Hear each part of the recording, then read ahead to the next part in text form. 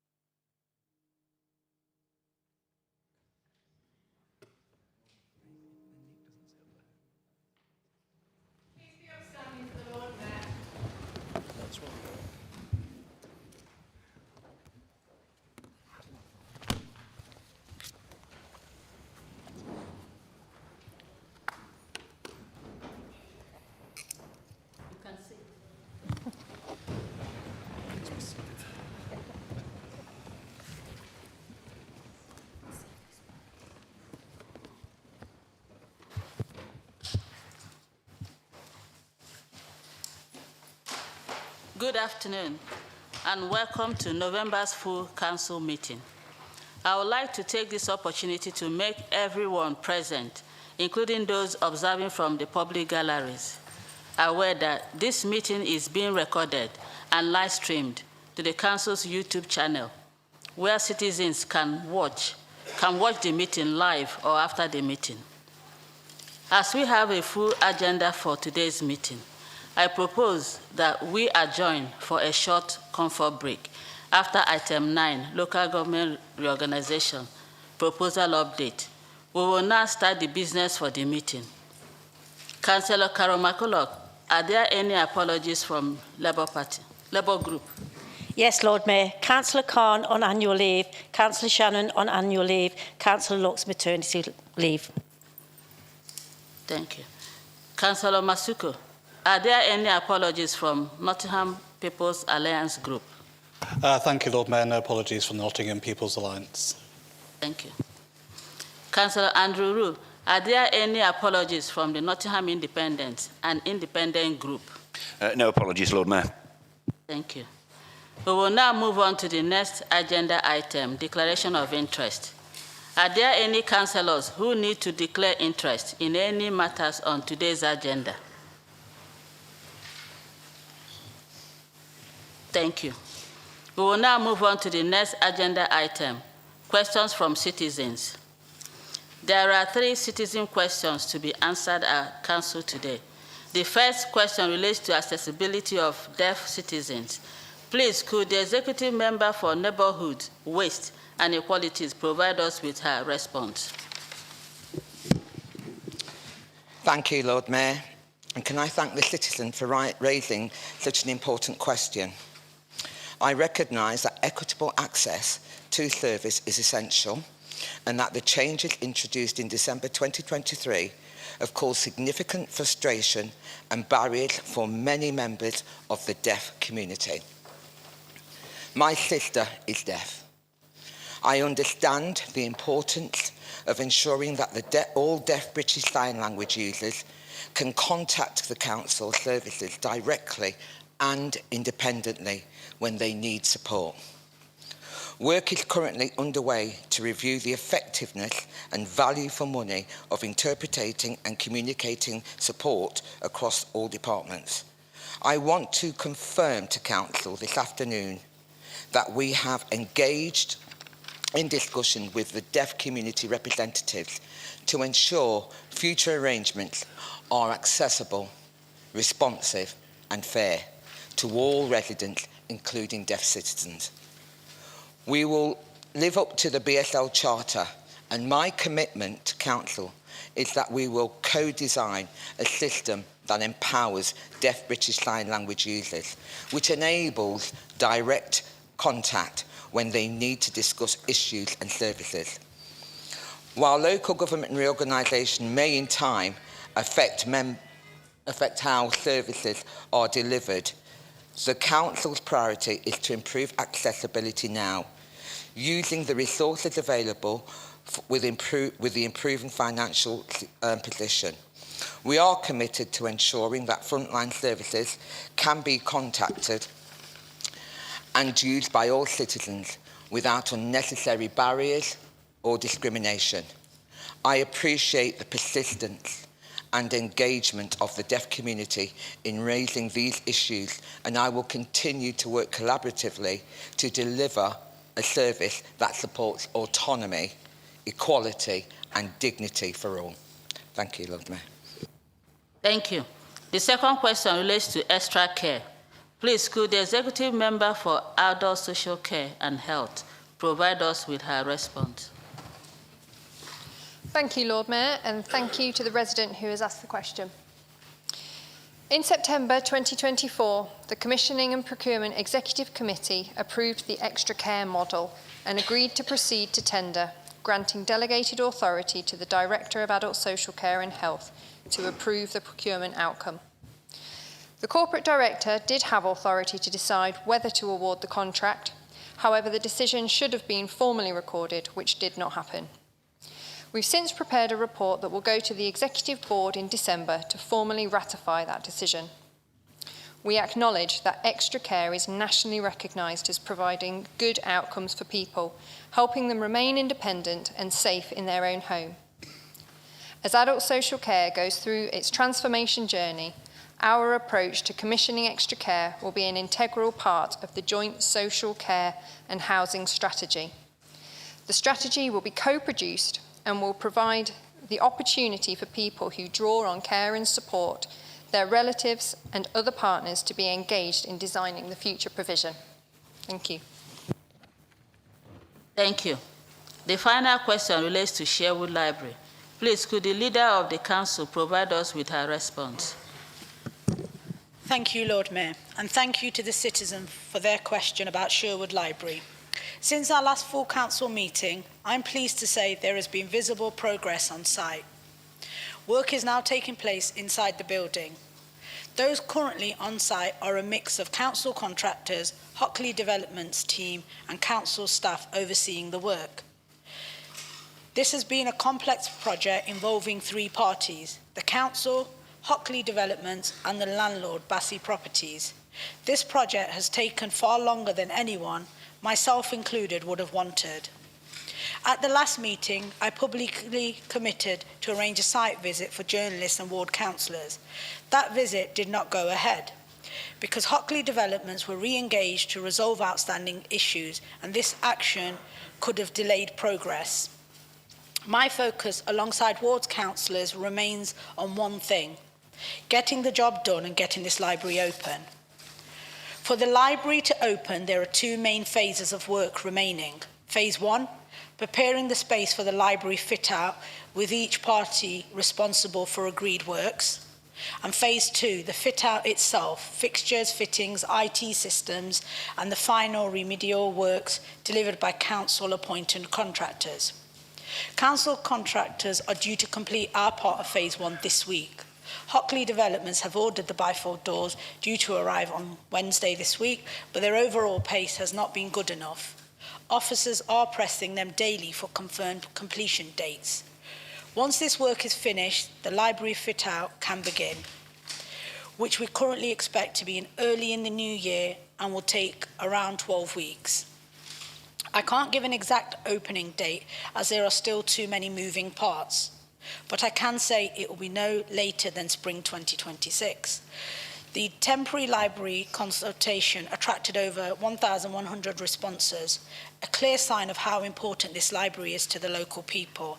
And the message was loud and clear: residents want their permanent library back open. Is the developer back on site because of the threat of legal action? I would say no. And we remain in dialogue with them, but they must be after something. Finally, the citizen asks whether I commit to never awarding this developer another council contract. If it were me in my personal decision, the answer would be yes, never work with this developer again. But as leader, I must operate within proper procurement rules. But organisations' track record on completion of projects is taken into consideration when making final decisions. I want to reassure the residents of Sherwood that I have instructed a full review into what went wrong, covering commissioning, contracting, and the oversight to ensure lessons are learned. Accountability is clear, and this situation is not repeated. I share residents' deep disappointment in how this project has unfolded. Sadly, with the original developer, Daco Construction, going bust, we have found ourselves in this mess.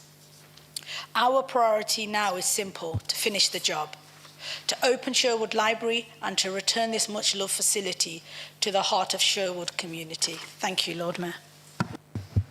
Thank you. That concludes questions from citizens. We will move on to the next agenda item, petitions from citizens. Are there any petitions to be submitted by councillors?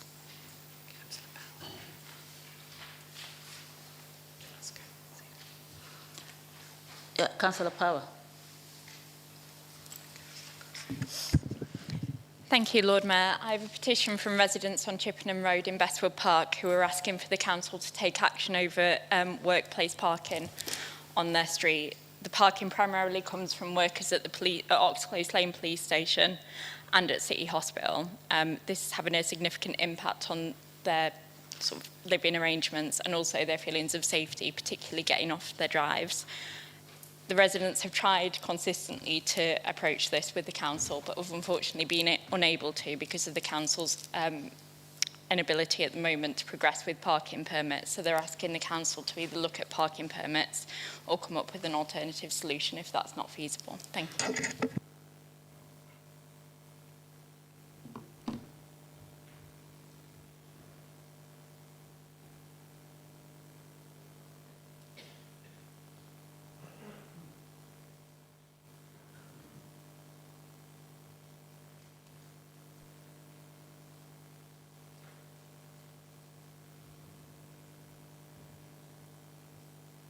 Councillor Harris.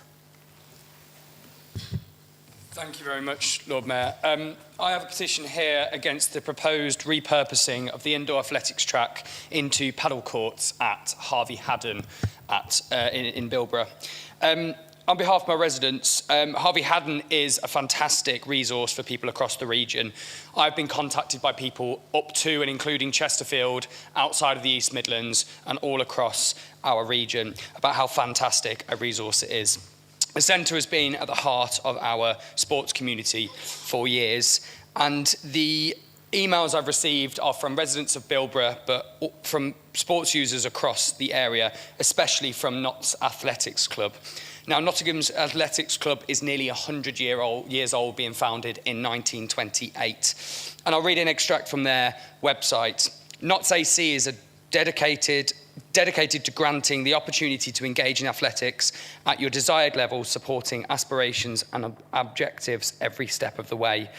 It's a fantastic institution that has produced some of the world's most incredible athletes and really has put Nottingham on the map. This petition, in only 7 days, has got 1,630 signatures as of about half an hour ago. While I understand and I love how popular paddle has become as a sport and as a pastime for many, there are tens of sites across the city that are available and nothing like Harvey Haddon in this region for athletics. For me, by the time the council has chance to commission, procure, get contractors in and create a beautiful paddle court or 2 paddle courts at Harvey Haddon, unfortunately paddle will no longer be cool again. So for me, it's really important that we listen to our residents at the moment. The exec member has reassured me that this is only a suggestion and has not been confirmed as a decision. How it's clear the community is not behind this. Can the exec member please reassure me that any further actions that are proposed will be consulted upon by the local councillors, with the local councillors, residents and key stakeholders like Nottingham AC? Thank you.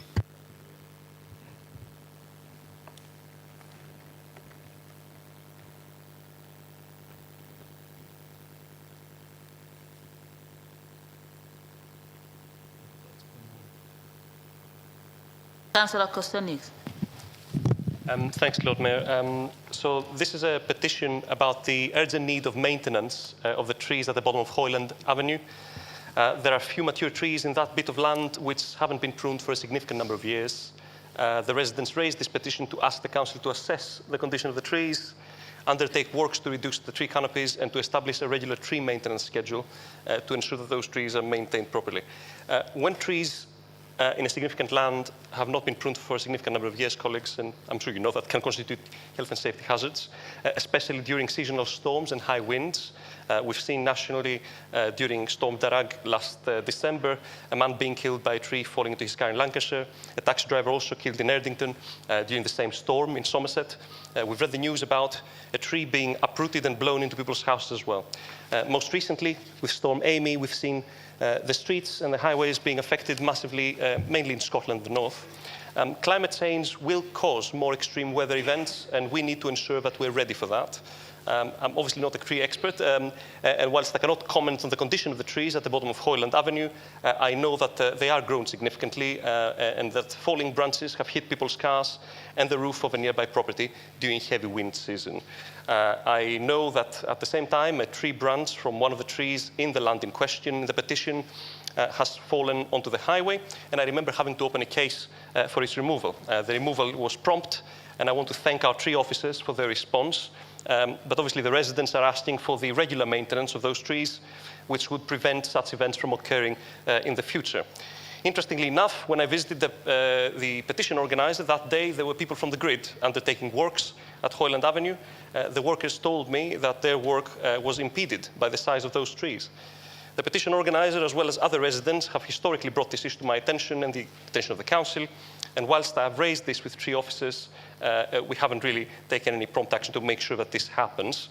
So I just want to make sure that we get that sorted for our residents. Thank you very much. Thank you. That concludes petitions from citizens. We will now move on.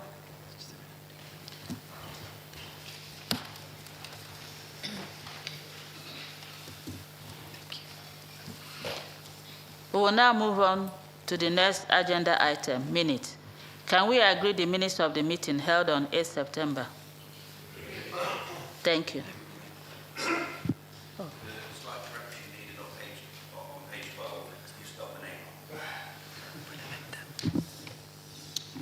Noted. That will be corrected. Thank you. We'll make the amendment. Thank you.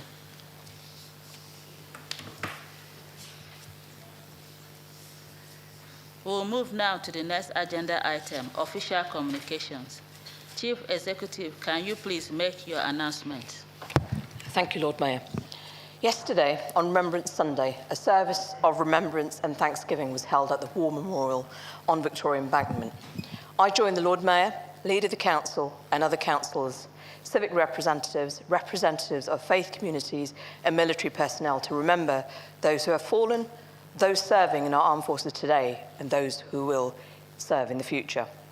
Tomorrow, on Armistice Day, the Leader of the Council and I will join the Lord Mayor for a service of remembrance and commemoration and 2-minute silence on the steps of the Council House. The Council shares its thoughts and heartfelt sympathy with all those injured or affected following the attack on a London-bound train in Huntingdon near Cambridgeshire on Saturday, the 1st of November. There was astounding bravery shown by train staff members and passengers, including a courageous Nottingham Forest fan, Mr. Stephen Crean, who was travelling home following the club's match on Saturday. The courage and selflessness shown on that train represents the very best of humanity. It is with sadness, however, that I report to Council the deaths of 2 former councillors. Howard Morris passed away on the 19th of October. Howard was elected to serve the Bastewood ward from 1991 to 2000 and later served the Berridge ward from 2003 to 2006.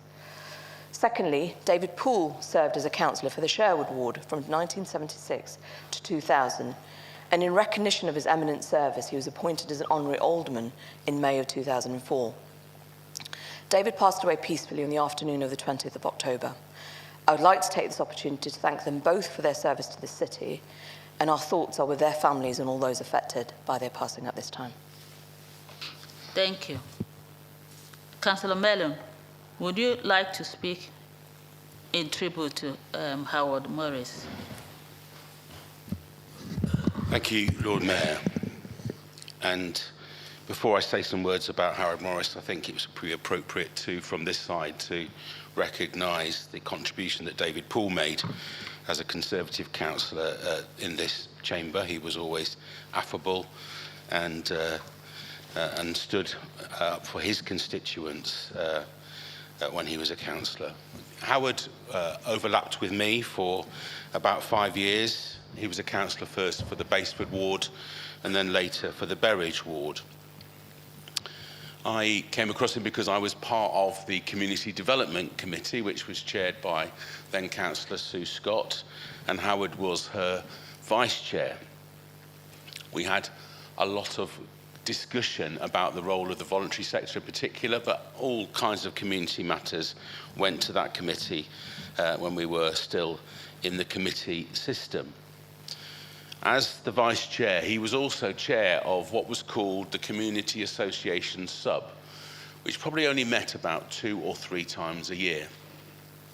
And community associations really made the most of that opportunity to meet with councillors. They came in large numbers and they were not at all shy about telling councillors about the details of the running of their particular community centre. Now, those of us who are involved in running community centres know that it's not a very glamorous job.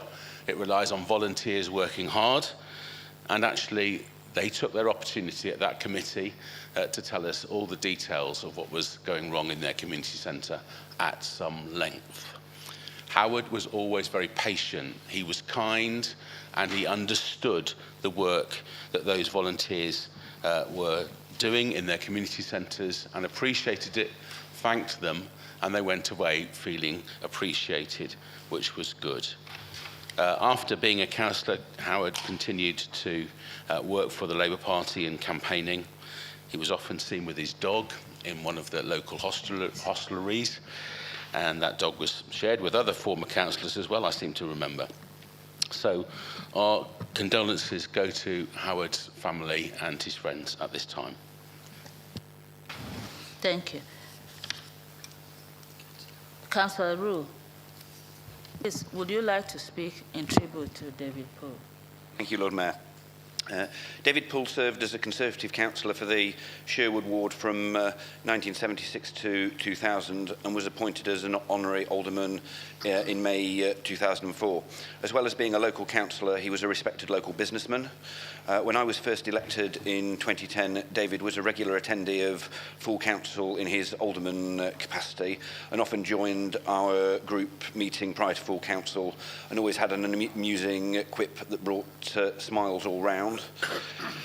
Former councillor Margaret Cobb, who served in the Conservative group alongside David, has described David as a very hard-working councillor and a real gentleman. It was my honour to work with him during that time. On behalf of all present, I would like to offer my sincere condolences to Ruth and her wider family for their tragic loss, and similarly to Councillor Morris's family as well. Thank you. We will now have a minute silence.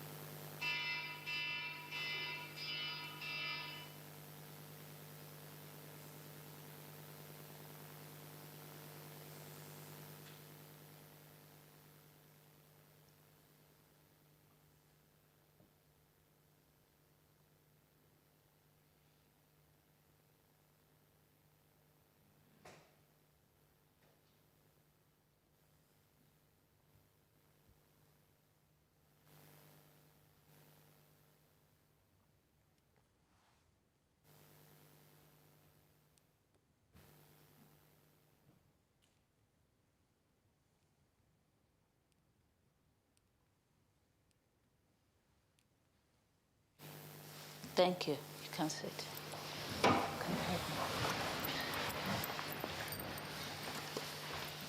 We will now move to the next agenda item, Councillors' questions.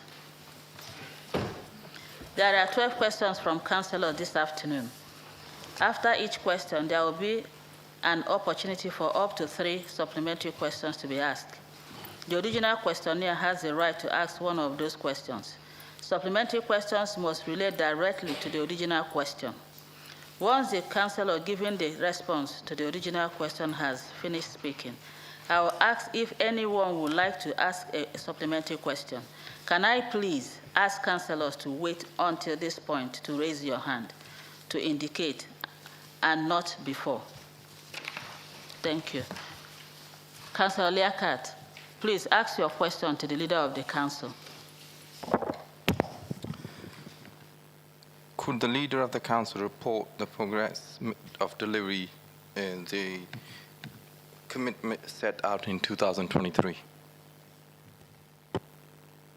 Councillor Nega Khan, please, can you respond? Thank you, Lord Mayor, and thank you, Councillor Ali, for your question. Let's be clear from the outset. In 2023, Nottingham Labour set out an ambitious plan for our city, a plan to make Nottingham a better place for everyone who lives, works, studies or visits here. We were honest about the challenges, but we were clear about our ambition. A vote for Labour was a vote for a renewed council, a council with the drive, compassion and determination to deliver for this city. And the people of Nottingham backed that vision, with 51 Labour councillors elected to deliver it. That was a clear and powerful mandate for Labour's vision for Nottingham. Now let's not pretend it's been easy.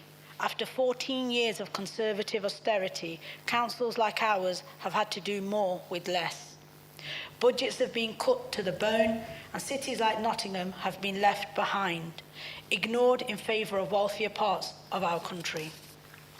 But despite those pressures, Nottingham Labour has never stopped delivering for our communities. We've stayed focused on what matters most: safe homes, good jobs, strong neighbourhoods, and cleaner, greener streets. And we are now turning a corner. We've taken tough decisions to strengthen our finances, we're paying down debt, and we're investing in services that matter to local people. That's what responsible Labour leadership looks like. Next year alone, our proposed budget includes a 15 million investment package in frontline services, with an extra 4.5 million to strengthen neighbourhood priorities across every ward. That's Nottingham Labour in action, delivering and delivering with the mandate the people gave us. So, what have we achieved so far? Quite simply, a lot. In just over 2 years, we have built more than 1,000 new homes, council homes, warm, energy-efficient homes for local families, made Nottingham greener, improving 13,000 homes for energy efficiency and planting 6,000 trees. Secured 1.8 million for electric vehicle chargers, helping us become a cleaner, more sustainable city. Regenerated our city centre, the Green Heart and the Central Library are open. And the Broadmarsh site has been sold to Homes England, unlocking real long-term redevelopment. Supported families and communities, keeping our libraries open by working with local groups. Maintaining free city events like the Summer Beach, Winter Wonderland and Splendour Festival, and retaining our purple flag status for safety at night. Improved our roads and footpaths, over 100 kilometres resurfaced, 13,000 potholes filled, and 250 local projects completed. Stood up for renters, expanding landlord licensing to tackle bad landlords and provide private rented safer and fairer. Brought in investment, 20 million for Bulwell's Towns regeneration, 20 million for Clifton Towns Fund, upgrades at the Forest Sports Zone, and much more. And yes, even the embankment paddling pool reopened this summer, celebrated in style by Councillors Edwards and Regan. That's delivery, Lord Mayor. Real, visible delivery across every part of this city. So when some claim that Nottingham Labour has failed to deliver, let's be honest, that's just not true. We've completed over half of our manifesto commitments already, and we are on track to complete many more. We said we'd build homes, we have. We said we'd improve neighbourhoods, we are. We said we'll make the city greener, safer and fairer, and we're doing exactly that. And now, with a Labour mayor for the East Midlands and a Labour government at last, Nottingham is finally being heard again. Far too long, we've been ignored and underfunded. That is changing because Labour at every level is working together to deliver for cities like ours. Labour is increasing core spending power for local councils by 6.8% next year. That means more money for social care, more for highways and public transport, and more support for young people and skills. This is what happens when Labour leads. We deliver where others make excuses, we protect services when others cut them, and we stand up for fairness when others turn away. Lord Mayor, we are over halfway through our manifesto, and I'm proud that this council has already achieved more than 50% of the commitments we made in 2023. We're not complacent, and we're not slowing down, and we are absolutely not finished. Nottingham Labour remains ambitious for Nottingham.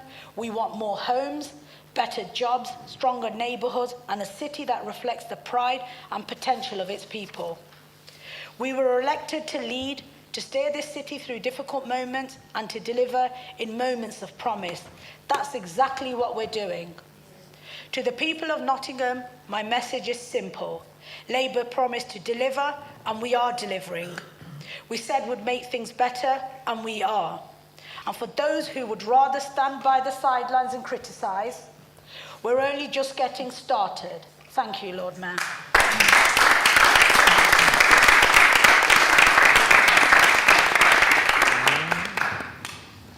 Would anyone like to ask a supplementary question?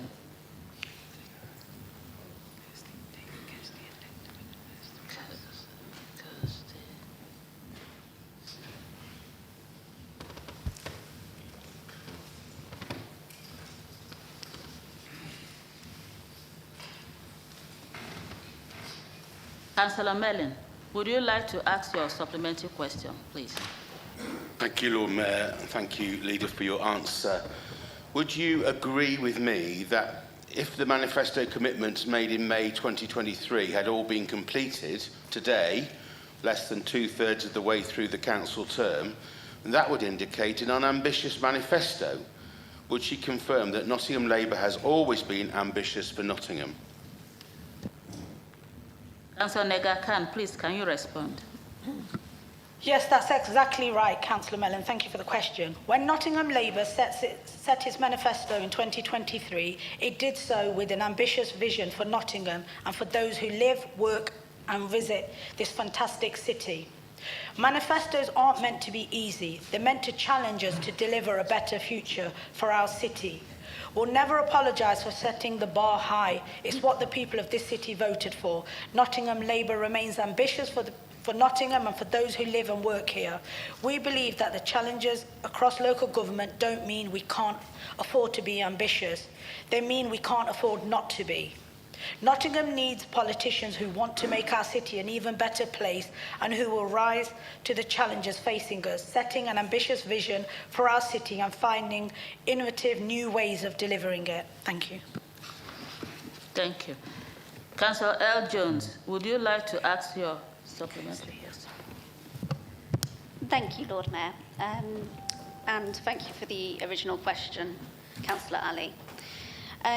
You speak about how Tory austerity has prevented you from delivering 50% of the manifesto, despite being over 50% through the term. But the Labour government isn't doing anything different. Otherwise, we'd see a different proposed budget.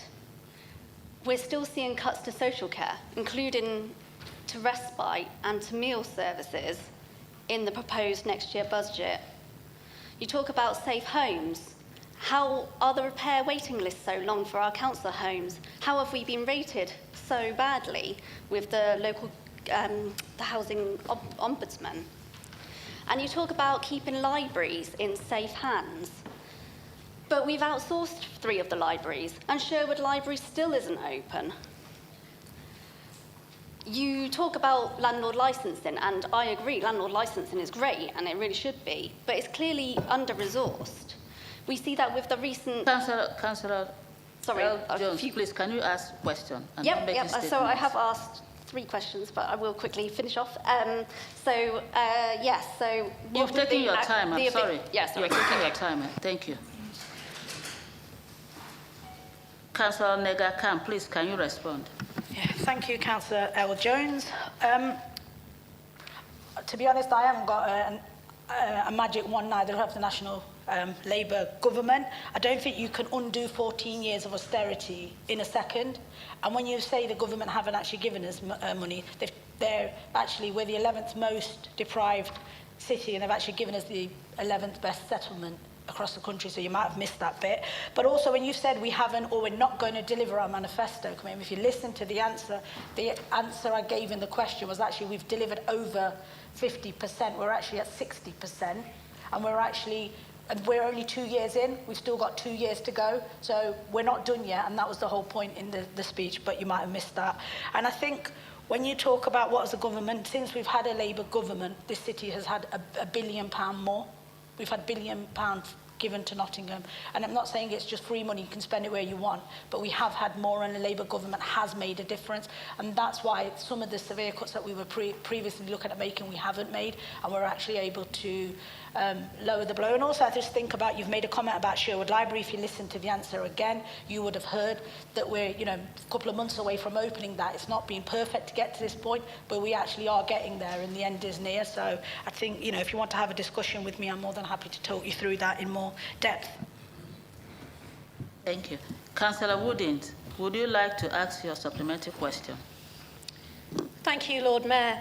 Does the leader agree with me that criticising from the sidelines and protest politics is actually very, very easy? And does she agree that the council should be given credit for achieving as much as it has done in spite of the cuts, whereas, in fact, now we actually have a government and a regional mayor who are actually working with us to deliver for Nottingham? Would she agree that actually being in charge of a city council is hard, and you have to make hard decisions, but you can achieve so much more for the residents that you seek to represent? Councillor Nega Khan, please, can you respond? Councillor Woodings, I totally agree, and that's why we're sitting over here and some others are sitting over there. And I think it's difficult, but you've got to stay within that and obviously look at things. But just to put it in context, we had 113 pledges, commitments in 2023, and we've delivered 70 of them already. So that's it's not been easy if you think about the backdrop that we've had to face. And I just think, we've got to keep going. And that's not just me as the leader, it's all of us. We've all got to come together and fight for this city. Thank you. Second question. Councillor Audra Winter, please ask your question to the leader of the council. Thank you, Lord Mayor. Given the escalating humanitarian crisis caused by Hurricane Melissa across Jamaica and the wider Caribbean, and recognising Nottingham's deep ties to the region through our Caribbean heritage communities, will the leader commit to a coordinated council response under the Community Cohesion and Resilience responsibility? Specifically, will the council urgently engage with local Caribbean-led leaders, faith groups and diaspora networks to provide verified signposting to trusted aid and relief channels, offer culturally appropriate emotional and well-being supported the affected residents, protect our communities from fraudulent fundraising activities linked to the disaster, and consider offering in-kind support for community-led fundraising efforts such as the use of appropriate council spaces or equipment at no cost to enable local residents to raise funds safely and effectively. In doing so, will the council demonstrate its solidarity and practical support for residents whose families and loved ones have been directly impacted? Councillor Nega Khan, please, can you respond? Thank you, Lord Mayor, and can I thank Councillor Winter for raising this vital question. First and foremost, our thoughts and prayers are with all those affected by Hurricane Melissa across Jamaica and the wider Caribbean. We know that here in Nottingham, many of our residents have deep family and cultural ties to the region, and that the devastation overseas is being felt very personally within our own Caribbean heritage communities. Since the hurricane made landfall on the 28th of October, the UK government has committed support through the Foreign, Commonwealth and Development Office, establishing a crisis centre and contributing up to 2.5 million to the humanitarian effort. People who want to help are being encouraged to donate through verified charities and relief organisations, ensuring aid reaches those who need it most. But Lord Mayor, as a city with one of the strongest Caribbean communities in the country, we have a duty to respond not only with sympathy but with solidarity and action. That is why Nottingham City Council would coordinate its response through our Community Cohesion and Resilience programme, working closely with Caribbean-led organisations, churches and community networks across the city. We will provide verified signposting to trusted aid and relief channels so residents know their contributions are safe and effective. Work with health and wellbeing partners to ensure culturally appropriate emotional and psychological support is available for residents anxious or grieving for loved ones overseas. share accurate information to help protect our communities from fraudulent fundraising or misinformation, and we will explore in-kind support such as the use of appropriate council spaces or equipment at no cost to enable safe community-led fundraising events. Lord Mayor, Nottingham has always been a city that stands together at times of crisis, whether that's for our neighbours here at home or for friends and families across the world. And as leader of this council, I want to be clear, we stand shoulder to shoulder with our Caribbean communities, not just in words, but in meaningful, practical support. I thank Councillor Winter for her leadership and advocacy.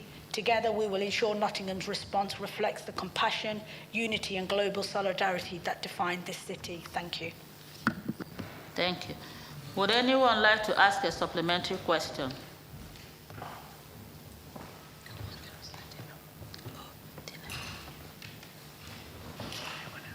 Okay. Councillor Dine, would you like to ask your supplementary question, please?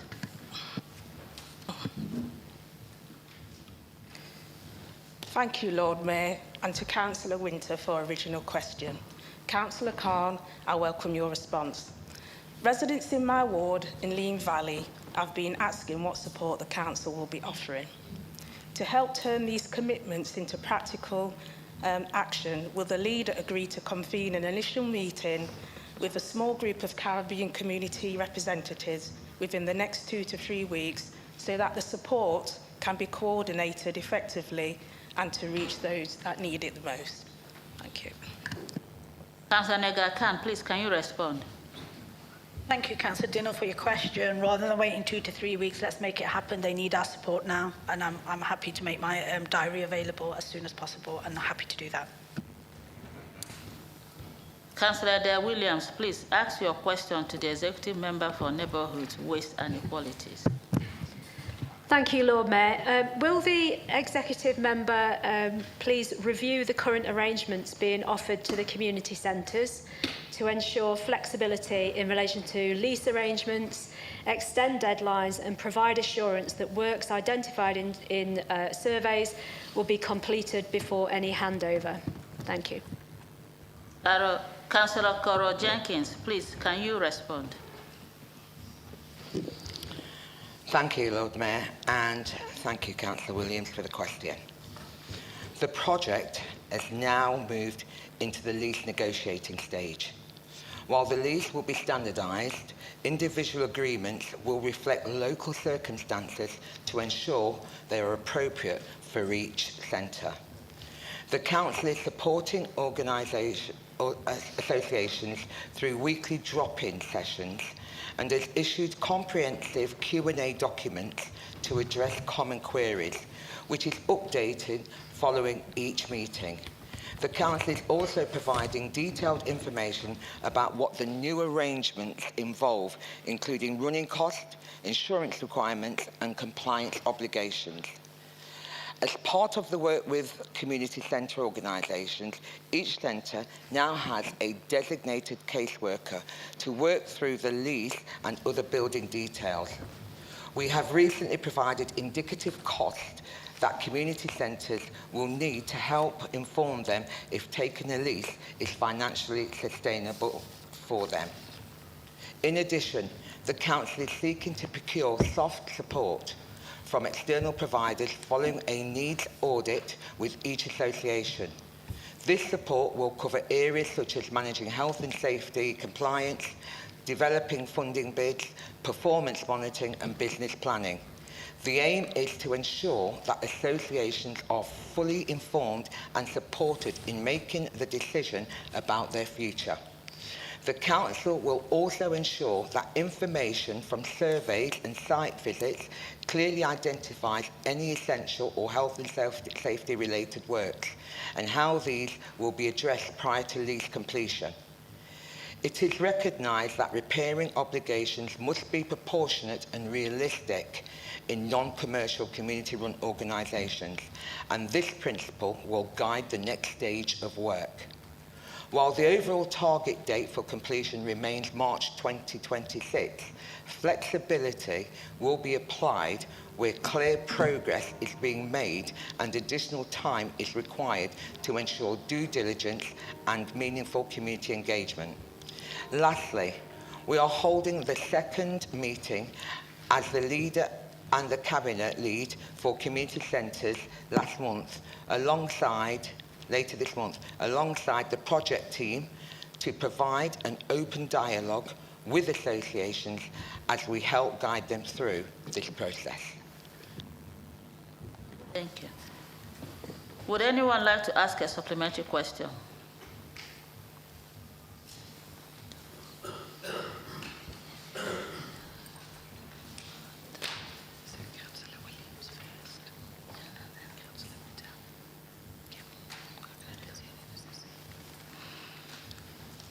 Councillor Williams, please, would you like to ask your supplementary question? Well, 45 seconds. Thank you, Lord Mayor. So thank you for, thanks to the portfolio holder for listening to the concerns raised by community centres and us as ward councillors on their behalf. And I appreciate hearing that the repairing element of the lease, a sensible approach to that is absolutely planned. I'd just like to ask that you agree with me that the involvement of ward councillors is really important, that we are cognizant of the, of actually repairing lease being sensible in relation to, we all recognise that this is not only an important community asset that we're talking about in our community centres, but also an asset that will remain the property a property of the City Council. So it's in everyone's interest that they're looked after on a sustainable basis. And I'm sure, but I'd love confirmation that the portfolio holder agrees with me that the amount of time for community centres to chew over this important and critical decision with the right information needs to be provided, many weeks in advance of them needing to make that decision. Yeah, just a plea really for local councillors to be involved, and also that we are open Councillor to... Williams, Thank you. your time is up. Thank you, Lord Mayor. Councillor Jenkins, please, can you respond? Can I respond by saying we've endeavoured to be listening to you all the way through, and we will work with ward councillors all the way through this. In addition to that, we have got a couple of meetings set up, not only with councillors, but also with the community association again. But we will definitely keep ward councillors involved. Councillor Patel, would you like to ask your supplementary question? Thank you, Lord Mayor, and thank you, Councillor Jenkins, for your response. Would the portfolio holder, based on the individual community centre circumstances, will she offer extra additional support to the community centres in addition to the current drop-ins to make it more inclusive? Thank you. Councillor Jenkins, please, can you respond? In relation to the one-to-ones which they're currently having now, once they engage with the appointed caseworkers, if more time and meetings are required, then they would hopefully liaise that with their caseworker, and of course we'd be happy to oblige. Thank you. Number 4 question. Councillor Naya Patel, please ask your question to the Leader of the Council. Thank you, Lord Mayor. Could the Leader of the Council provide updates on the Sherwood Library, what progress have been made so far, and share the consultation results along with next steps? Thank you. Councillor Nega Khan, please, can you respond? Thank you, Lord Mayor. Thank you, Councillor Patel, for your question. As colleagues will have heard earlier, in response to the public question, the situation at Sherwood Library has been challenging, but is now moving firmly in the right direction. We've been clear this project has taken far too long, but our focus has never wavered. The goal is simple: get the job done and get the library open. Since the last council meeting, there has been visible progress on site.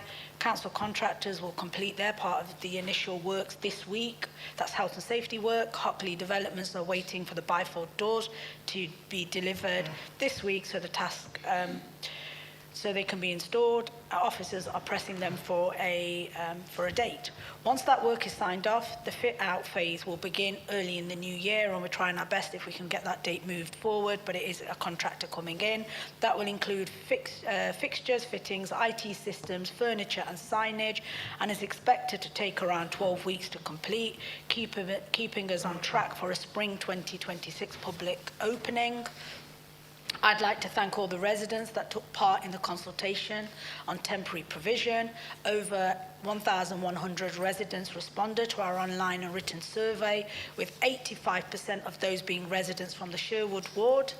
This again demonstrates how important library provision is to the residents of Sherwood and why we all want to make sure when the new library opens, it is an asset that is safe and that those residents can be proud and cherish. The core library activity of book borrowing was highlighted as the single most important service to residents, followed by the provision of books and literature for children and young adults as the second most important service. A small majority, 54%, of those that responded said they did want to see some temporary provision with no clear consensus on what form this should take. As such, I've asked officers to secure appropriate temporary provision that will take us through to the new library opening, given we are now talking about the new library opening in the spring, which is only a few months away. We are not considering a costly and time-consuming shop fit-out, but are instead in discussions with the county to provide one of their mobile library units on a temporary basis, which could be set up within a few weeks. I've asked if it could be due by Saturday. They've said no, but we'll keep pressing. The library service will be announcing details of this temporary offer, which will include both of the service residents. Both of the service residents told us were most important to them later this week. The full consultation results are being published today or early tomorrow. I just need to sign them off on the council's website. Once we are near to the fit-out being completed, there will be an official opening event, well publicised across the ward so everyone can share in this occasion. And I want to thank the Sherwood resident who recently wrote to me and the ward councillors suggesting we invite a well-known writer and advocate for public libraries to help mark this special moment. I think that's a wonderful idea, and I've asked officers to explore it. Can I also thank our ward councillors and Sherwood residents for their patience and support throughout this difficult period. I know how hard it has been, but please bear with us. The end is near. A full review of what went wrong has started, ensuring lessons are learned, accountability is clear, and that this situation is never repeated. When Sherwood Library opens next spring, it will once again be a cornerstone of the community, a modern, welcoming public space that reflects the pride, resilience and determination of the people of Sherwood. That's our focus now to finish the job and deliver what we promised. Thank you, Lord Mayor. Would anyone like to ask a supplementary question?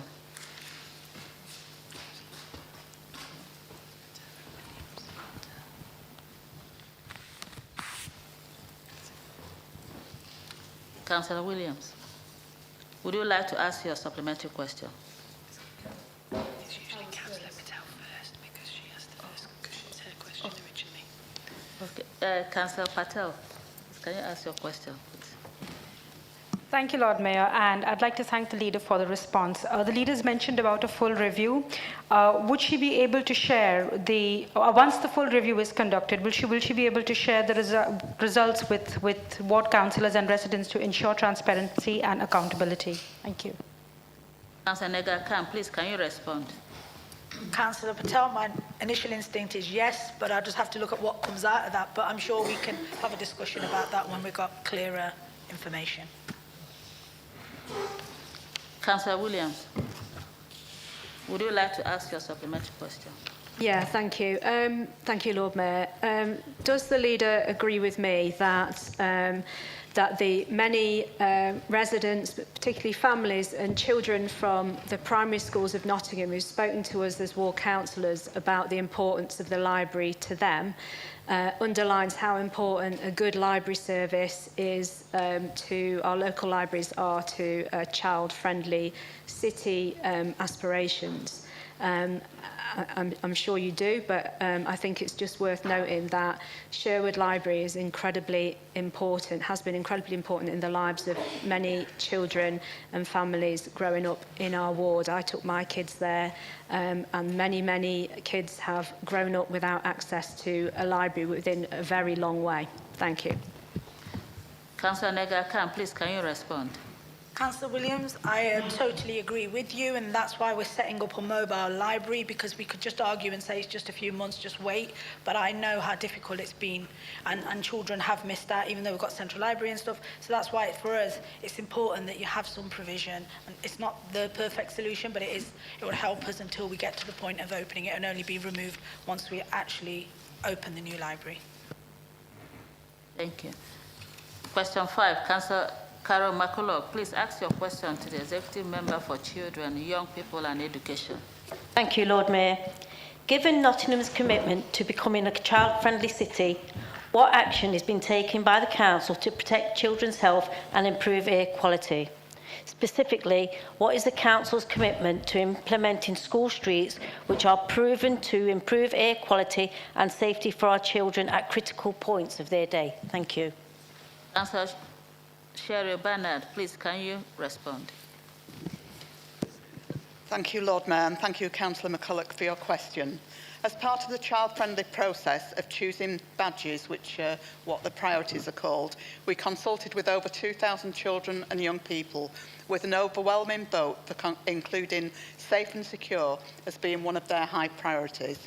Primary-age children in particular highlighted issues of traffic, fast cars and feeling unsafe crossing the roads getting to school.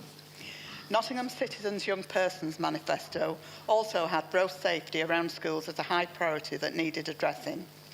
Nottingham City Council piloted school streets at several schools in the city post-COVID, with planters placed on roads to keep school areas traffic-free. Evidence from these pilots showed that school-run drivers would not respect the request to avoid entering the area around school entrances unless there was some means of enforcement taking place. Unfortunately, due to a lack of means of legal enforcement at that time, all the school streets had to be removed. In the last school year, 3 children were knocked over outside schools by other parents. We provided schools with a mini video and paragraph for their school newsletter, and we continue to promote walking, cycling and scooting, though not e-scooting. As part of the new road safety strategy currently being drafted, we have aspirations to revisit the road safety potential of school streets, which can now be supported by new moving traffic enforcement powers recently obtained by the authority.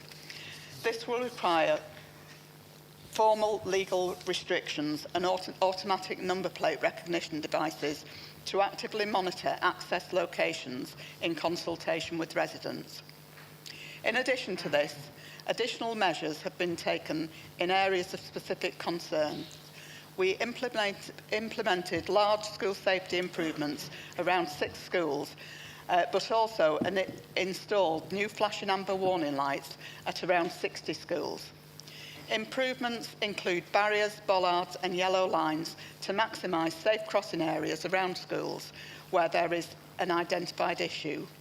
We also have a 5-year plan for improvements for the next local transport plan settlement. There's a long list of schools that we would like to make further improvements to, and we think that this funding will allow us to work with around 9 schools. In terms of air quality, Nottingham has managed to cut carbon dioxide emissions by 57.7% in the last 15 years, more than any other core city in the country. We have one of the largest all-electric park and ride fleets in the UK, and a pedestrianised clear zone has been created in the city centre to remove through traffic and improve the environment. I would also add that several Labour ward councillors have conducted anti-idling campaigns at key locations in their wards, asking drivers to turn their engines off whilst waiting for lights or level crossings. Our children and young people want us to make their safety a city-wide priority. This needs all drivers to drive responsibly by giving themselves enough time to get to their destination, observing the 20-mile-an-hour limit and being vigilant for children crossing near schools. Thank you. Would anyone like to ask a supplementary question?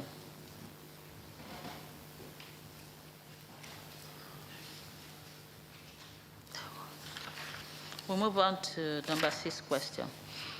Councillor Georgia Power, please ask your question to the Executive Member for Adult Social Care and Health. Thank you, Lord Mayor. Would the Executive Member for Adult Social Care and Health join me in celebrating the opening of the National Rehabilitation Centre at Stamford Hall, the first of its kind in the country, a state-of-the-art hospital hosted and run by Nottingham University's Hospital Trust, co-located with the Defence Medical Rehabilitation Centre, with residents in Nottingham benefiting from shared expertise and facilities through a formal partnership with the Ministry of Defence. Councillor Helen Kelsey, please, can you respond? Thank you, Lord Mayor, and thank you, Councillor Power, for your question and for highlighting the significance of the National Rehabilitation Centre, or NRC, at Stamford Hall.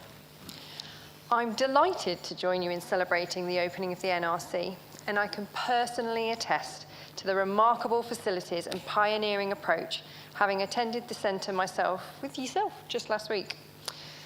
Due to accept their first patients tomorrow, the NRC is the first of its kind in the country, hosted and run by Nottingham University Hospitals NHS Trust and co-located with the Defence Medical Rehabilitation Centre. It represents a major step forward in rehabilitation care for people who have experienced a life-changing illness or injury, not only for Nottingham, but across the country. This state-of-the-art centre brings together NHS and defence expertise, offering cutting-edge rehabilitation technology, including the most comprehensive robotics suite in the NHS and Europe's first 360-degree hoist. Patients benefit from earlier access to intensive rehab, bespoke programmes, and a highly skilled workforce, all within the tranquil settings of the Stamford Hall estate. The partnership with the Ministry of Defence ensures that both civilian and military patients can access world-class facilities, such as advanced hydrotherapy suites and immersive virtual reality environments, supporting recovery from serious injury or illness. The NRC is also a blueprint for the future of rehabilitation across the NHS, aiming to lead research, innovation and education in collaboration with academic partners. Its opening marks a new era in recovery treatment, helping more people regain independence and return to work while delivering wider benefits for our community and our economy. As Councillor Power said in her question, the NRC has been born out of a collaboration between the NHS and the military, sharing expertise for the benefit of patients. This is the future of success across public services. At this council, we recognise the importance of leaving behind traditional silos and collaborating with each other for the benefit of the people of this city.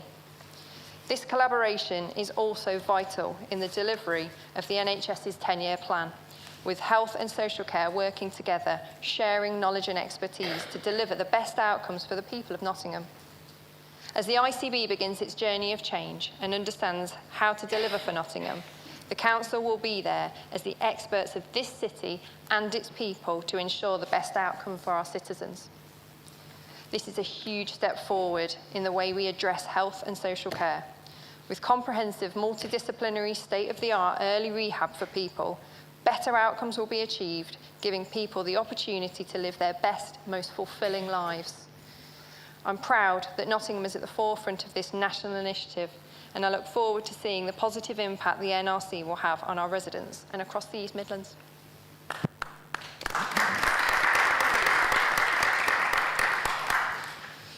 Thank you. Would anyone like to ask a supplementary question?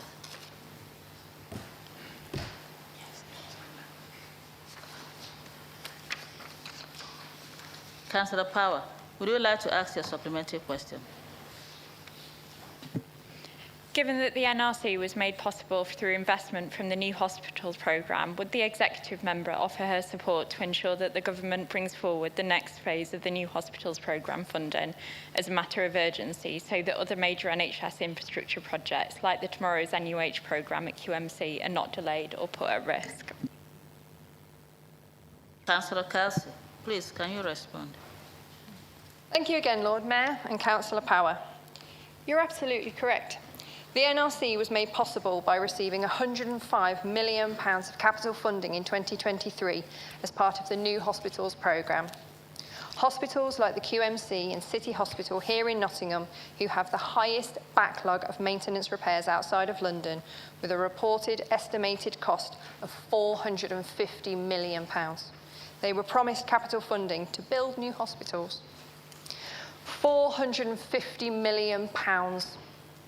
That's 4 NRCs. In the death throes of the last Conservative government, in the run-up to the last general election, Rishi Sunak and his colleagues were very good at making big promises without the goods to back them up. Promising £20 billion to build 40 new hospitals in 7 years, when it took 15 years to build the NRC. It was simply fantasy. They knew that they wouldn't be there to fulfil that promise. Our Labour colleagues entered government a year later and initiated an independent review and found that was completely unfunded and certainly couldn't be delivered in the fantastical timescales promised by the Tories. Following the review and the rationalisation of the programme to make it deliverable, in January it was announced that the QMC and City Hospital campus featured in the government's third wave of schemes, whereby construction should start in 2035. The government has promised to support NUH in their development and early construction with a share of over £1 billion set aside to make inroads into the existing backlog of critical maintenance across the NHS estate. Lord Darzai said himself in his investigation that the NHS has been starved of capital funding over the course of the 2010s, and with an estimated £37 billion worth of underfunding. I can tell you now, that did not change in the early part of the 2020s. Our NHS was left to crumble. A last-ditch effort by a failing Tory government was made to garner support for the people who rightly love our NHS. But as with all departments in government over the last 16 months, those promises turned out to be made of dust. I'm due to visit Anthony May at NUH next week, and I'll work with him to find out what support the government has offered in terms of the critical maintenance funds and what we as Labour politicians can do to work with the government to ensure the capital priorities of NUH are met. Thank you. Question 7, Councillor Andrew Rue, please ask your question to the Executive Member for Finance and Resources. Thank you, Lord Mayor. The executive member will recall there was some confusion at last month's executive board meeting in which the draft budget and medium-term financial plan for 26-27 at section 6.16 said there would be no increase in charges for bulky waste, garden waste or parking permits. Yet Annex 6 of the report contradicted this, showing increases for garden waste and bulky waste charges. Can he therefore clarify the position? Councillor Radford, please, can you respond? Thank you, Lord Mayor, and thank you, Councillor Rule, for your question. This was an error in the annex, which is being corrected. With this Labour Council, there are no planned increases in charges for bulky waste and garden waste, and furthermore, I can assure him these amounts were not included in the budgetary estimates. Would anyone like to ask a supplementary question? We'll move on to question 8. Councillor Kirsty M. Jones, please ask your question to the Executive Member for Children, Young People and Education. Thank you, Lord Mayor. In September, Nottingham County Council was forced to terminate the contract of a taxi company providing school transport for SEND pupils following safeguarding concerns. Can the Executive Member reassure the Chamber what proactive measures the City Council put in place to protect against incidents of this nature occurring for SEND pupils that the Council has a statutory responsibility for? Councillor Barnett, please, can you respond? Thank you, Lord Mayor, and thank you, Councillor Jones, for your question. Nottingham City Council takes its responsibilities seriously and has robust systems in place to protect vulnerable passengers.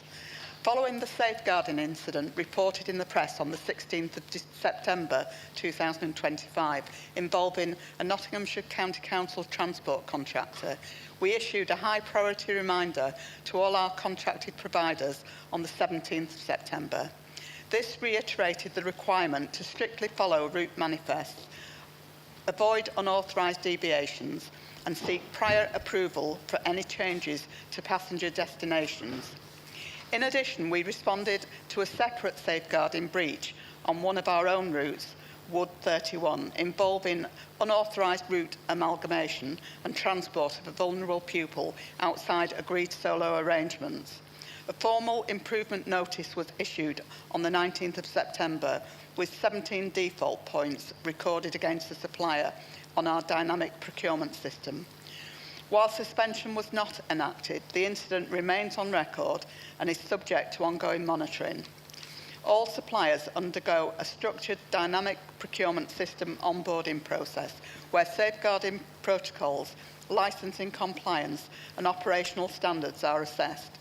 Once a passenger is on board, we rely on our trusted providers to act appropriately and in line with council and licensing authority expectations. Importantly, decisions about whether a pupil or adult travels alone are made by the referring department based on individual risk assessments. Transport teams implement these decisions but do not determine solo travel suitable. We continue to strengthen our safeguarding framework, including the development of a standardised incident review process, and remain committed to ensuring the safety and well-being of all passengers. Would anyone like to ask a supplementary question?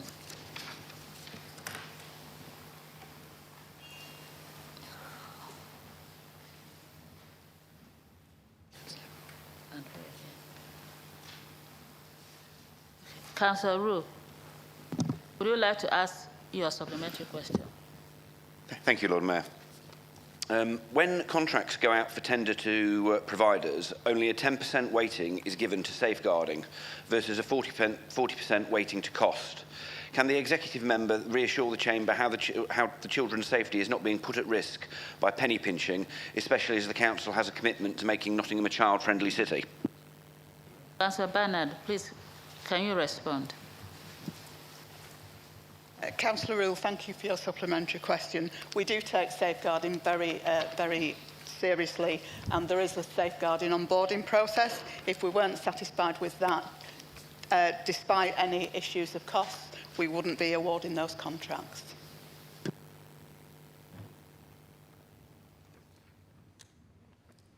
Question 9. Councillor Maria Watson. Please ask your question to the Deputy Member for Neighbourhood, Waste and Equality. Thank you, Lord Mayor. Could the executive member provide a breakdown of the revenue generated from bulky waste collections over the past year and compare this to the costs incurred by the council in clearing fly-tipped waste across all wards? Thank you. Councillor Jenkins, please, can you respond? Thank you, Lord Mayor, and thank you, Councillor Watson, for the question. Over the past financial year, from April 23 to March 24, Nottingham City Council generated a total of £206,000 in revenue through household bulky waste collection that ensures the service covers the cost of providing this function. The sums was raised from residents' payments for the scheduled removal of household items. Determining the exact annual cost associated with fly tipping is complex, as expenditure encompasses staff time, vehicle operation and waste disposal. Furthermore, staff are responsible for multiple duties including road sweeping, litter picking and emptying litter bins rather than exclusively managing fly tipping clearance. There is currently no clear or consistent evidence to suggest that council charges for bulky waste collections leads to an increase in fly tipping. For context, between March 2019 and August 2021, the city recorded 24,500 reports of fly tipping, not including proactive clearance carried out by staff. This occurred during a period when Waste Management was providing approximately 55,000 free bulky waste collections each year. Research from Keep Britain Tidy, who was working with a number of councils, indicate that convenience is more significant factor for fly tipping behaviour than cost. Their findings show no clear link between service charges and increased fly tipping. Instead, fly tipping is mostly commonly linked to a lack of awareness, convenience and a low perception of risk rather than the cost of collection of services. And I can send you the link that details this for you. The Council is absolutely determined to tackle fly tipping head-on, making sure both our waste collection and enforcement teams have all the resources they need to get the job done. We are unwavering in our mission to keep our city clean, safe and welcoming for everyone who lives here, and our residents actually deserve that. In a major show of force, our recent fly tipping blitz operation have seen extra cleansing crews hit the streets, carrying away an incredible 200 tonnes of illegally dumped waste on top of their usual clean-up work. These efforts send a clear message: we will not tolerate fly tipping in our community, and we are taking bold, decisive actions to stamp it out, because we are here to represent our residents and they deserve to live in a fly tipping free society. Thank you.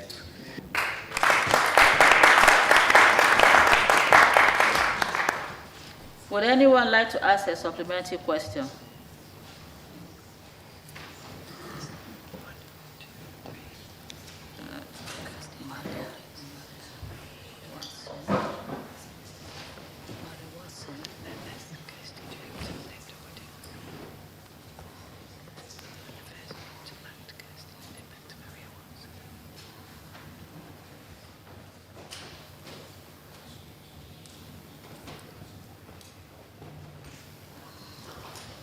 Councillor Watson, would you like to ask your supplementary question, please?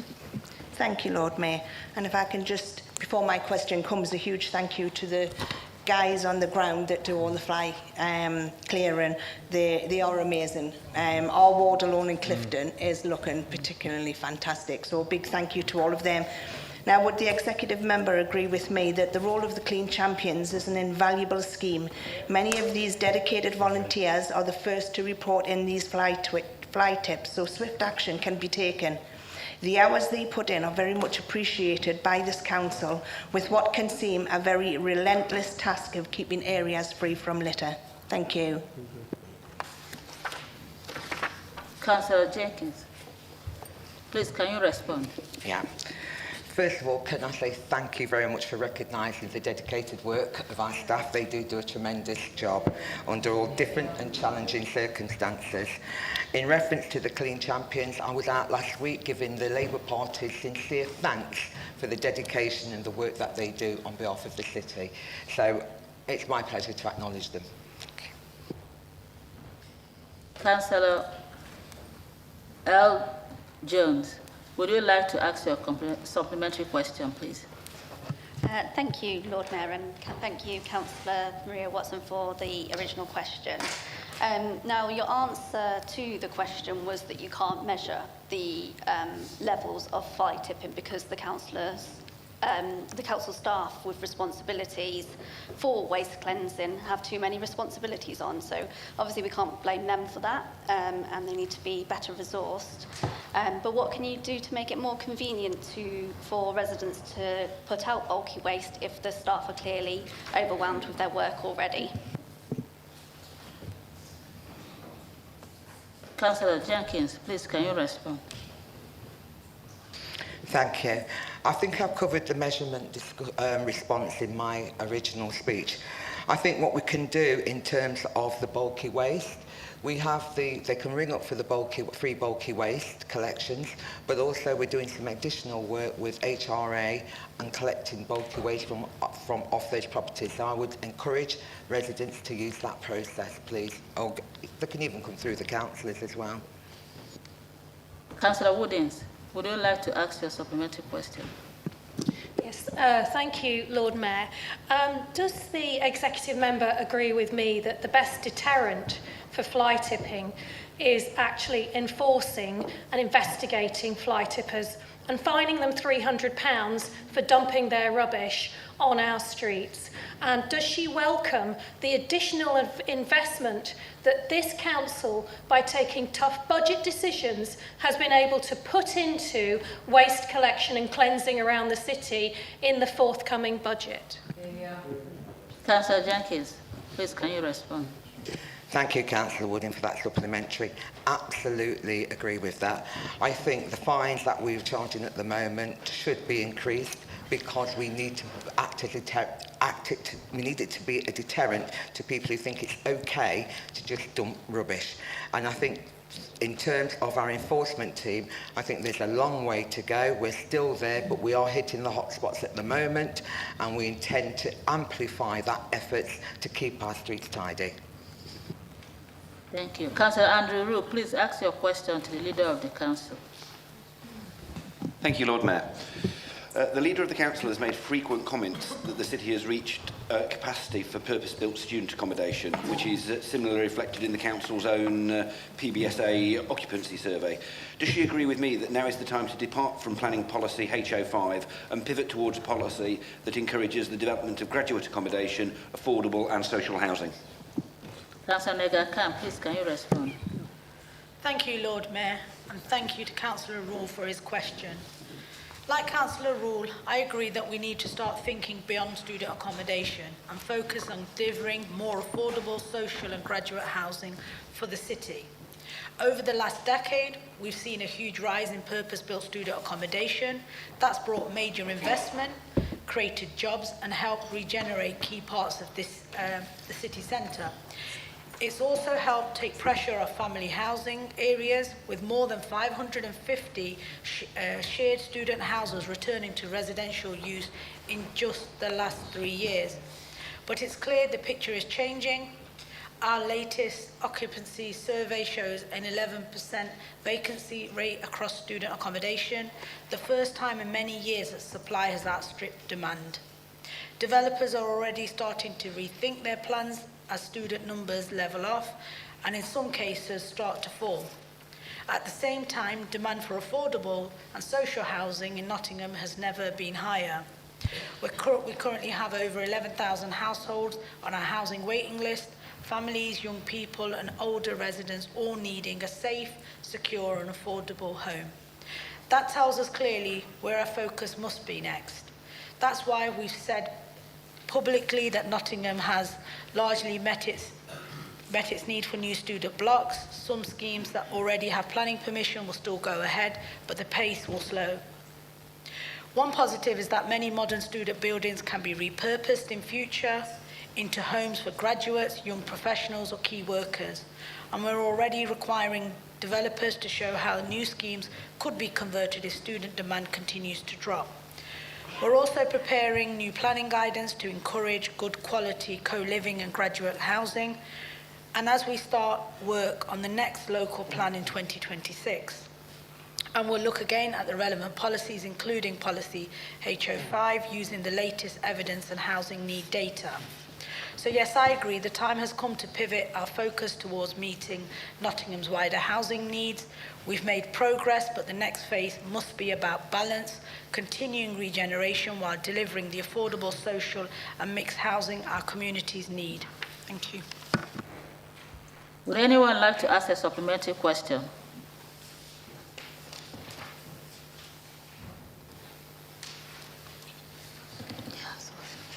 Councillor Koseni.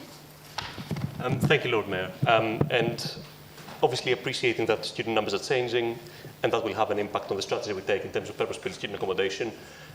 Speaking as a Lenton councillor and as a councillor that obviously has in his ward a number of students in both Dunkirk and Lenton. I just wanted to ask the leader if they could reassure us that obviously, conversions from C3 family housing to C4, that's obviously HMO, will continue being restricted in areas of high density of obviously, houses of multiple occupation to ensure that we have balanced communities as per our plans. Councillor Nega-Khan, please, can you respond? Thank you, Councillor Katsonis, for your question. I think that's really important because you've seen, obviously, areas like your own in Lenton have obviously got too much student accommodation and it causes the problems that come with that. We've just heard earlier about fly tipping, that kind of is nighttime noise and everything. So I think it's important, and we do have a restriction on HMOs and that will continue, but we've also just got to make sure we get a balance right. And obviously one benefit of having a high vacancy rate is students are getting a good deal on accommodation. Thank you. Question 11, Councillor Andrew Rowe. Please ask your question to the Executive Member for Neighbourhood, Waste and Equalities. Thank you, Lord Mayor. In light of recent media coverage and ongoing reports of criminal and disruptive behaviour at Sussex Street Skate Park, which have caused significant concern among local residents of Cliff Row, what steps is the Executive Member taking to address those issues? Councillor Jenkins, please, can you respond? Thank you, Lord Mayor, and thank you, Councillor Rule, for the question. The Council is aware of some previous issues of antisocial behaviour around Skate Park and carried out a number of high visible patrols in the area to identify and tackle any issues. In July, the team also carried out a day of action around Broadmarsh area, including the skate park, as part of the Love Your City Centre campaign. Nottingham City Council, Nottinghamshire Police and various partner agencies worked together on the day of action to tackle a range of issues such as ASB and environmental crime, and a litter pick and a deep clean was also carried out to make the area look and feel cleaner and safer. There are plans in place to improve the lighting underneath the tram line. We're proud to have invested in facilities like the skate park on Cliff Road. Not every city centre offers such a space for young people, and it has already become a popular community hub. Just this month, the skateboarding in the city festival brought people together to celebrate the thriving skate scene and the positive role it plays in the Nottingham city. In September, the police deployed a knife arch near the Contemporary Steps, whereby multiple individuals were challenged and engaged with as part of the proactive efforts to deter weapons carrying and promoting public safety. Nottinghamshire Police actively continue to proactively patrol that area. We understand how unsettling antisocial behaviour can be for residents and take those concerns seriously. It is really important that any incidents are reported to the police so that they can investigate and take action quickly. Thank you. Thank you.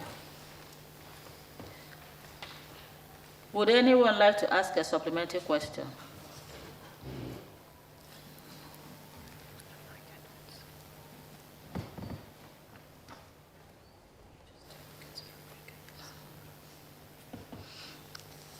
Councillor Roux, would you like to ask your supplementary question? Thank you, Lord Mayor. Should the issues persist, will the Executive Member give consideration to implementing a public space protection order to restrict access to the skate park during late night hours and early hours of the morning in order to disrupt the behaviour that has been causing issues for the residents of Cliff Road? Councillor Jenkins, please, can you respond? Thank you, Councillor Rule. I will seek a point of clarity on that, on the PSPO. But what I am saying quite clearly in this this discussion is that if there's anything that's going off, that people should be calling the police straight away. Yeah. Thank you. Councillor Edwards, would you like to ask your supplementary question? Well, Chair, I think it's a great misfortune that Councillor Matt Shannon can't be with us today. I don't know what he's up to, but honeymoon, okay, for honeymoon. What excuse is that? But maybe the portfolio holder hasn't been briefed, but there's a group being set up of 7 agencies and organisations to review how that space is being used, including involving the skaters, including involving the basketball people. And as part of this, getting ready for a new access to be created towards Listergate and the new NHS Centre. So there's quite a bit going on there, and some of our most senior officers are actively involving in planning for the future of that site. And so I hope when we get a chance we can give a proper explanation of just how much of a vision we still have for that part of the city centre. Thank you, Chair. Councillor Jenkins, please, can you respond? Thank you, Councillor Edwards. Any updates that I get on that, I will definitely share them with you. Question 12. Councillor Kevin Clark, please ask your question to the Leader of the Council. Thank you, Lord Mayor. Will the Leader of the Council join me in paying tribute to the brave actions of the Nottingham Forest man, Stephen Crean, who confronted the knifeman on the train a few weeks ago while travelling back from the Manchester United fixture, and wish him a speedy recovery? Councillor Nega Khan, please, can you respond? Thank you, Lord Mayor, and thank you, Councillor Clark, for this question. This council sends its deepest sympathy to everyone injured or affected by the terrible attack on the London-bound train in Huntingdon on Saturday, the 1st of November. As Councillor Clark has said, we pay tribute to the bravery of Nottingham Forest fan Mr. Stephen Crean, who confronted the attacker while travelling home from a Forest match. His courage and quick actions are an inspiration to us all, and we wish him and everyone injured a full and speedy recovery. We also want to recognise the bravery of others who helped protect passengers. Train staff member Mr. Samir Zatouni, who stepped in to stop the attacker, remains seriously injured, and we thank him for his courage and dedication.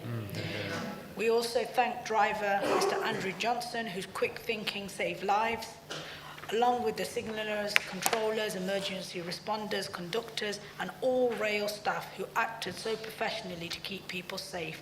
On behalf of this city, we thank them all.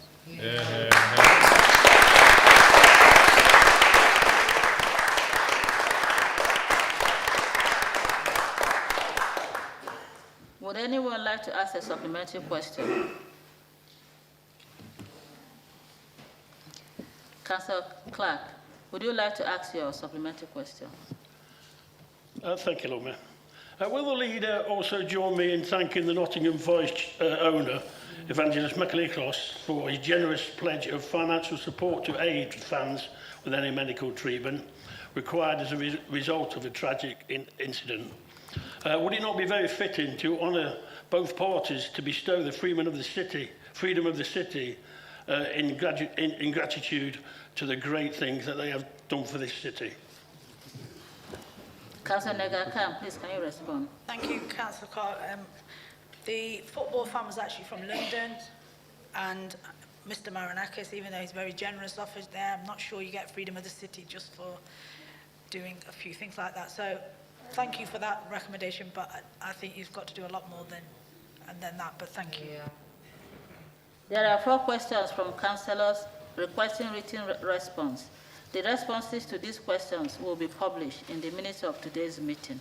That concludes questions from councillors. We will now move on to our next agenda item, appointment to committee and joint bodies. As Chair of Council, I move this report. Sheriff, can you second it?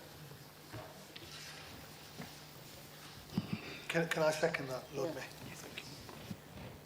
Are there any councillors who wish to ask a question for clarification?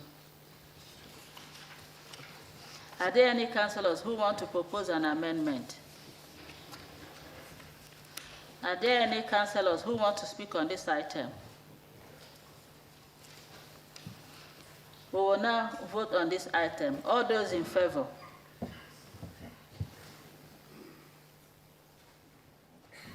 All those against? Any abstentions? Thank you. The report has been carried.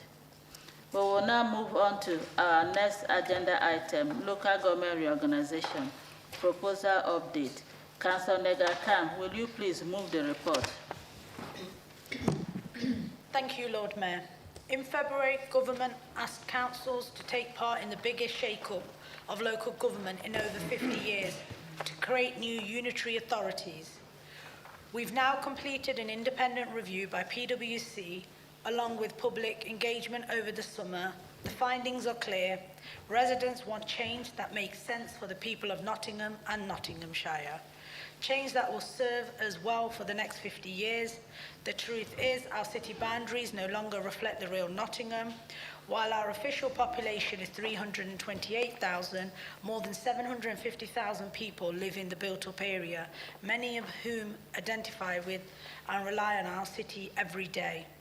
We can't let outdated boundaries or political convenience dictate our future. From the start, we've said that any proposal must be based on local identity and sensible geography.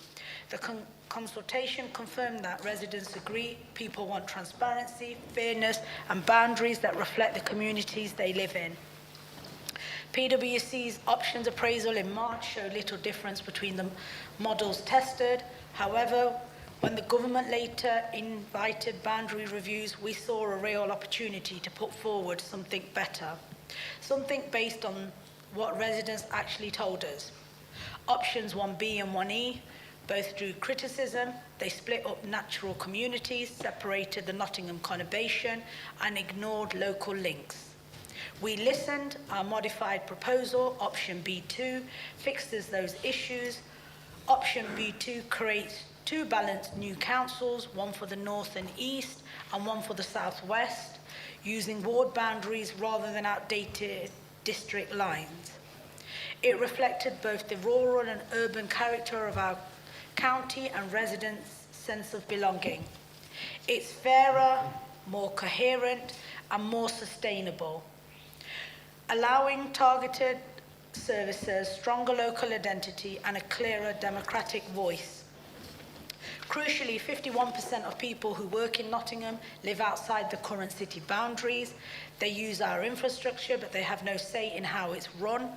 Our proposal includes 71% of the inner Nottingham travel to work area, compared with 65% and 66% in other options. Residents told us that fairness and meeting local needs were their top priorities, and 72% of respondents supported that principle. Option B2 delivers this. Our engagement also showed how people identify with where they live. Those in Broxtowe, Gedling, Rushcliffe, and the city see themselves as part of Nottingham. Those in Ashfield, Bassetlaw, Mansfield, and Newark feel connected to their towns or to Nottinghamshire as a whole. Our proposal respects both identities: the vibrant city region in the southwest and the proud market towns and rural areas of the north and east. By building on these natural identities, we can strengthen cohesion, celebrate local heritage, and support tailored service delivery. Economic growth is also central. The north and east can focus on its strength: agriculture, logistics, renewables, and manufacturing, while the southwest, built around one of the UK's 12 core cities, can drive growth in science, innovation, and advanced industries. A single unitary covering the true Nottingham conurbation gives the scale and credibility, helping attract investment, jobs, and housing. Businesses often base decisions on local authority data.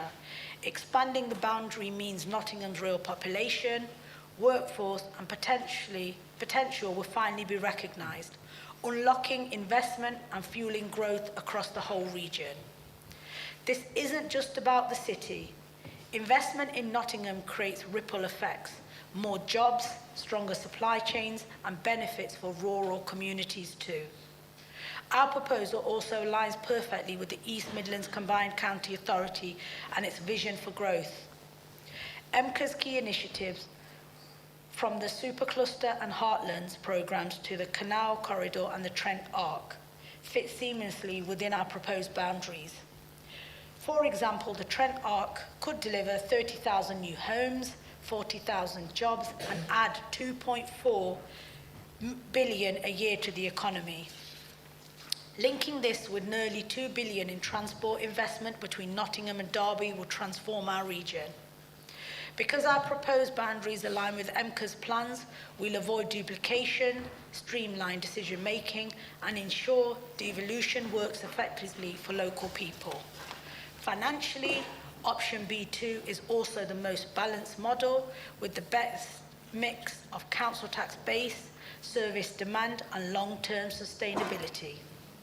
It ensures fairness between the two new authorities and the resilience needed to deliver quality service into the future. Lord Mayor, this proposal is about creating a local government structure that truly fits how people live, work and travel today.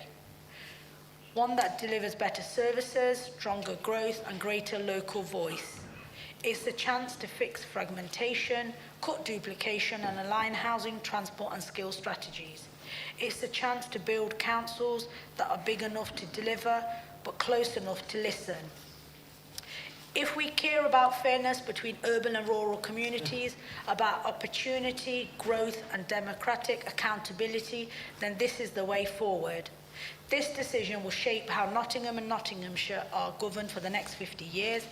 Let's seize the opportunity to create a system that works for everyone, where services are efficient, growth is inclusive and local identity is respected. I commend this proposal to Council. Thank you. Is that seconded? Is that seconded? Councillor Radford. Councillor Radford. Thank you, Lord Mayor. For years I've sat in this chamber and heard how the tight confines of the city are not fit for purpose, and it is undeniable that the boundaries set 27 years ago do not work in the interests of the people of Nottingham and beyond. LGR gives us a once-in-a-generation opportunity for a reset, one that will shape the next 50 years for our region with two completely new authorities, and one for the City of Nottingham that will mean it can finally free itself of artificial lines on a map that bear no relation to the reality of the conurbation and wider Greater Nottingham space. This Labour Council is grasping this opportunity and making sure it works in the interest of all people in the region. And throughout this process, we have conducted ourselves with integrity, transparency and fairness, putting our own ambitions and interests to one side in the favour of the ambitions and interests of those we serve. For some, however, LGR has been used as an opportunity to divide, scare and mislead in vain attempts to protect personal kingdoms, with the worst offenders not even being Reform or the Tories, but those in Broxton. They've pushed a rhetoric that is built on fiction and is inherently anti-Nottingham. While we as a council seek to unite and bring communities together, they continue to say things about this city that are so untrue as to be ludicrous. Just last week, their leader was suggesting the City Council had used £101 million of exceptional financial support. Utter nonsense. These are some of the same councillors who, I am told, took visitors from Europe to Goose Fair and Woollerton Hall and told them it was in Beeston. For some, LGR is an opportunity to let Westminster live rent-free in their heads. For Labour, LGR represents an opportunity to meet the needs of our region, not play politics with its future. And in doing so, they are playing fast and loose with the truth, engaging in nothing short of scaremongering. While they seek to divide, attacking our record in the city, this Labour Council will continue to focus on delivering for local people. Just next year in the proposed budget, £3 million for local parks, over £500,000 extra for strengthening neighbourhood safety, over £1.5 million extra for enhancing street cleaning, just under £1 million extra for upgrading our roads, just under £500,000 for devolving power from Loxley House to local communities, and out of £11 million of efficiencies, not one single FTE reduction protecting the jobs of our valued workforce. Some would call this spin. I call this what Nottingham people get with Labour, action, not words. This Labour Council will continue to demonstrate it's getting its house in order with a stable and sustainable budget and strive for continuous improvement across all services to offer better value for money and better outcomes for service users. And with our submission for local government reorganisation, we will put forward a bold vision for Nottingham that reaches out not just into the next few years, but into the next few decades. Thank you, Lord Mayor. Are there any councillors who wish to ask a question for clarification? Are there any councillors who want to propose an amendment? Are there any councillors who want to speak on this item?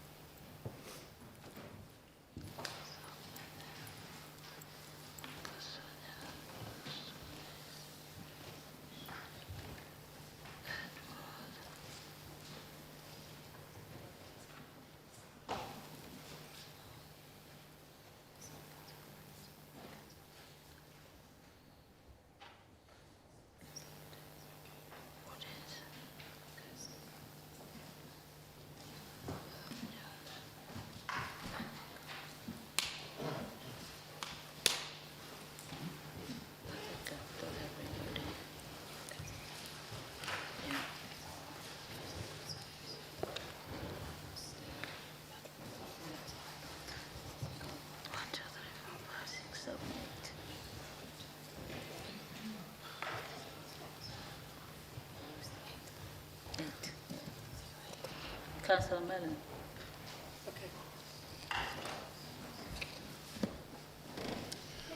Thank you, Lord Mayor. When I became a councillor in 1995, we were in a two-tier situation, like most of the county is now. We had a county councillor for an area and 2 city councillors. It was confusing for the people we represented. They were continually bounced back and forth between the different councillor responsibilities and the different councils. In 1998, under Councillor Chapman's leadership, we became a unitary authority, and it became much simpler. We did at that time realise and see how when the funding was disaggregated, some of our city resources, like our schools, had been underfunded, but it was simpler for people, it was clearer for people, it was more accountable. And as a unitary councillors, we were much more accessible and people know how to come to. At the moment, in the county area, we have a two-tier system with borough councillors or district councillors as well as county councillors. On top of that, many areas have parish councils, some have town councils, and it's not clear. It's not surprising that sometimes people misunderstand and take a joke out of local government when it is so confusing for people. People don't feel they have a say in the same way and know who to go to. Local government reorganisation, as outlined in this report, is the right thing to do. It's not a land grab, as the Nottingham Post keeps describing it. It is a government-inspired reorganisation that is happening across the country. And it's the right thing to do because it will make local government more accessible, more transparent and simpler. It will also have a better use of resources. Now, the report talks about economic boundaries, which Councillor Khan's already talked about, but it also talks about sensible boundaries. Daleview Road, Parkdale Road, Shorewell Road, Oakdale Road, Mays Avenue, Mays Close, Oakdale Road, Carlton Road. They are just some of the streets in Dales Ward where some people living on the street live in the city and others live in the county area or in Gedling. You have to go up and find the colour of the lid on the bin of those houses to actually work out whether they live in one authority or the other. That is not a sensible boundary. People living next door to each other should, in most cases, be living in the same authority. Now, there are a number of models in this proposal. One of them is putting Gedling and Broxtowe in with the city to form a new council. That makes some sense. It makes sense that the areas like Carlton and Arnold are in the same authority of the city. It probably doesn't make sense that Calverton and Ravenshead are in the city. There's another model that talks about Rushcliffe and Broxtowe being in the same authority as the city, not part of the city. It's going to be a new authority.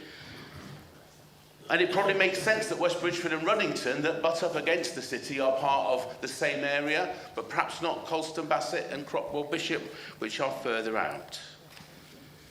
So we need to get it right, and that's why I'm being supportive of B2 here. I believe that as a core city, one of the 8 biggest cities outside of London, we have too tight a boundary, and we need to make sure that this new authority will contain one of the core cities and it has a sensible boundary, whatever it's going to be called. It's key in partnership of cities in advocating to government the needs of urban authorities, and I believe that a larger boundary for the area, including the city, will make sense. On Saturday night and throughout last week, Councillor Barnard and myself, assisted by Councillor Savage and Power and Hayes, were collecting for the Imagination Library, and that's, Councillor Khan, another manifesto commitment we've already achieved and exceeded. We were collecting there and people were flooding in to see The Lion, the Witch and the Wardrobe, a West End show that had come to Nottingham. But those people didn't all live within the county, within the city boundary. They came from far and wide because we are a big enough authority to have a city that would merit that. It's the same with our arena, the same with our shops, same with many other things. But at the moment, people can come and attend, but they have no say in how those things are run. They like to get on our buses in Ruddington, West Bridgwater, but they have no say over how those things are run. This authority, this new model, will give people who use the services, or many more, a chance to have a say in how they're run, and that's why I'm in support of it. Councillor Kirsty L. Jones. Thank you, Lord Mayor. So there are quite a few issues that we have with local government reorganisation. In fact, I tend to agree with one of the consultation responses listed in the report that consider that local government reorganisation is about political parties using reorganisation to consolidate power, or about democracy being weakened and expressing a preference for reform within the current structure. Only 5% of the respondents to the consultation expressed no concerns relating to local government reorganisation. The Labour government has no real mandate to force this through. It was not clear in the manifesto. Residents on the doorstep were not asking for local government reorganisation. Resources and money used for local government reorganisation could have been put towards local government services instead, ending our austerity. This doesn't devolve power, it centralises power, and it's quoted in the report that local government reorganisation will create an urban unitary council that can respond more effectively to MCA's priorities. So what's the role for local councils then? It removes strategic decision-making from councils in Nottingham and Nottinghamshire and transfers these to MCA, which has no effective democratic accountability or scrutiny and has not shown to focus on the City of Nottingham. Councils are just seen as operational instead. It also reduces the public's access to elected representatives and therefore their democratic influence. When there is a distance and a lack of accessibility between the public and frontline services, they might find it difficult to access support, such as homelessness support. And it will cause higher workloads for council staff. And the savings indicated for future years show that there's going to be service cuts hidden in this reform. Councillors will represent more residents, which means that responsiveness to communication and casework will decrease. To be honest, this whole process has put consultancy firms over our residents. I would say that KPMG and PwC are the people that are more likely to benefit from this. And the analysis of the report shows that there were different responses from different demographic groups in our city, but they didn't have time to do the analysis because it's been so rushed through. Could local government reorganisation increase inequality?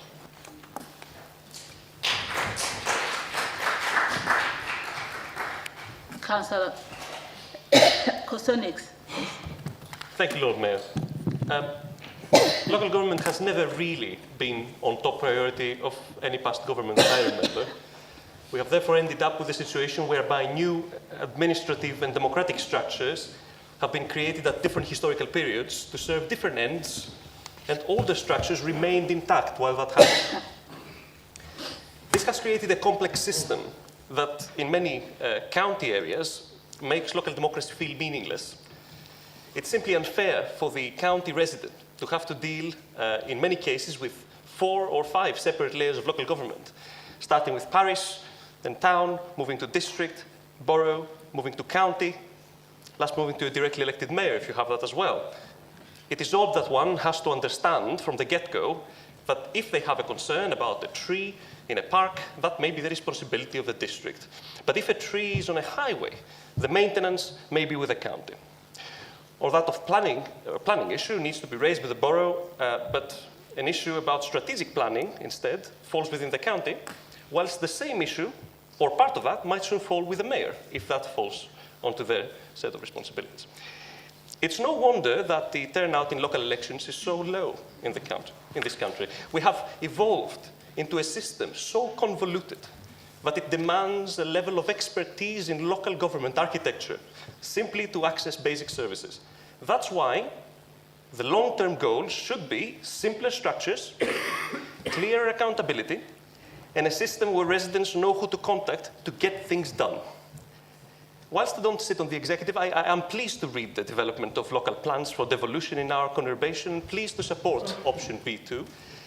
which in my view reflects the real city of Nottingham, something the current district boundaries don't do.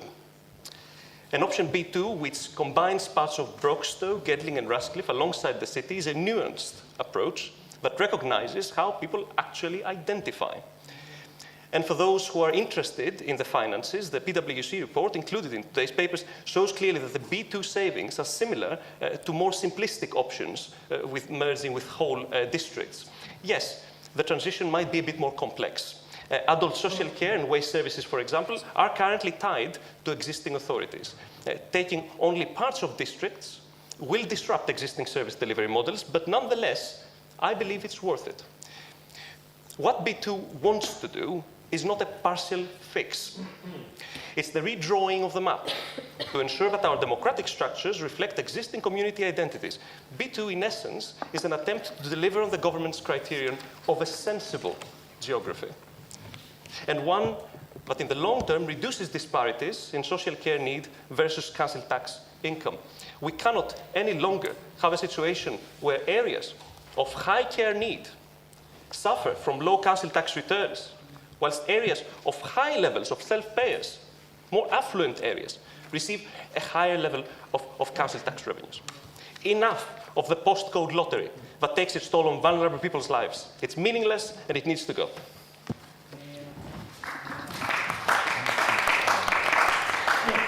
Councillor Edward.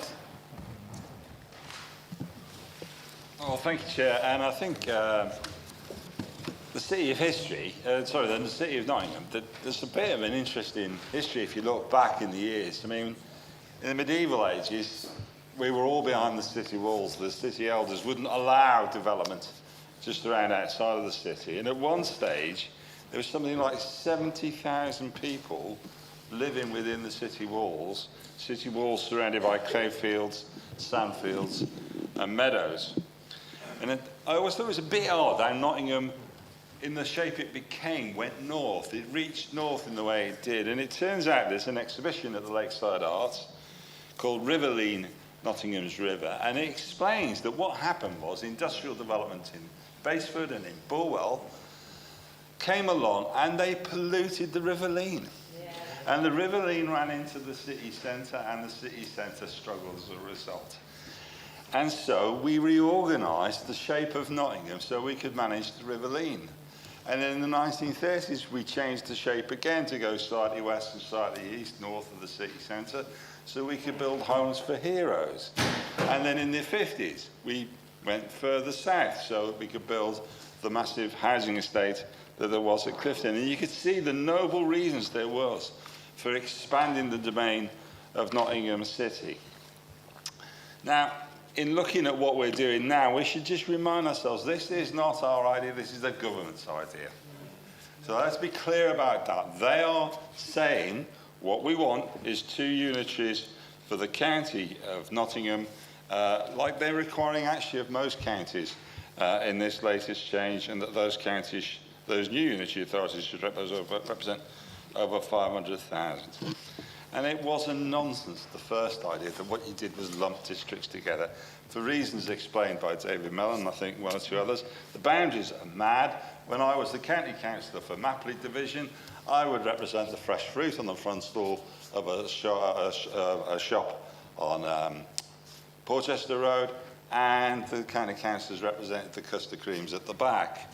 There are 4 houses where the boundary diagonally slices through them in the boundary between Mapley and Mapley Plains.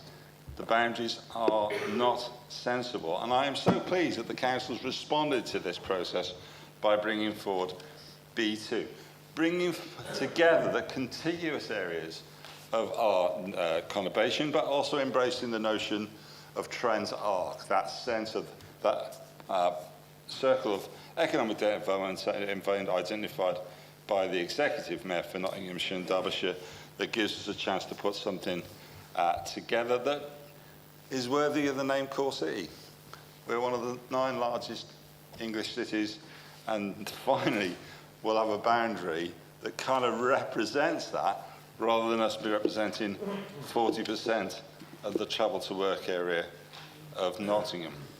And And it's important to understand too how the workers across that conurbation come together to bring our economic activity together.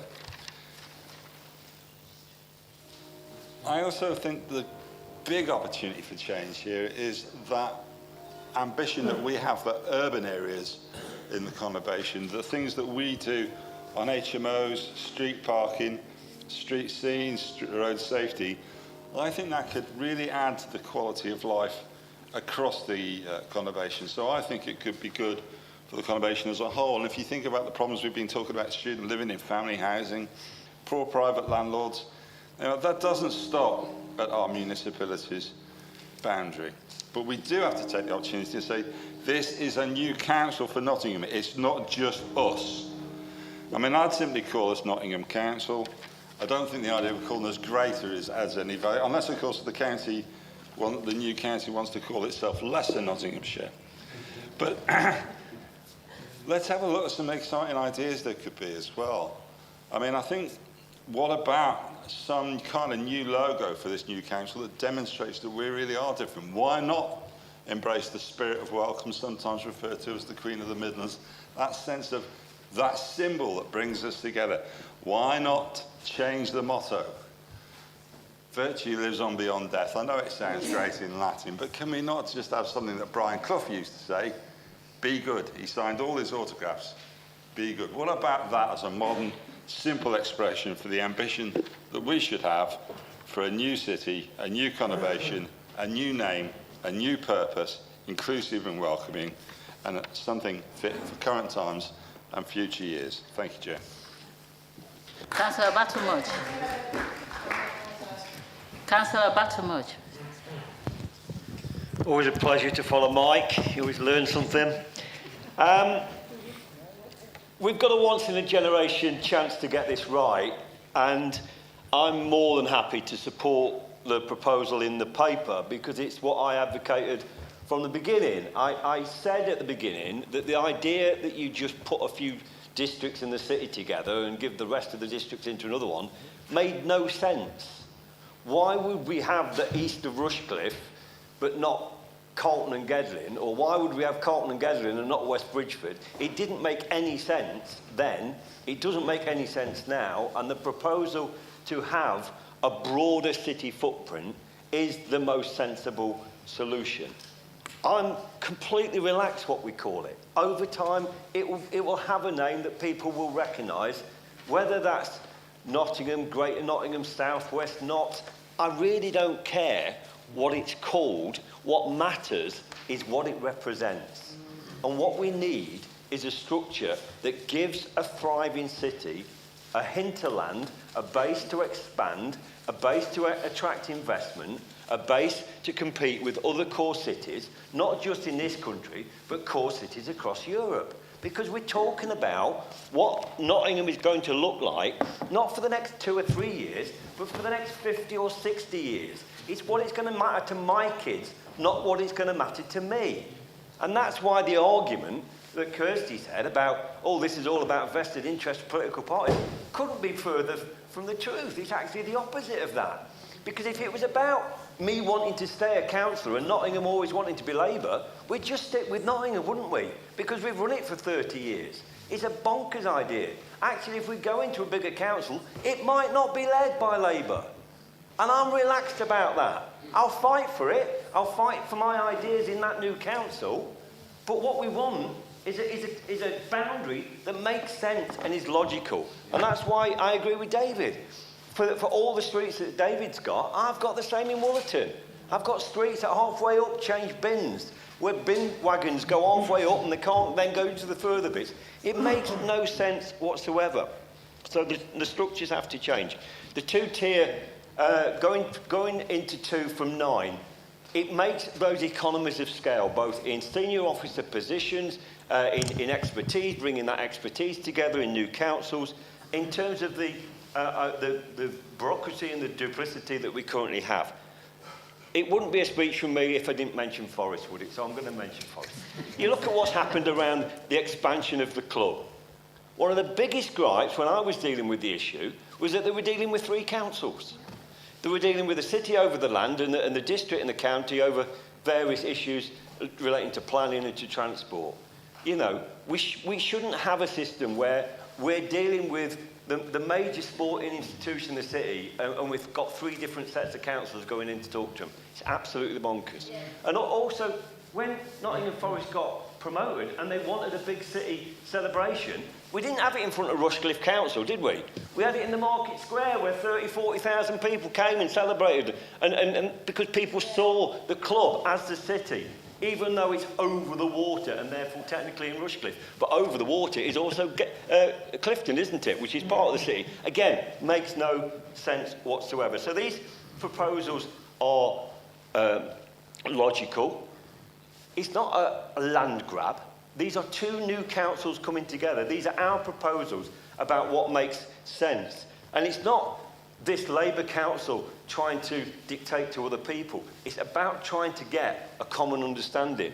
And that's why I was quite pleased to see the article in that well-known left-wing communist publication, the Institute of Directors. Yeah, the Institute of Directors supporting a bigger city based on the chance to bring investment into the city and to build business in an area that actually makes sense. If we can get support from the Institute of Directors, we should be able to get support from Alliance councillors in Beeston and Gedling. So I say to those people, don't be hoodwinked by your new friends who want to keep themselves in their own jobs. Actually think about the bigger picture. Don't sell out the city to your new friends. Actually support this proposal that will do Nottingham proud in the next 50 years.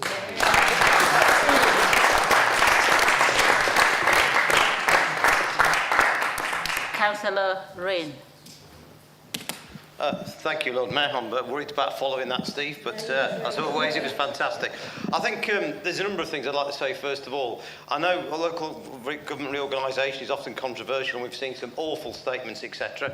But I think we should be quite proud as a council of what we've done. I think what the leader's done, the deputy's done, etc., is completely logical. I won't repeat what people have said, including Steve, but the boundaries are completely logical. The bins it's ludicrous. The city has grown and expanded, and we've got huge inequalities of where things are. We're always delighted to have Clifton as part of our city. It is ludicrous that you cross over there, Westbridge with Ed Walton and so on, and Arnold and so on, as part of the conurbation. We need this change. What I would say, and I'm not going to be critical of journalists too much because they get it in the necks, is the reporting on this has often been really poor. Some of the comments that people have made has been atrocious. I would echo what Steve's just said. I'm embarrassed really for people in Broxtowe, for example, and I'm concerned that we've got a party here that's associated with the Broxtowe Independents who've made comments about this city that I think are derogatory, often offensive, they're completely untrue, and have attacked our city again and again. And I think we need to stand up and say this is not a land grab from Nottingham City. We are trying to make the boundaries fairer so that we've got a chance to compete in terms of business, a chance to compete in terms of education, a whole host of things that our city and our citizens deserve. And to hear our city constantly slagged off, and it is awful. I'm not going to go into repeating some of the things that have been said about our city because I don't think that they deserve to be repeated. But I do think we need to say that we've acted, I think, with integrity. We've not tried to land grab actually attract very expensive parts of the county. We've tried to put a cohesive plan that takes the conurbation together, which I think is something we should be proud of, and we should be proud of our city and say to people, we're willing to work with you, but we're not willing to hear people denigrate our city or come out with unfounded allegations about our finance or anything else. So thank you.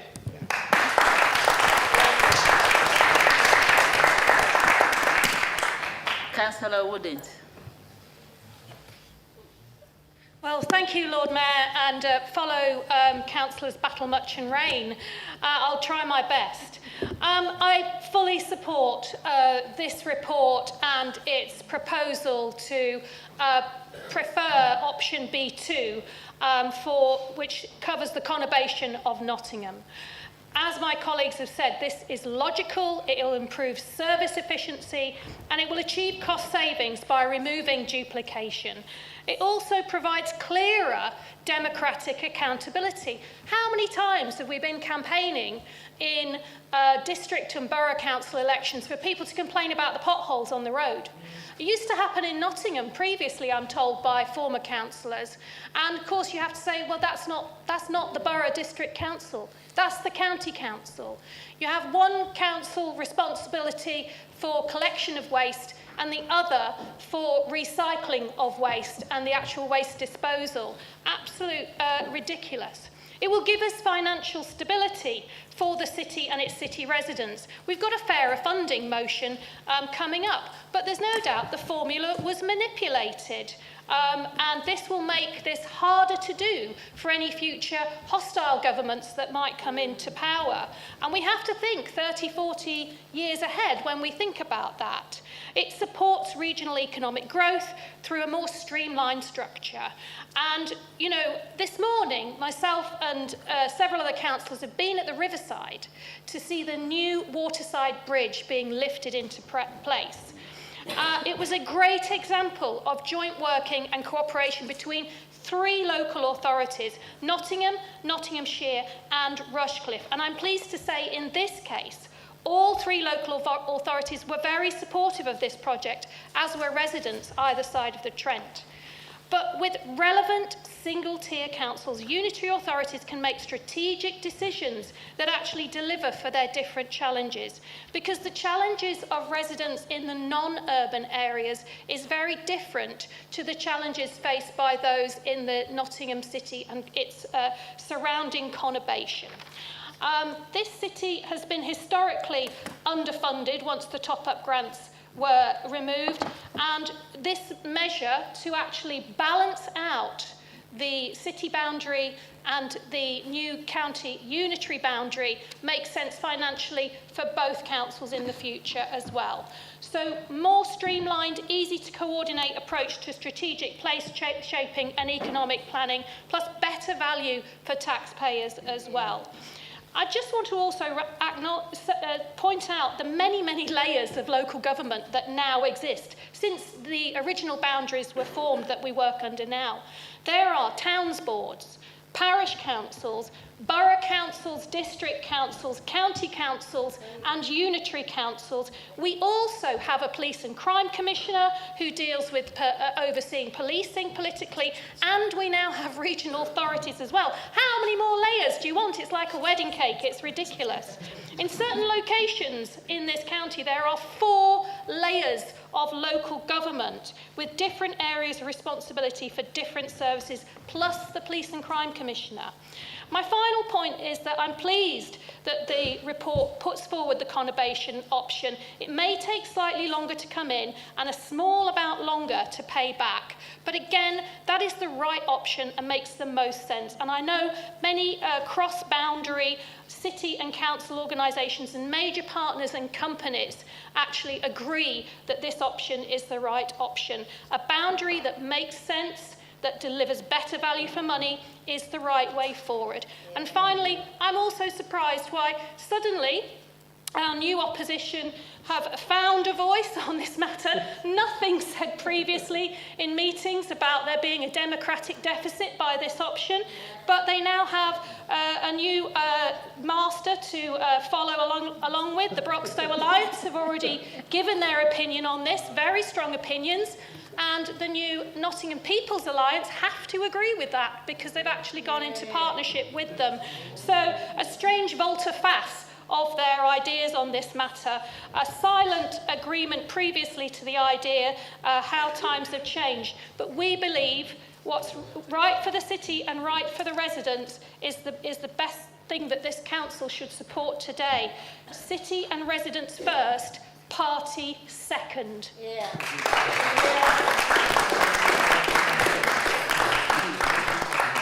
Councillor Anwar Khan. Thank you, Lord Mayor. I'll be voting against this report because this is so-called reorganization is not about the empowering people. And reason is that it's about centralizing power and weakening local democracy. Nobody on the doorsteps mentioned about LGR. people spoke about housing, safety, and the cost of living.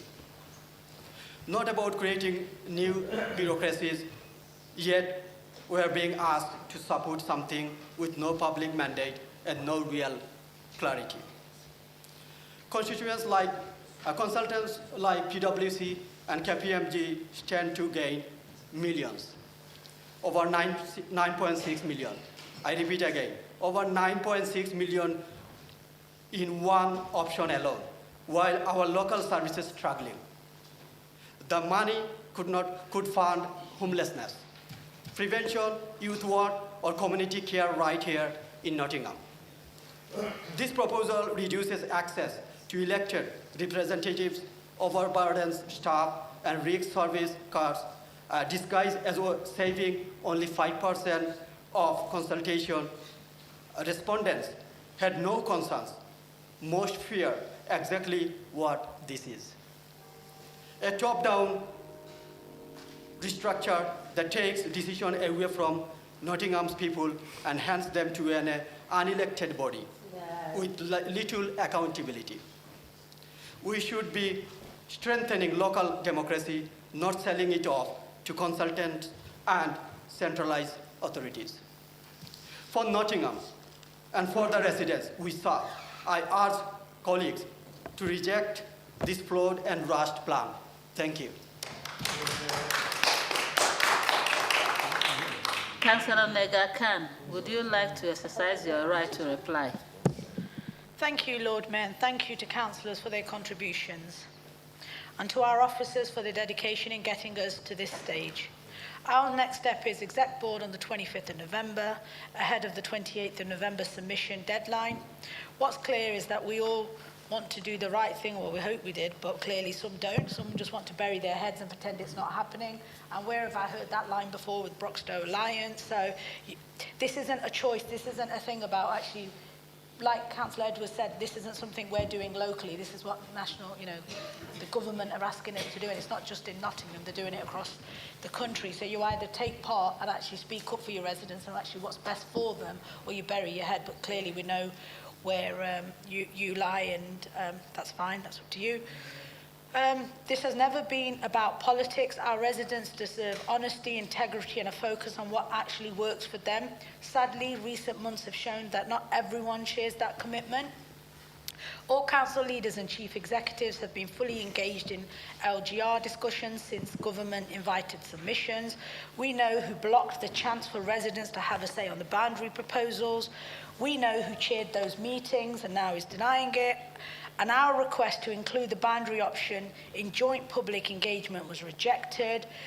Council leaders may think they can silence our option and that will go away, but it's very clear here that you've heard this chamber and we're not going anywhere. Even if we're standing alone, we will fight for the right option, and option B2 is that option. And we won't take lectures from councillors who have thrown away their mandate and then they talk about what residents want. Residents will probably want. They voted for Labour councillors, and if you're really true to your word, then I call upon you to call a by-election, and let's see if you get. Let's see if the people of Nottingham vote you back in, because I'll tell you something, they definitely won't. They don't need people who've been coming and 2 months down the line to jump ship, because guess what? You think Labour have done? We will show you at the next election. Labour will be standing strong, and we will show you in the elections. Let's be clear, Nottingham City Council, like all existing authorities, will cease to exist under LGR. Assets from housing to community centres will move into the new unitary authorities under any proposals. This is standard. Our focus is on sensible geography and local identity, not cherry-picking assets. Our proposal addresses outdated 1997 boundaries that no longer reflect the social and economic reality of Nottingham areas. We are focused on people, long-term sustainability, better services, delivery, and economic growth for the whole county. We call on neighbouring politicians to engage in mature, evidence-based discussions focused on needs of Nottingham and Nottinghamshire, not political spin. If you care about service delivery, this is the chance to end fragmentation and duplication. If you care about growth, this is the chance to align housing, transport, skills and economic strategy. And if you care about local democracy, this is the chance to build an authority that is strong enough to deliver, but accountable enough to listen. Thank you.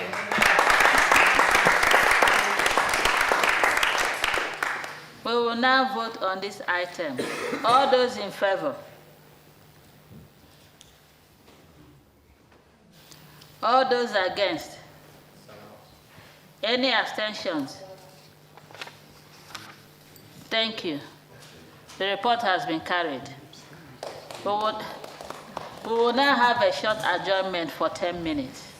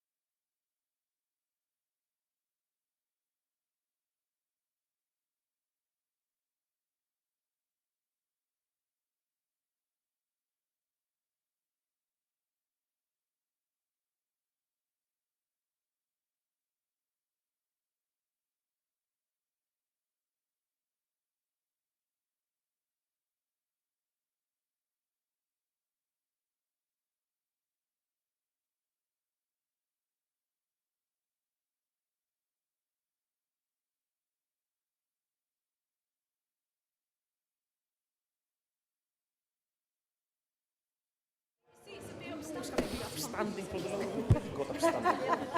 Just upstanding again. Downstanding and upstanding. All of that.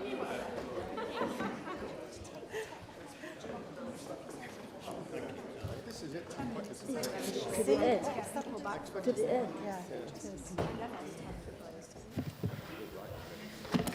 You can sit. Yeah. We will now move on to our next agenda item, decision taken under urgency procedures. Councillor Nega Khan, will you please move the report? Thank you, Lord Mayor. In order to comply with the Constitution, I am required to report occasions when urgent decisions have been taken. Since full council in September, officers and exec members have, in the course of their duties, been required to authorise 3 urgent decisions, and it is appropriate that we note the decision here today. I move the report. Is that seconded? Seconded, Lord Mayor. I reserve the right to speak. Are there any councillors who wish to ask a question for clarification? They're not even here. Are there any councillors who want to propose an amendment? No. Are there any councillors who want to speak on this item?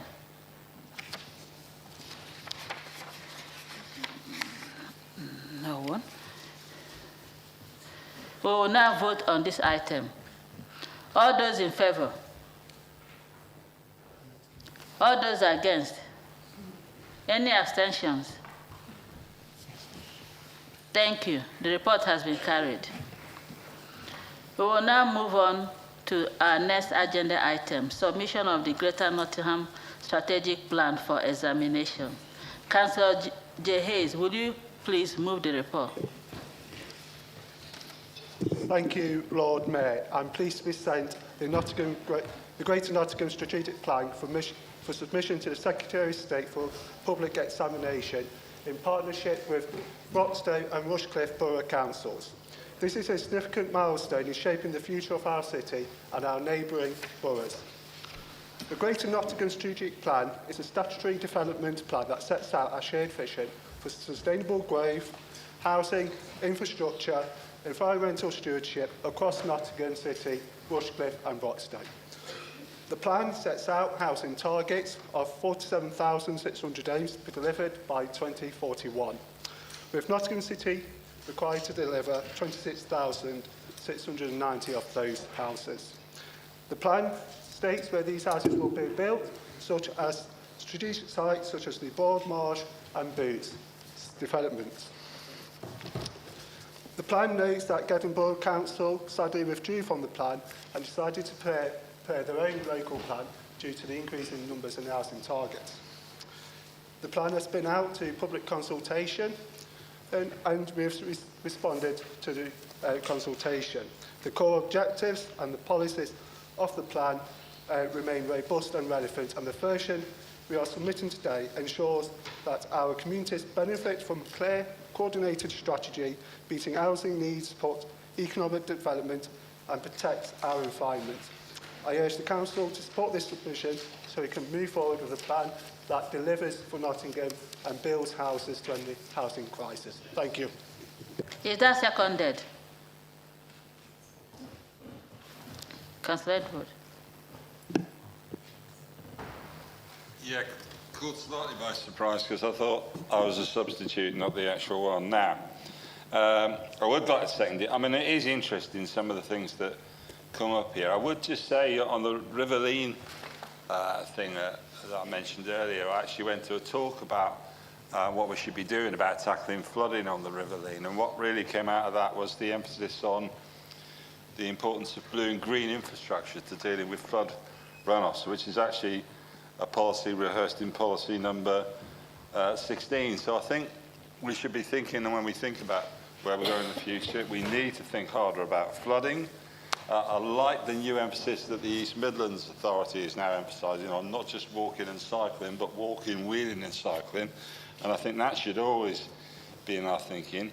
Because I'd love to talk about RAF Newton, but of course that will be outside of our new authority if we get it, sort of thing. But we want a railway switch east of Bingham so we can get more commuter services to serve sites like RF, like Saxondale. So I think there's lots of ideas like that kicking around.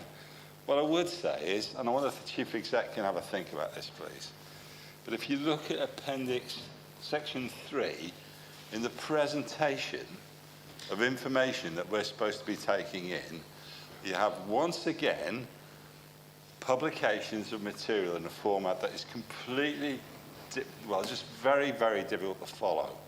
And I don't understand why it keeps happening that people, because they've built a spreadsheet up in a table, then present it in a table that can't be read properly. Can we please have some sense of focus on how we present information to the public so that it's actually readable and followable? Now, I had a cracking speech lined up on this if I knew I was going to be seconding to the report. It didn't happen. You're going to suffer my other speeches later on as a result. But just to say, we should care about this kind of stuff. Getting the plan right for where we're going next is important. And just one little talk on flooding on the River Leen was a reminder for me of just how much we have to get right in terms of the way we plan for the future. Thank you, Chair. Are there any councillors who wish to ask a question for clarification? Are there any councillors who want to propose an amendment? Are there any councillors who want to speak on this item?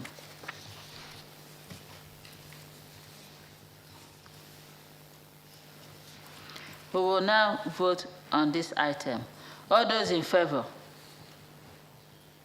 All those against? Any abstentions? Thank you. The report has been carried. We will now move on to our next agenda item, amendment to the Constitution. Councillor Ahmad, as Vice Chair of the Standards and Governance Committee, will you please move the report? Thank you, Lord Mayor. Colleagues, I'm pleased to propose the report of the Chair of the Standards and Governance Committee, specifically the adoption of the new Councillor Officer Protocol, co-designed by many of the people in this room. The revised protocol has been developed through detailed work by members of the Standards and Governance Committee, senior officers, and colleagues here today who have all had the opportunity to comment on drafts of the protocol within recent weeks and months.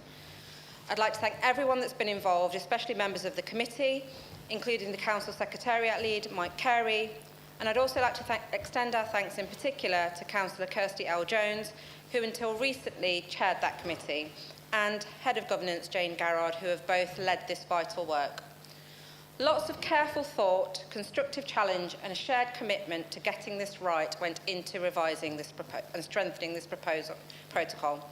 We now have a clearer, more practical and values-driven document that sets out how councillors and officers should work together to serve our city effectively and with integrity. At its heart, this protocol is about relationships, the professional and respectful relationships between elected members and officers that underpin everything that we do as a council. Those relationships are vital. Councillors and officers occupy distinct roles, but our purpose is shared, to improve the lives of the ordinary people we represent and work for. Councillors bring democratic accountability, the voice, judgment and priorities of our residents. Officers bring professional expertise, impartial advice and operational leadership. When we work well together, drawing on both of those strengths, we deliver far more than either could alone. Now, the new protocol recognises this interdependence and sets out the principles that support it. Mutual respect, clear boundaries, effective communication and shared understanding. It's not about bureaucracy or formality. It's about trust, respect and clarity. The protocol sits alongside and builds upon the two documents that we're all aware of, the Councillor Code of Conduct and the Employee Code of Conduct. And together, these documents form the ethical backbone of the Council's governance framework. The protocol gives us a shared understanding of what good working relationships look like so that we can get on with the business of serving the city efficiently, confidently, and with mutual trust. It outlines the principles that underpin those relationships: mutual trust and reciprocity, respect for different roles and expertise, a commitment to the best possible service to Nottingham and its citizens, and collaborative working and non-adversarial resolution of disputes. These are the principles that keep our governance strong and our culture healthy. They are also entirely consistent with the spirit of the Nolan Principles of Public Life, the values of selflessness, integrity, objectivity, accountability, openness, honesty and leadership that guide us all in public service. We all know that local government operates under significant pressure, financial constraints, public scrutiny and increasing complexity. Those pressures can sometimes strain working relationships or blur boundaries. That's exactly why a protocol like this is so valuable. It gives us a shared framework to maintain professionalism, safeguard impartiality, and support a positive culture of collaboration. When councillors and officers understand and respect each other's roles, we can challenge ideas without undermining each other. We can make better decisions and better maintain public confidence. When we live the Nolan Principles embodied in this protocol and the linked codes of conduct, we create an organisation where everyone, elected or employed, feels safe, valued and proud of their contribution. And we've seen what's possible when that partnership works well, through joint projects, community initiatives and service improvements where members and officers have collaborated closely and respectfully in every ward in this city. One clear example is our council's delivery plan, which connects the strategic priorities set by councillors with the operational delivery led by officers. It's collaboration in action, members setting the direction, officers delivering it, and everyone working towards the same goals and producing better outcomes for residents. Another example is our council improvement plan, developed jointly by councillors and officers to help the organisation become more financially sustainable, resilient and better run. Over the past 2 years, we've worked side by side to drive those improvements, and we can already see the results in stronger finances, clearer governance and greater confidence in how members and officers work together. And last but not least, a personal example from last week when I met a team from Highways and Maintenance in Woolerton to show them the poor condition of some of the pavement on Woolerton Vale following feedback from residents. I was going to explain exactly what needed to be done and where. When we met up on site, I was swiftly humbled by one of the officers who explained to me that he was responsible for laying parts of the existing pavement back in the 1980s. He'd already conducted a survey of the area following my sharing of feedback from residents and was hopefully already able to arrange for the work to be completed within 28 days of approval.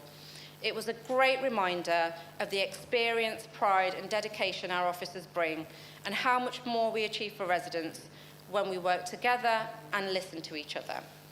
So, colleagues, in proposing this report and the new Councillor Officer Protocol, I invite us all to see it not as a set of restrictions, but as a shared commitment to work together with professionalism, transparency and respect to uphold the highest standards of public life, ensuring that the relationship between councillors and officers continues to be one of our greatest strengths as a council. I commend the report and protocol to full council and formally move that it be adopted. Thank you. Is that seconded? That's seconded, Lord Mayor. Are there any councillors who wish to ask a question for clarification? Are there any councillors who want to propose an amendment? Are there any councillors who want to speak on this item? We will now vote on this item. All those in favour? All those against? Any abstentions? Thank you. The report has been carried. We will now move on to our next agenda item, motion in the name of Councillor Naya Patel. Councillor Naya Patel, will you please move the motion? Thank you, Lord Mayor. This is my 5th motion that I'm presenting to full council. And for the first time, both the motion and my speech belongs to the community, who have been lobbying with me for the last 1 year.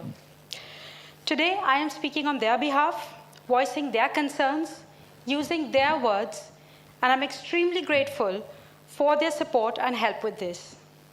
I have received numerous emails from residents, Sherwood residents, people who we represent, urging Nottinghamshire County Council Pension Fund Committee and Local Pensions Board to immediately divest any funds from companies complicit in Israel's crime against Palestinians. This motion is not about choosing sides. It is about whether we, as a council, choose to uphold universal principles of human rights and international law. It is about ensuring that our investments are not used to fund oppressions wherever it may occur. There are many conflicts happening across the globe, in Yemen, Sudan, Palestine, to name a few. And as responsible and concerned citizens, it can be challenging to understand how to help. However, this motion will ensure that our pension funds will be used for ethical investments and not funding genocide. Gaza and the rest of Palestine remain in a devastating humanitarian state.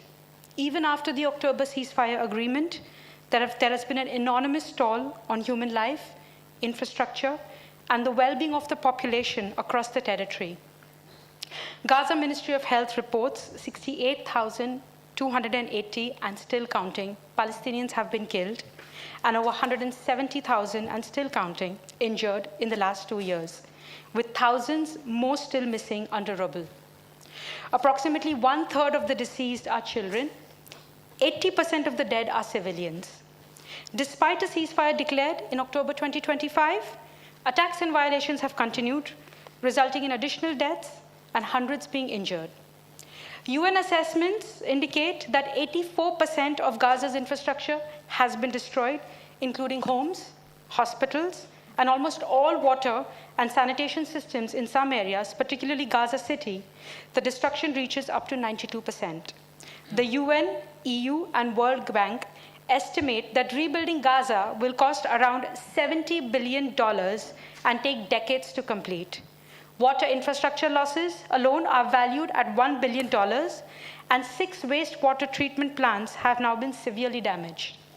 The Red Cross and UN agencies confirm a famine in Gaza, and the government of Gaza since August 2025, with 2.1 million people suffering extreme hunger. Despite the current ceasefire, Gaza's humanitarian catastrophe remains dire. Nearly the entire population is displaced, infrastructure is virtually non-functional, and aid access is insufficient. Today, we stand at a moral crossroad where silence is complicity.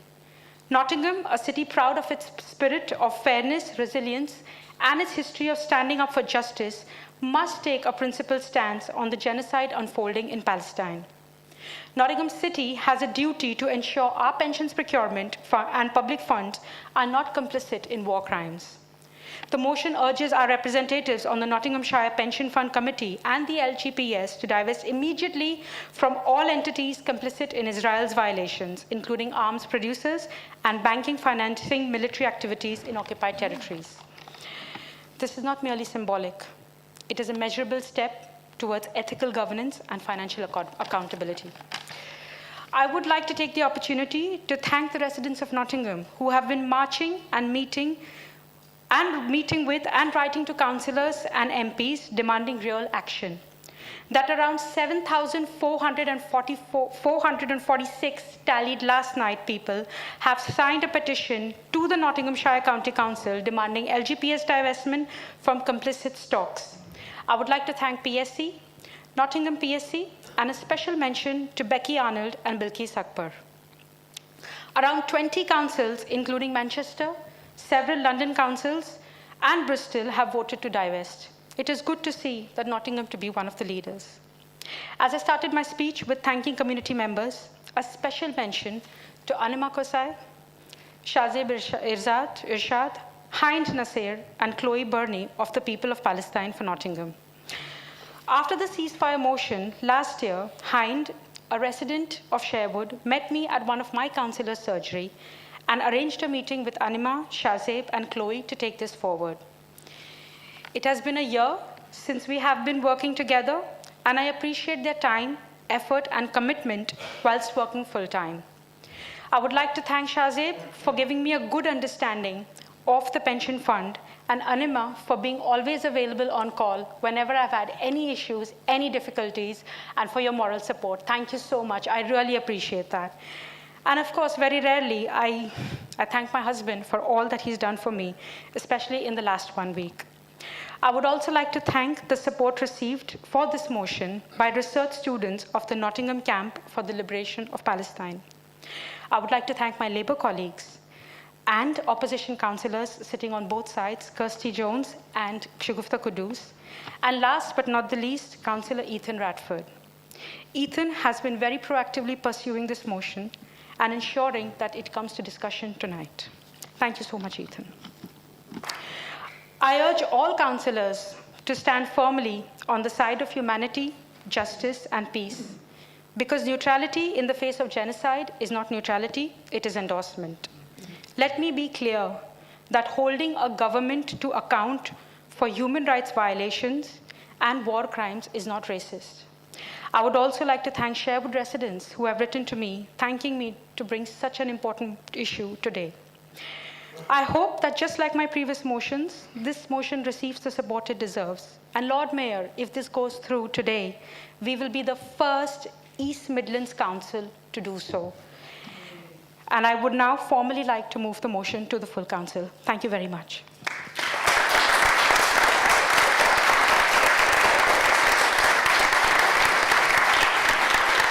Is that seconded? Yes, Lord Mayor, I'm seconding this. I speak to you today with great sadness in my heart. I second this motion with feeling of disappointment in the face of the state of the world today. As an elected politician, we have a duty to express a view, to use the power that we have, as little as they may be, to stand on the side of the social progress and collective freedom, and not to support the perpetuation, death, and destruction by any actor. I don't need to remind you, colleagues, that whilst we are sitting comfortable on our chairs, living our otherwise comfortable lives, Gaza is burning. 65,000 people in Gaza have died since the start of this conflict. 175,000 have been injured. We have homes to go back to, and yet 90% of the homes of the people of Gaza has been damaged or obliterated. Most of the Gazan hospital damaged or destroyed, places where people once had a family dinners, watched TV shows, places where children played, did their homework, and learned their first words are no more to be seen. We should have no reservation in declaring that the acts of Hamas on October 7, 2023 as an act of terrorism of the worst kind. Hamas is a terrorist organization. There is no doubt about that. But we should also have no reservation in saying that the retribution has been brutal and disproportionate. In fact, the September report by the UN Commissions of Inquiry says there are reasonable grounds to conclude that 4 of the 5 genocidal acts defined under international law have been carried out since the start of the war with Hamas in 2023. I myself am not a jurist. The characterization of an act of war as genocide, crime against humanity, or conventional war crime is not my area of expertise. It is for the International Court of Justice to make those judgments after consideration of concrete evidence. Indeed, I agree with Hamish Falconer's speech delivered on the 14th of May 2025 that it is, and in my view, should be the UK government's long-standing position that any formal determination as to whether genocide has occurred is a matter of a competent court and not for the government or non-judicial bodies, like, for instance, Nottingham City Council. But I do not believe that our council, and indeed no organization, should be supporting in any way actors that may be committing war crimes, even if they are committed far from our shores, be by the Hamas, the current Israeli government, or any other actor. I believe that we have a moral responsibility to look at our system and our processes, like many other councils already have, and identify where and trading or investing in actors that should directly or indirectly be using those investments to further war and destruction. Death and violence are indeed performances of power, and the whole principle of domination is about creating conditions where death is acceptable. Those can be ideas such as the perpetration of the vows, news of the stories vilifying the immigrant, or some imagined enemy. They can be also economic. I second this motion to ask the Council to ensure that itself and its partner adopt the mechanism needed, such as the United Nations guiding principle in all areas of their work, to ensure that we uphold human rights everywhere and always, to ensure that the Council and its partner always have the necessary policies in its administrative, strategic finance, strategic investment, and audit function that make it so that we continue to create those conditions where life and the progress of human society is the only acceptable path. Being able to hold ourselves accountable is, in matter of human rights, elsewhere is such a great step a council can take, a step towards achieving greater level of compliance with international treaties. Across the country, there is a growing perception, fueled by GB News, The Telegraph, and any other news outlet that sort, the human rights are no longer meant to protect the vulnerable, but a sort of tool that is being used by criminals to avoid responsibilities. UK reform constantly talk about the need for our country to abandon ECHR. Let today be a message to the far right that this Labour group does not stand for division and intolerance, but rather it stands for peace, human rights, and for all. Thank you.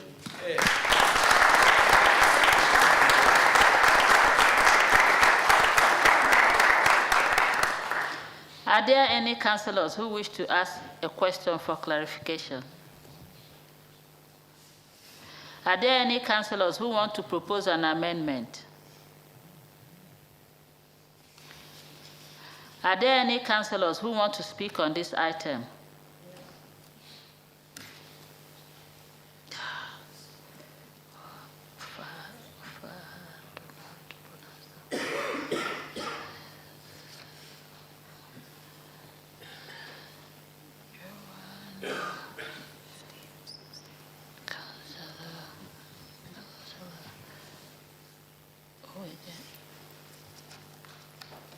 Can I sit down? Do you want to share?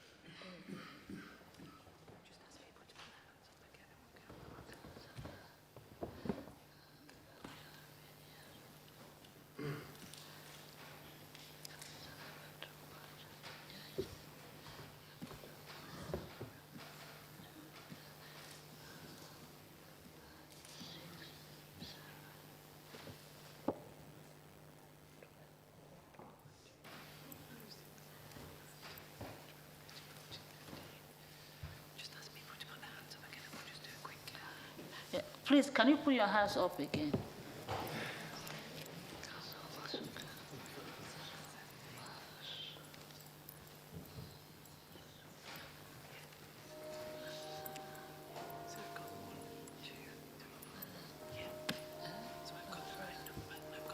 Oh, okay, I didn't see those two. Councillor Sajid Ahmed.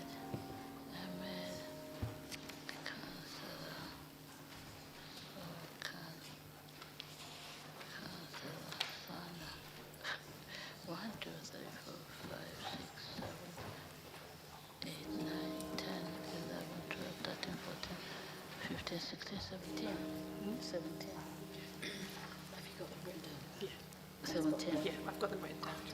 17. Yeah. Okay. Just say, put the hands down and ask, do you want to ask this one first? I'm asking you. Councillor Kudus.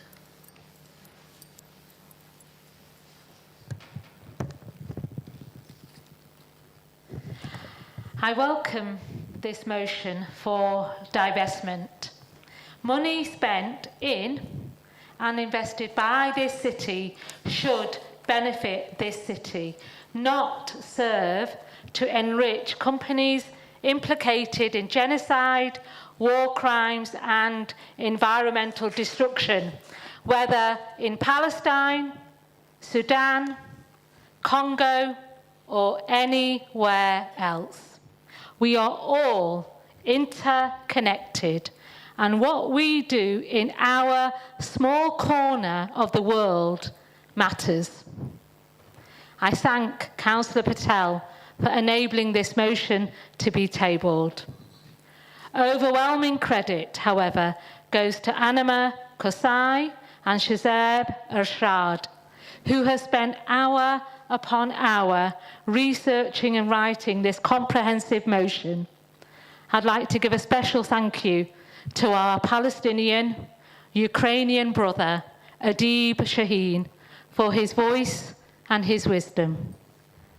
Credit also goes to the ordinary people of Nottingham who have marched, fundraised, educated, boycotted, held vigils, set up encampments, picketed, hosted gigs and exhibitions, and screened films on a regular basis.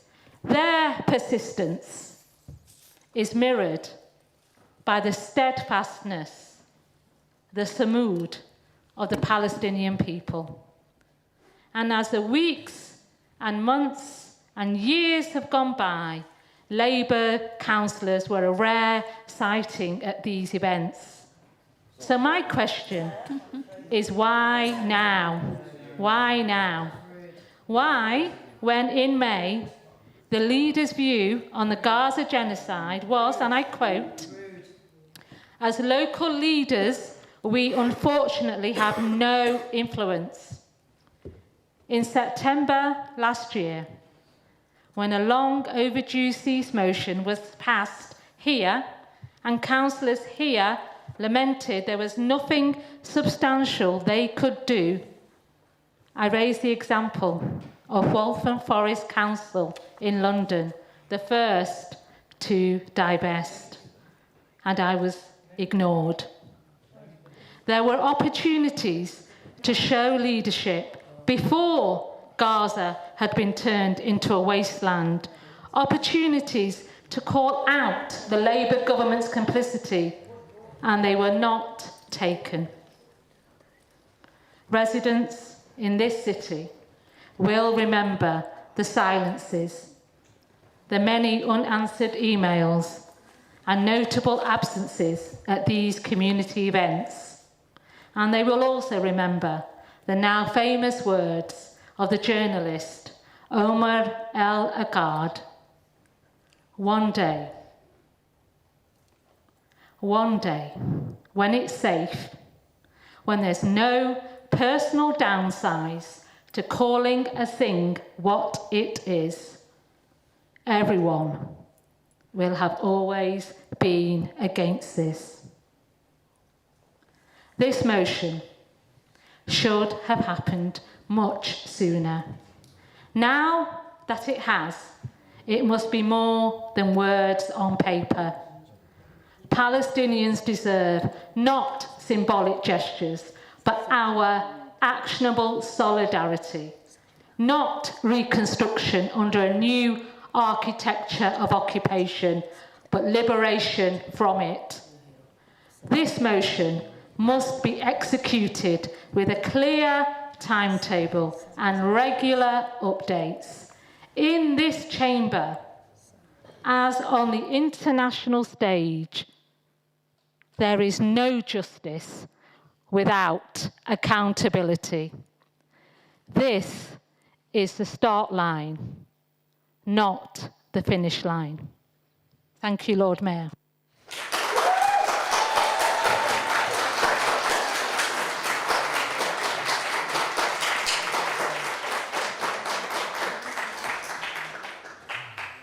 Councillor Nadia Fahad. Thank you, Lord Mayor. I support this motion, declaring Nottingham an apartheid-free zone, urging divestment from companies complicit in grave breaches of international law, and aligning our procurement with UN human rights principles are the right steps.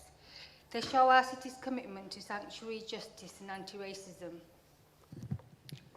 But let us be honest, this motion is too little, too late. The destruction in Gaza has already been catastrophic. Hospitals reduced to rubble, doctors and nurses killed, patients left without care, journalists silenced, dozens of them, making this one of the deadliest conflicts for media workers in modern history. Over 1 million Palestinians displaced, many multiple times. The toll in human life is unbearable. Tens of thousands of civilians killed, children among them, children who should have been playing, learning, dreaming. Instead, their futures have been stolen. Amnesty International has concluded that Israel is committing a genocide. These are not symbolic words, they are legal. They are legal determinations of the gravest crime known to humanity. Against this backdrop of genocide, this motion today is welcome, but it cannot undo years of silence and complicity. Declaring ourselves apartheid-free now, urging divestment now, is necessary, but it should have been done long before Gaza's hospitals, schools, universities, homes and infrastructure were all destroyed, before its journalists were killed, before its families were displaced, before its people, the living, the loved, the innocent, mothers, fathers, sons and daughters were buried. If this motion is to mean anything, it must be more than symbolic. It must be urgent, enforceable and transparent. We need immediate divestment, not indefinite engagement. Full publications of our investments and clear timelines for divestment. Annual reporting on exposure to companies complicit in war crimes and genocide. We face a grave reality, growing tensions in the Middle East, breaches of international law, and a worsening humanitarian crisis in Palestine. As a council, we cannot allow our pension funds, built from the contributions of our staff and residents, to be invested in companies complicit in these violations. Some critics claim that the boycott, divestment and sanctions movement is inherently anti-Jewish. This is simply too sweeping. It's a political opposition to Israeli government policies, not Jewish identity. To conflate criticism of a state with hatred of a people is to blur the line between anti-Semitism and legitimate protest. This motion is not anti-Jewish, it is anti-apartheid, anti-racist and pro-human rights. Thousands of residents have already petitioned for this change. Supporting this motion is about justice, dignity and sanctuary. It is about us clearly saying Nottingham will not be complicit in oppression. Feeling safe matters, but being safe must be our priority, and that requires equal protection for all. Councillors, this motion is a step forward, but history will judge us harshly if it is only a gesture. Let us act with urgency, transparency and courage, so that Nottingham is never again complicit in atrocities of this scale. I urge councillors to vote in favour of this motion. The people of Palestine may never hear our voices, but they will feel the weight of our choices.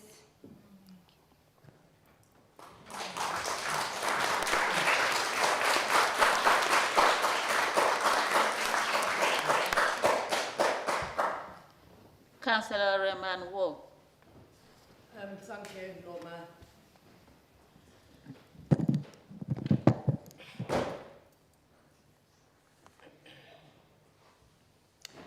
My dear friends, esteemed colleagues and honourable members of the Council, the situation in Palestine is, without a shadow of a doubt, a profound moral reckoning that demands our collective consciousness, a test of all humanity that screams for justice, compassion and action.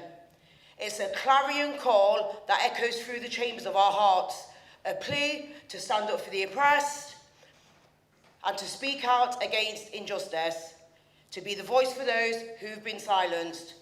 Darkness cannot drive out darkness. Only light can do that. Hate cannot drive out hate. Only love can do that, said Martin Luther King Jr. Let us choose love, compassion, and justice. Let us be the light in the darkness, shining bright for human rights and dignity. The blood-stained streets of Gaza, the demolished homes, the displacement of families, and the cries of children are a stark reminder of the suffering of the Palestinians have to endure. Countless United Nations reports and cries from international aid organisations confirm the unthinkable. Children in Gaza are literally starving. A famine has been declared across Gaza Governorate, including Gaza City. This is not a tragedy of accident or fate. It is a man-made catastrophe forged by relentless conflict and a chokehold on humanitarian aid. We cannot look away. Every parent lives in constant, debilitating fear of the sound of rolling tanks crushing their homes and ripping apart the very fabric of their lives. We see heartbreaking, soul-shattering images of parents digging through the rubble, desperately searching for their loved ones. These images have been branded into our collective conscience. Every frame, every shattered wall, every gasp of dust-filled air. They haunt us like an unending echo, a relentless tide of grief and refuses to recede. Let these images pierce us to the core of our humanity, shaking every fibre of who we are and reminding us what it truly means to be human. Let us feel every tear, every heartbeat, every silent plea, and be compassionate to break the chain of despair. We are witnessing a living, breathing cataclysm, one that steals childhood, shatters hope, leaves an indelible mark on humanity itself. As parents, how could we bear the loss? How could we come to terms with the fact that we cannot protect our children, that we cannot keep them safe? The pain is overwhelming, the grief is suffocating, and the memories of what could have been haunt them every waking moment.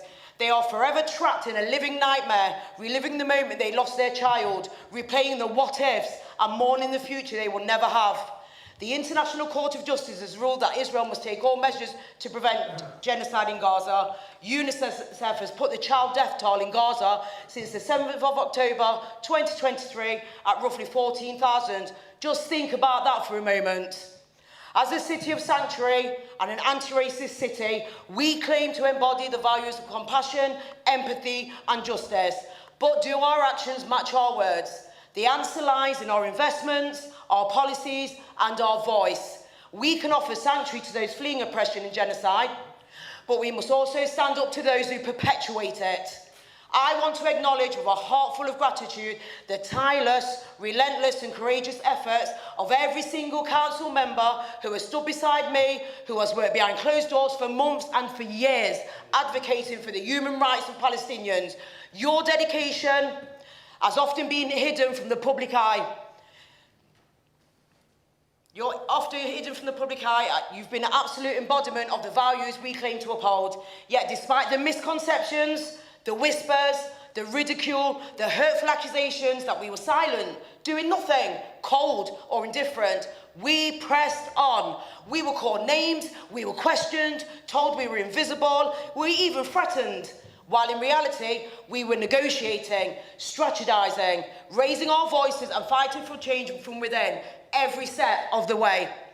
This motion is not a coincidence. It is the fruit of our perseverance, the proof that when others doubted, we kept the flame of justice burning. Let this moment be a heartfelt, powerful thank you to each of you who stood firm, who worked hard, who never gave up. Your steadfast dedication has not merely set wheels of justice in motion, it has forged a path of transformation, and the world now reverberates with the change we have championed together. And now let us come together to pay tribute to the unwavering strength and convictions of Councillor Sulkan Mahmood, Councillor Sajid Mohammed and Councillor Nayab Patel. Councillor Mahmood and Councillor Mohammed, you stood up some time ago in full council, unflinching and unwavering, and you put your heads above the parapet, knowing that it could have led to issues and repercussions, but you did it anyway. because you believe in the justice of the cause. Your bravery in standing up for what is right, despite the potential costs and challenges, is a testament to the power of conviction and the human spirit. And to the Deputy Leader for helping to push this motion through, you have my heartfelt respect. And Councillor Nayar Patel, I want to extend my deepest gratitude to you for bringing this motion to the Council. Your admirable courage in speaking out for the Palestinian people is a shining beacon of hope in these uncertain and unjust times. We are so proud to have you as our peace champion. To our Jewish communities, I want to take a moment to acknowledge with the utmost reverence and love the deep pain and concern that many of you may be feeling as we discuss this immensely emotive motion. We understand that the conflict is a complex and deeply personal issue, and we recognise that many of you have family, friends and loved ones who are directly affected. We want you to know that we see you, we hear you, and we stand with you. As we consider this motion, we want to assure you that our intention is not to target or vilify the Jewish community, but rather to stand up against policies and practices that we believe are unjust and morally reprehensible. We recognise that the Israeli government's actions are not representative of the values and principles of humanity, and many Jewish people around the world are also speaking out against these inhumane policies. Rehman Wall, please, will you be rounding up? Sorry? Please, can you be rounding up? Yeah. Have I got those things now? Yeah, you've used Right, it, okay. yeah. Right, so Okay, we'll do round that. up. As we stand here today, united in our pursuit of justice and human rights, let us not forget that we are not individual council members, but a collective force for change. We have our differences, we have our disagreements, but in the words of a very wise woman, our most esteemed Chief Executive, Sajida Rose, we are one council. Yeah? We are one council. By adopting this motion, we send a powerful message not to give stand in solidarity with the Palestinian people, and we will not be silent in the face of injustice. We will be a city that champions human rights and dignity and justice for all. This is not just a vote, it is a testament to our humanity. Sorry, I'm done. Right, there was a bit of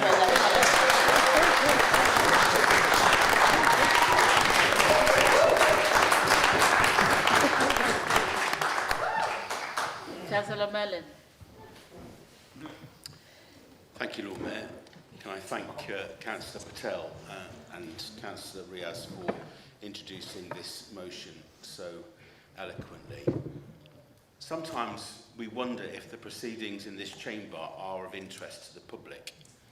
When we meet people on our way in, lobbying us, when we receive communication from members of the public before the meeting, it is helpful. And I want to acknowledge those who have written to us sharing various views on the motion and the ideas contained within it.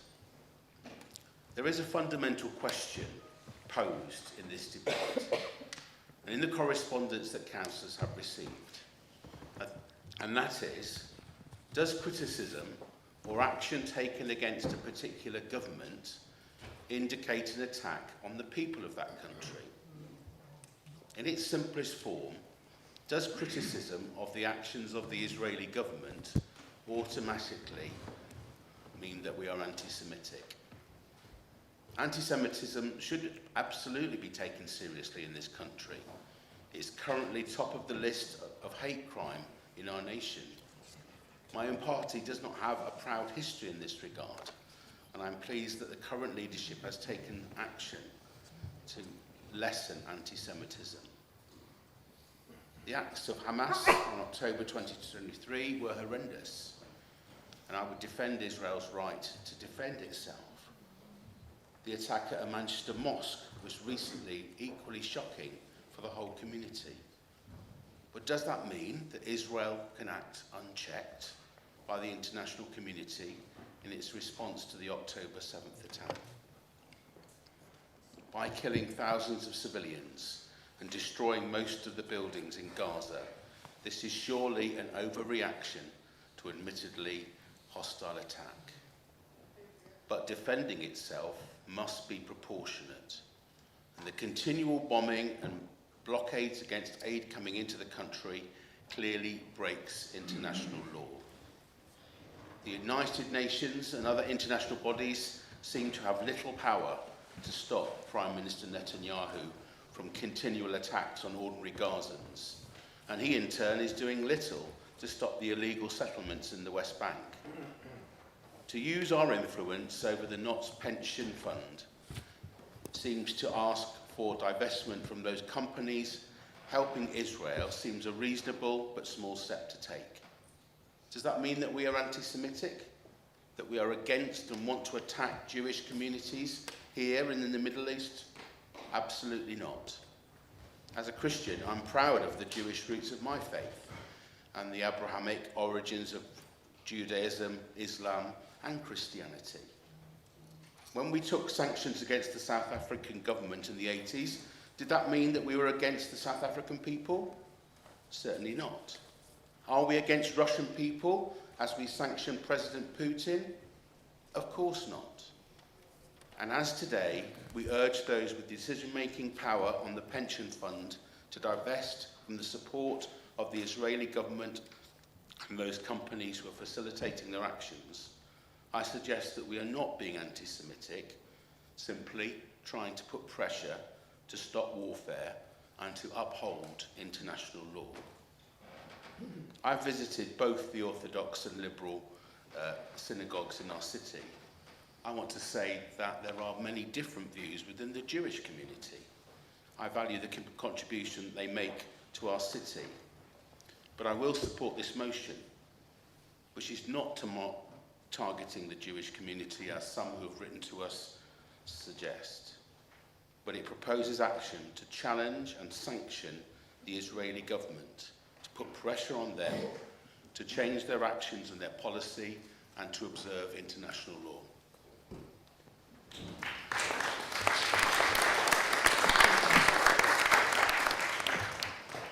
Councillor Williams.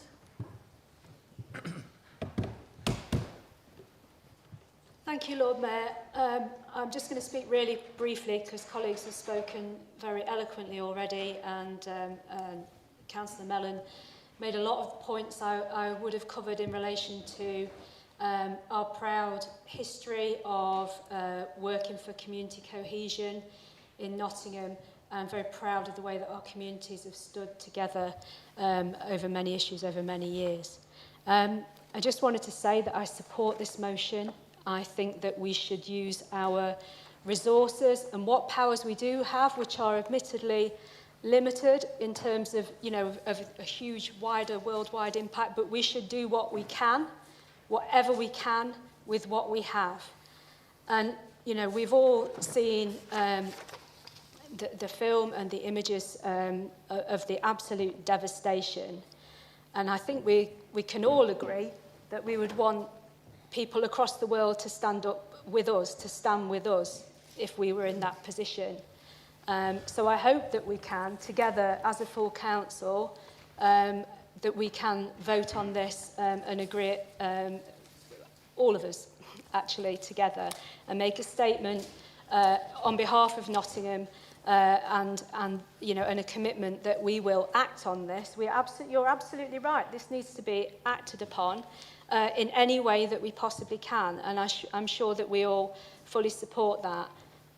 I hope that now we can focus on what we will do next, and definitely we should hold each other to account for whether this motion is put into practice, because it absolutely should be. We do what we can with what we can, and actually I think it's incredibly valuable as well that we stand together on those issues. Thank you.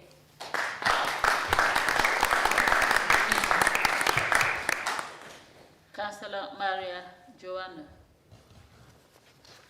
Thank you, Lord Mayor. This is a very important motion that I wholeheartedly support. Since October the 7th, 2023, we have seen a genocide live stream on our screens, unimaginable atrocities unfolding daily in the most brutal and inhumane way. The deliberate targeting of all innocent Palestinian civilians by the Israeli state, especially children and women, resulting in the complete annihilation of families and young children left orphaned and or badly wounded. The indiscriminate bombing of Palestinian homes, hospitals, schools, mosques, Palestinian refugees sheltering in tents. The list of war crimes is endless. Israel imposed a blockade on food, water, medical aid and electricity getting into Gaza. resulting in the mass starvation of the Palestinian population and the total collapse of their healthcare system. We have heard of situations that were unimaginable prior to this deadly genocide, such as children having limbs amputated without anaesthetic. Just when I thought the situation could not deteriorate further, I was proved wrong. The very limited humanitarian aid that was allowed in by the Israeli government was used as a way of luring innocent, starving Palestinians to collection sites where they were caged into metal barriers, humiliated, shot at, and many lost their lives. Even now, with a ceasefire in place, Israel has violated this daily, killing 241 Palestinian civilians since the ceasefire started, as well as only allowing insufficient humanitarian aid to get through. There's been no adherence by the Israeli government to any international laws, such as the Geneva Convention, which affords protection to prisoners of war, wounded personnel and civilians. To date, Israel has had complete impunity for all the war crimes they have committed. This has led me to conclude that humanity as we know it is hanging in the balance. Many governments have been complicit in these war crimes, and as such it has been left to ordinary people around the world to hold the Israeli state to account. My greatest fear is that if the apartheid state of Israel is not held to account, it sets a precedent that this abhorrent ethnic cleansing becomes normalised behaviour and is seen as the norm. This lays the foundation for such atrocities to take place in other war zones, as is the case in Sudan and Congo at present, again with total impunity. For me personally, some of the horrendous situations I've seen or heard will stay with me forever and have left me feeling profoundly upset and helpless in either preventing the atrocities or helping the Palestinian people. This brings me back to why I think this motion is important. As a member of the Nottinghamshire Local Government Pension Scheme, I do not want my hard-earned money going to support this apartheid regime anymore. I'm going to repeat that. I do not want my hard-earned money going to support this apartheid regime anymore. Along with the 6,000 members of the pension scheme who have signed the petition for divestment from companies and organisations complicit in breaches of international law and the ethnic cleansing of Gaza. This includes companies producing weapons and military technology used by Israel in its attacks on Palestinians. At present, the Nottinghamshire Fund has significant investments in companies that supply arms to Israel, including over £17 million in BAE Systems and over £4 million in GE Aerospace. In addition, we must divest from all companies giving financial assistance and investing in these companies, as well as companies conducting business activity in the unlawfully occupied Palestinian territories, which benefit the Israeli apartheid occupier. Supporting this motion and working hard to implement it is the only power we have as people to stand on the right side of history and humanity, in supporting the Palestinian people in this horrendous genocide and ensuring that there are severe consequences for ethnic cleansing.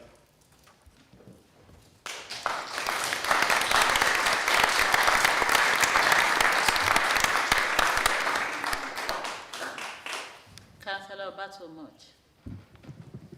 Thank you, Lord Mayor. I'll try and be brief because, as others have said, there's a lot of people have made very similar points so far. I'll start by thanking Councillor Patel for bringing this motion. I know that she's put a hell of a lot of effort into getting it to be heard today, and that speaks volumes to her as an individual. I think we're getting a little bit confused sometimes in the debate about what the motion's about, what the motion's trying to do. And obviously, because it's such an emotive subject, we're tying up the whole Gaza conflict with the actual issue of disinvestment from the Nottinghamshire pension scheme, which I think fundamentally is what the motion is seeking to try to get us to do. I mean, we all know that councils like ours, or any council in Britain, cannot stop a world war. You know, it's just not in our power. We've seen governments struggle to stop this war. You know, in reality, Trump, because of, I think, vested business interest, decided he wanted to make a stand, after something like 2 years, he could have, America could have intervened earlier. But so I think many of us have made speeches and gone on campaigns about the Gaza situation. Many of us have donated to charities like Oxfam and others who have done work exposing this situation. But I think it's right that we look at the issue of the disinvestment. As I understand it, our council doesn't have any investments now with inter-countries outside the EU. But I think that we are still part of that Nottinghamshire pension scheme by the councils coming together, and that's where the focus is now on. I, like all councillors, have had, I think at the last count, something like 120 emails over the last 48 hours from people saying that by passing this motion it's an attack on the Jewish community. I want to reiterate what Councillor Mellon said. This is a statement about the government of Israel, not about the Jewish people. There was not one Nottingham address on those 120 emails that I had. If there is any of those people who have emailed me from Nottingham, or particularly from Woolwich West, I will sit down with you tomorrow and discuss the issue. I'm more than happy to have that debate. In the same way that we say that it's not anti-Semitic to talk about the role of the Israeli government, I'm equally critical of, for example, the way that the Saudi Arabian government deal with some issues internally in their country. That doesn't make me Islamophobic for saying that. That's about the criticism of that country's government and the way that it treats its people. So I think we need to be clear that this is a very, very important issue for us. We do need to see it through. And on the wider picture of the situation in Gaza, all we can do as individuals and as a council is to continue to support the people who need that support most. And quite often that is support from people like Oxfam, Doctors Without Borders and other people. So let's hope we continue to do that, but also pursue this issue about disinvestment through the County Council Pension Fund. Thank you.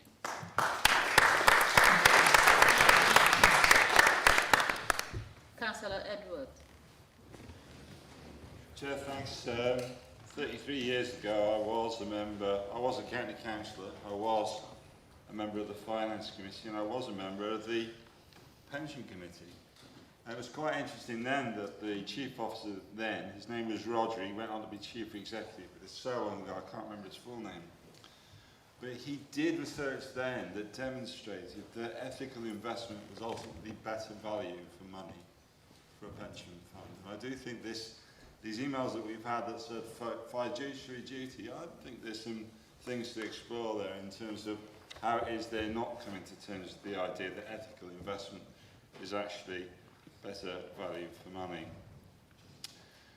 To the public watching, please understand that international work is a part of what we do as city councillors. We have worked on things like sustainable development inspections, helping the government on climate change conferences, twinning and working with other cities and sometimes with countries that we don't always agree with their forms of government. Part of what we have to do in our international work is to try and make friendships and create bonds despite our differences, and that's included encouraging trade. But I'm clear on supporting the motion today, and I just thought one of the clauses in some of the letters, because it was a standard letter, but not everybody agreed with all of it because they took some bits out.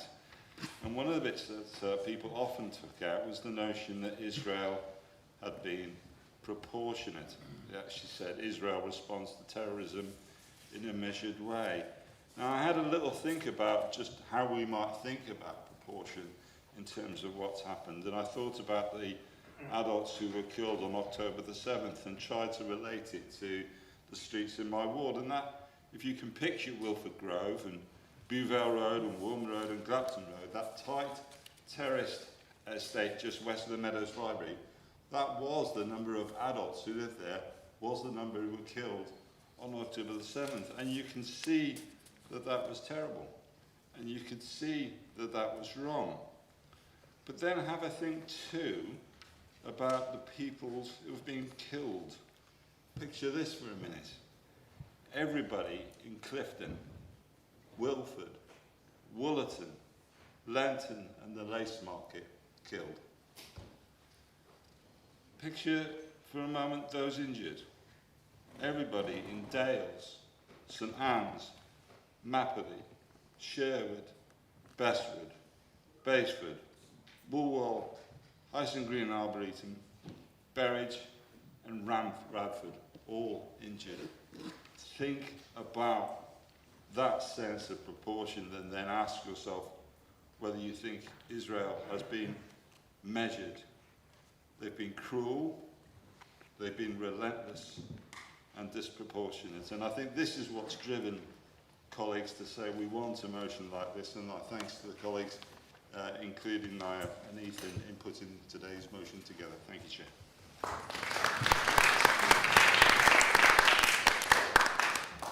Councillor Mohammed.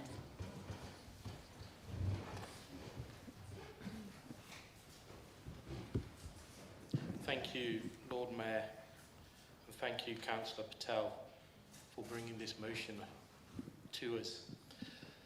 I think I need to apologise to the Chamber and to members in my ward, because I feel I'm no longer able to read out my speech in its entirety because of the very, very hurtful words partisan attack by Councillor Kudus. I thank colleagues who have spoken eloquently and with clarity about our position. Today was not meant to be about any one of us. It was meant to be about justice, about our values. But I feel duty bound to clarify the words that were said in this chamber and will ultimately stay on the record. I say to Councillor Kudus that her partisan attack shows her depth and superficialness of this subject about speaking about Labour councillors. Many of us, lots of us in this room, have over decades tackled fascism and racism. Yeah. Members here stood against South African apartheid. Yeah. Members here have stood against and supported commemorations and communities from Bosnia on their genocide, on Rwanda on their genocide. And members in this chamber have suffered huge, huge loss and attack by extremists, by people who see Muslim councillors as capos, and I don't use that word lightly in the context of what I'm saying. When she says we stood silent, she lies. When she says we didn't attend events, she lied. There's members in this room, and many of you won't even know this. Councillor Khan, our leader, Councillor Mahmood to the left of me, and myself have received the most horrific and abusive threats and attacks on social media over this issue. How many, and I say this to Councillor Kudus, did she have to have alarms fitted to her house because you had death threats? Did you have to have special protocol in place at your school so your children were safe to be collected because there were threats to your children?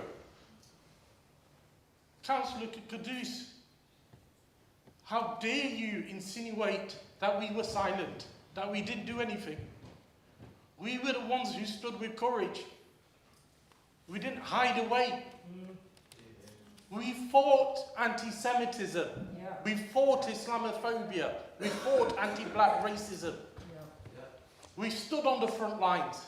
And there you are, a disgrace, I'm sorry to say this, a disgrace to your party, to try to weaponise this issue onto Muslim Labour councillors? Were you the one who had to speak to your children to say why you had to have this protocol? Were your children asked by the head teacher to come and see them to explain why they couldn't play? Why they couldn't go out to town, why their extracurricular activities were denied to them? Did your wife not be able to attend the mosque? Shameful. I can't believe it, what you've turned today into. And I've been unable to complete my speech. Shameful behaviour, trying to weaponise attacks against Labour Muslim councillors.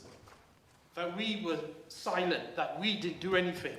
This motion is bought by the courage and resilience of Labour councillors that have listened, who have listened to all communities, who have showed balanced behaviour and responsibility and dignity and justice.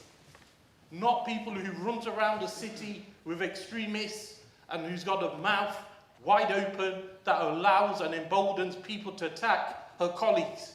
Councillor Mohammed. We don't associate with people who are extremists. We fight them. Councillor Mohammed. She knows what I'm talking about.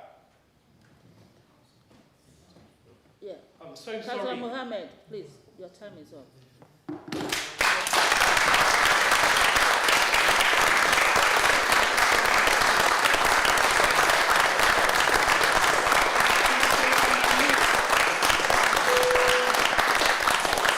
Councillor Mahmood. Always difficult to follow Councillor Mohammed. But anyway, thank you, Lord Mayor.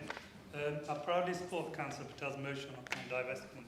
The International Court of Justice has confirmed there is a credible case of genocide in Gaza, and the United Nations has echoed that warning. Tens of thousands of innocent men, women and children have been killed, yet companies continue to profit from that destruction. Nottingham calls itself a city of sanctuary, a city that stands against racism and injustice. Those words mean nothing if we invest in the machinery of oppression. Over recent days, councils have received dozens of near-identical emails, clearly part of an organised campaign to pressure this council into silence. Many of them misrepresent the law and wrongly suggest that standing for human rights is somehow anti-Semitic. It is not. Opposing genocide is not hate, it is humanity. We must not allow ourselves to be bullied or intimidated out of doing what is right. This motion is simple: to ensure our public money is not tied to companies complicit in war crimes and human suffering. Let Nottingham stand proudly on the right side of history for peace, for justice and for humanity. And finally, Lord Mayor, I want to thank Councillor Patel for bringing forward this motion with courage, compassion and principle. Yeah. At a time when silence is complicity, the motion gives us a chance to act with conscience. I urge every member to support it. Thank you.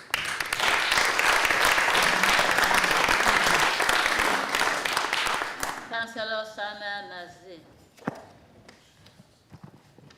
Thank you, Lord Mayor, and thank you, Councillor Patel, for bringing this motion forward. I support this motion today because it's about aligning our financial decisions with our core values and our responsibility to the people we serve.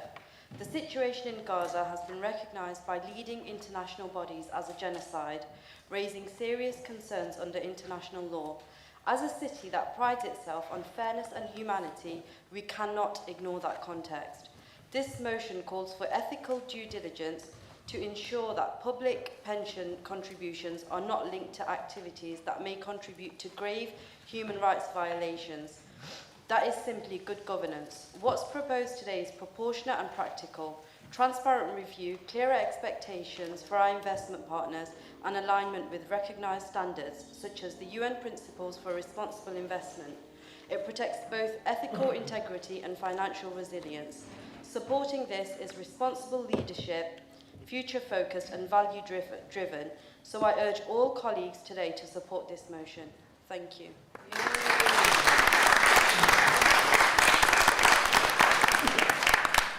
Councillor Kirsty L. Jones. Thank you, Lord Mayor, and thank you, Councillor Patel, for bringing this motion, which is obviously long overdue and which we will be supporting. I will keep my contribution brief just due to the number of speakers obviously demonstrating their horror in what they've seen in this live-streamed genocide. But I am glad that this motion has been brought and that the Labour group have been allowed to speak. There are some limits to what Nottingham City Council can do in regards to the genocide in Palestine. But this motion does cover so much of what can be done, and it will give some comfort to pension holders who aren't wanting their contributions to fund this genocide. Sadly, the reform-led Nottinghamshire County Council has indicated that it wouldn't support divesting from the pension fund, so it's really important that Nottingham City Council demonstrates that our council workers want to be divested from genocide. The occupation of Palestine has been happening for decades before this current escalation of genocide and war crimes, with the British state complicit in it since the creation of Israel. And the Labour government, unfortunately, has been slow to call the genocide what it is and to take action against Israel. The ceasefire obviously has already failed, and even its most recent recognition of the state of Palestine is conditional. It doesn't allow Palestinians to self-determine its own governance. But yeah, I will be supporting this motion, so thank you for bringing it. Councillor Masuku. Councillor Masuku. Thank you, Lord Mayor, and may I thank Co-Councillor in Sherwood, Councillor Dr. Patel, for this motion. Like many others, I fully support this motion. I've read the emails against this motion, but I say to them that no country should be above the law. This is not about ID politics, and like many, we do not wish to benefit from investments by countries engaged in genocide, such as Israel in Gaza and allegedly the UAE in Sudan, an issue that we should also take an active interest in to ensure that we are not inadvertently supporting atrocities in any way, and that all atrocities all over the world are being reported more broadly and that we are making noise about it. Whilst we only have an influencing role, as has been said, and voting on the pension committee being that influencing role but not a voting role, I do still support this, and I also support the initiative for the Nottingham Council to take action via Deputy Leader to bring this forward to the Audit Committee for review of our Treasury Management Strategy and Procurement Strategy. There is a lot of work towards anti-racism still to do, not only internationally but locally too. There are also many issues that those know about that we should make, still need to make progress on, and I really do hope the aims of this motion about the City of Sanctuary are brought to pass. So I support this motion, what it brings forward, and hope that its aims and objectives of this motion will be achieved, and that meaningful action will be taken at a national level for peace in the Middle East, and for those in those leadership positions around the world who are carrying out these atrocities, for their actions to be taken, held to account on all sides, as well as other atrocities happening worldwide, and again I repeat, including Sudan. Thank you.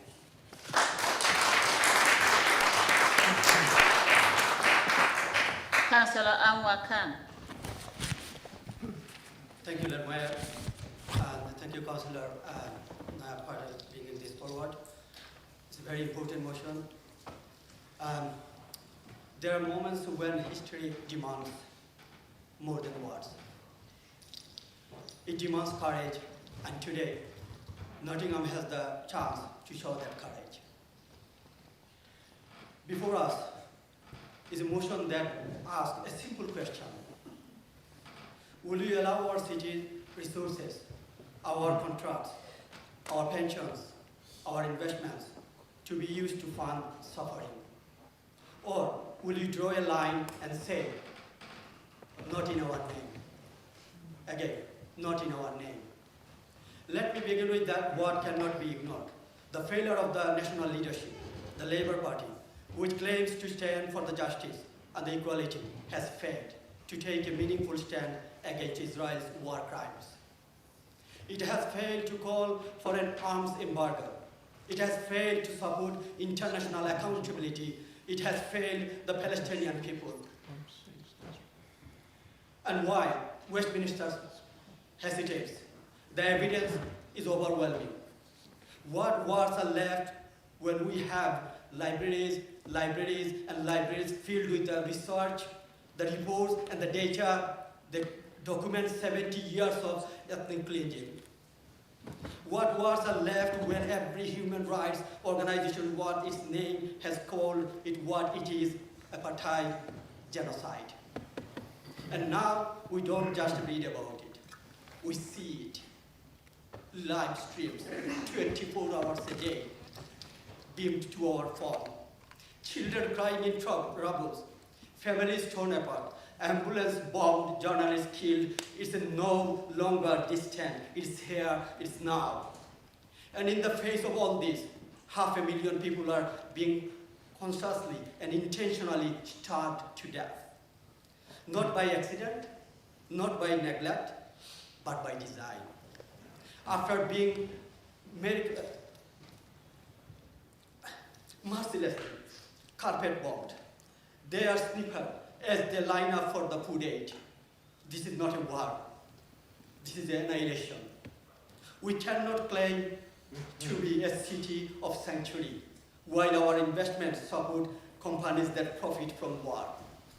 We cannot call ourselves anti-racist while ignoring apartheid. We cannot speak of community while turning our backs on the cries of children under siege. So I ask you, what kind of city do we want Nottingham to be? A city that turns away, a city that hides behind the bureaucracy and silence, or a city that stands up for dignity, for humanity, for life? I ask you, each of you, not just vote for this motion, but to feel it. To imagine the mother searching for her child in the rubble, the father burying his family, the child who no longer dreams because the sky only brings death. This motion is our chance to act, to divest from complicity, to align our financial decisions with our moral values, to listen to the thousands of residents who have already spoken, and to show that local leadership can do what national leadership will not. Support this motion, stand for justice, stand for life. Thank you. Thank you.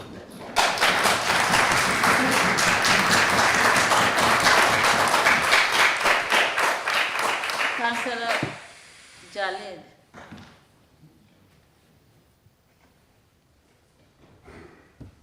Thank you very much.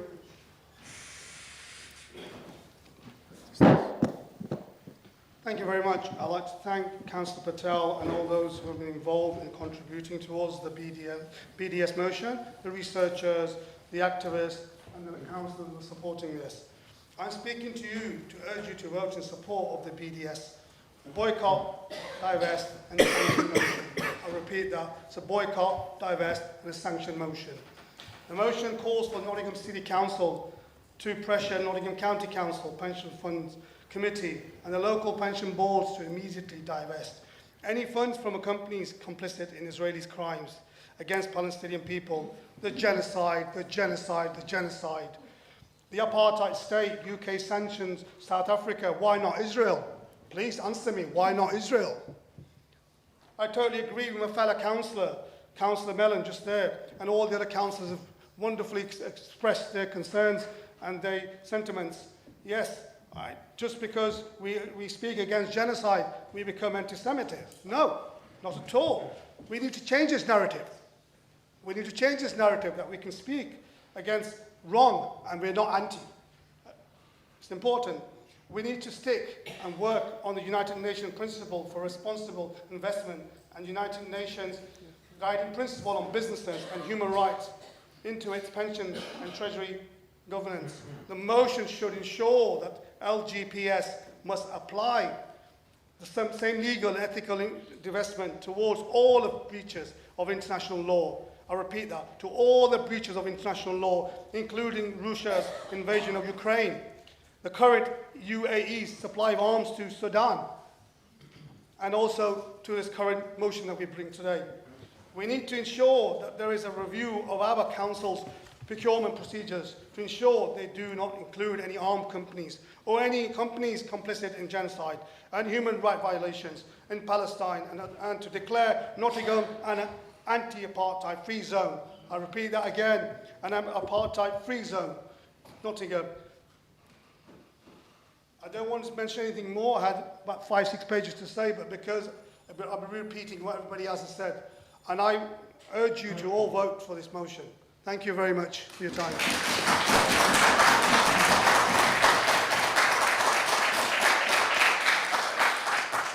Councillor Reid. Thank you, Lord Mayor, and thank you to Councillor Patel and Councillor Riaz for bringing this motion. I don't want to repeat what people have said before. I've certainly received a lot of correspondence, I know colleagues have about this, an immense amount of correspondence, and certainly a lot from base with residents. So I don't want to give people the impression we've not been thinking about this. And what I also would say is, I echo what Councillor Mohammed said, now is not the time for party political comments. I know we've only just started screening these, filming these meetings, but I want to assure residents in my ward and elsewhere that a number of us have spoken out in this chamber and elsewhere and publicly about our views on what's been happening in Palestine for some time. And we've attended marches together. What I'd like to say as well, I've attended marches with Councillor Farhart, I've attended marches with colleagues there in the Nottingham People's Assembly, Councillor Mahmood, lots of other people, and we've been doing this for months. And I'll be absolutely blunt, and I've said it before, I thought our party and our government got this completely wrong. To me, it's very simple. You look at what human rights basically are, and it is our job to uphold them. And we've said this repeatedly. I'm not going to make any more party political points, but if you just come out and see politics as something that when a camera appears, you make a speech, and you get popular off the backs of other people's tragedies, that to me is immoral. I would echo what Councillor Mohammed has said. For us to be doing what I'll also say is this: when people use the terms war, this has not been a war, this has been a militarised state that has carpet-bombed civilians. I work for a teachers' union, I'm proud to be a teacher in this city, and the toll on children particularly has been absolutely appalling. The horror has been horrendous. We should have, done something about it. I think the entire international community has catastrophically failed the people in Palestine, the people in Gaza, and we've sat back and we've watched this happen, and I think that's an appalling tragedy, and history will judge us very harshly for it. Obviously, we go into politics for civic pride of what we can do in our local area, and we try and do what we can, and it's been limited. I hope this goes some way to say that we recognise what's happened in the Middle East, we condemn what's happened in the Middle East, we condemn anyone who targets civilians like this, and we uphold and stand for international law in the face of criticism or whatever terror we face. Thank you very much.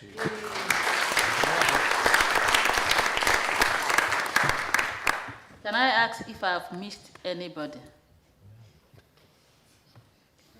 Okay, Councillor Dine. Thank you, Councillor Patel, for bringing this really important motion to full council today.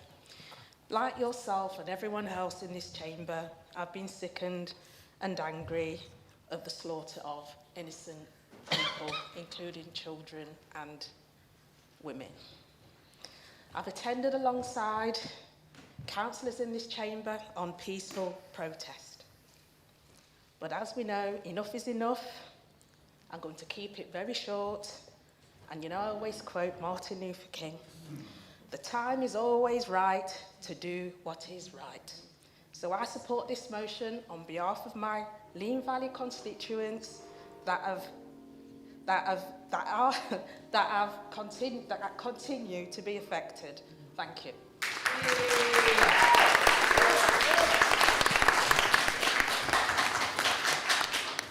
Councillor Patel, would you like to exercise your right of reply? Thank you, Lord Mayor. And can I thank all the councillors for their speeches? I'm just a little too emotional, but thank you, Councillor Riaz, for seconding the motion. We all share the similar emotions about this issue. This motion gives consideration to all our communities by fulfilling the public sector equality duty, by giving regard to all affected communities in line with Section 149 of the Equality Act. Thank you so much, Councillor Edwards, for putting local context. I think that just we can imagine what the proportion has been in terms of deaths and in terms of casualties. Councillor Mahmood, thank you very much for your support. We all have received emails, and I'm sure today we will vote together unanimously to make sure that we get this through. Councillor Sana and Councillor Sarita Murray, thank you so much for making your maiden speeches on this such an important issue today. And as I agree with you, Councillor Murray, that hate just gets hate out. You've got only love can do that. I extremely agree with both of you what you have said, and thank you for speaking and making this your maiden speech to speak on this such an important issue. Thank you very much, Councillor Kirsty Jones. You've been very supportive before, and Councillor Matsiko for your comments. Councillor Khan, this motion is asking for ethical divestment, and I agree with you, Councillor Jalil. As a council, we don't stand for any kind of oppression. Councillor Rain, you always say things as they are, whether it's about the party or any issue. You've always stood for your residents, whether it's for Baseford or for Nottingham City. You've always been there. Councillor Dinnell, very well wrapped up. Thank you so much. You've made the point clear to all of us in a very, very brief speech. I would also like to thank Councillor Williams and Councillor Mellon. As usual, very balanced, very thoughtful, very mature speeches, where both of you always considering all our communities, irrespective of their race, gender, religion, sex. Thank you, Councillor Joanna. We don't want our pension funds to go and fund the genocide that's happening right now. And that's why this motion has come forward today in the full council for discussion and for voting. And I cannot say how grateful I am to my Labour colleagues who helped me to get this through today at this full council meeting. Councillor Battlemich, thank you very much. Residents have written to all of us, and I know that you've had a very good response from Bulletin residents supporting the motion, which just goes on to show that yes, we are condemning any kind of oppression or genocide that's happening across the globe. I'm not going to, and Councillor Mohammed, before I forget, yes, our values are spoken in this chamber today. You've reminded me that in the last 1 year, it is this chamber, in this very chamber, that in the last 1 year, I got the ceasefire motion, nuclear disarmament motion, and today the divestment motion. Nobody has been asked, nobody has been stopped from putting motions forward. Let me remind you in the Constitution that it's not just the ruling party, but the opposition also who want to put forward motions. And in the past, there have been motions from the opposition. So I am not going to have anything against my Labour colleagues or anything to say why now. I will never take that from anybody. This is not a political point. This is not a political point scoring issue. This is a serious issue. We are talking about hundreds and thousands of people, especially women and children, who have died, who are injured, who don't have homes, who don't have hospitals, who don't have schools, and who don't have food to eat. I am not going to use this to score any political point. And just to say, today, with the support of the opposition, I will sum up with one of my favorite MPs, Joe Cox, who had said that we have far more united and have far more in common than things that divide us. Thank you very much. I'd now like to move the motion.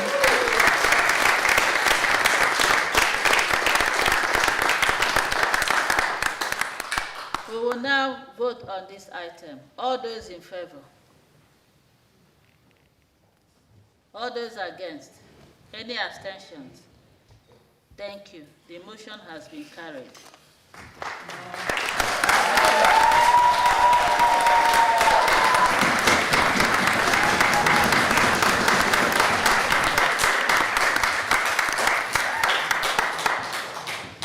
We will now move on to our next agenda item, motion in the name of Councillor Audra Winter. Councillor Audra Winter, will you please move the motion? Thank you, Lord Mayor.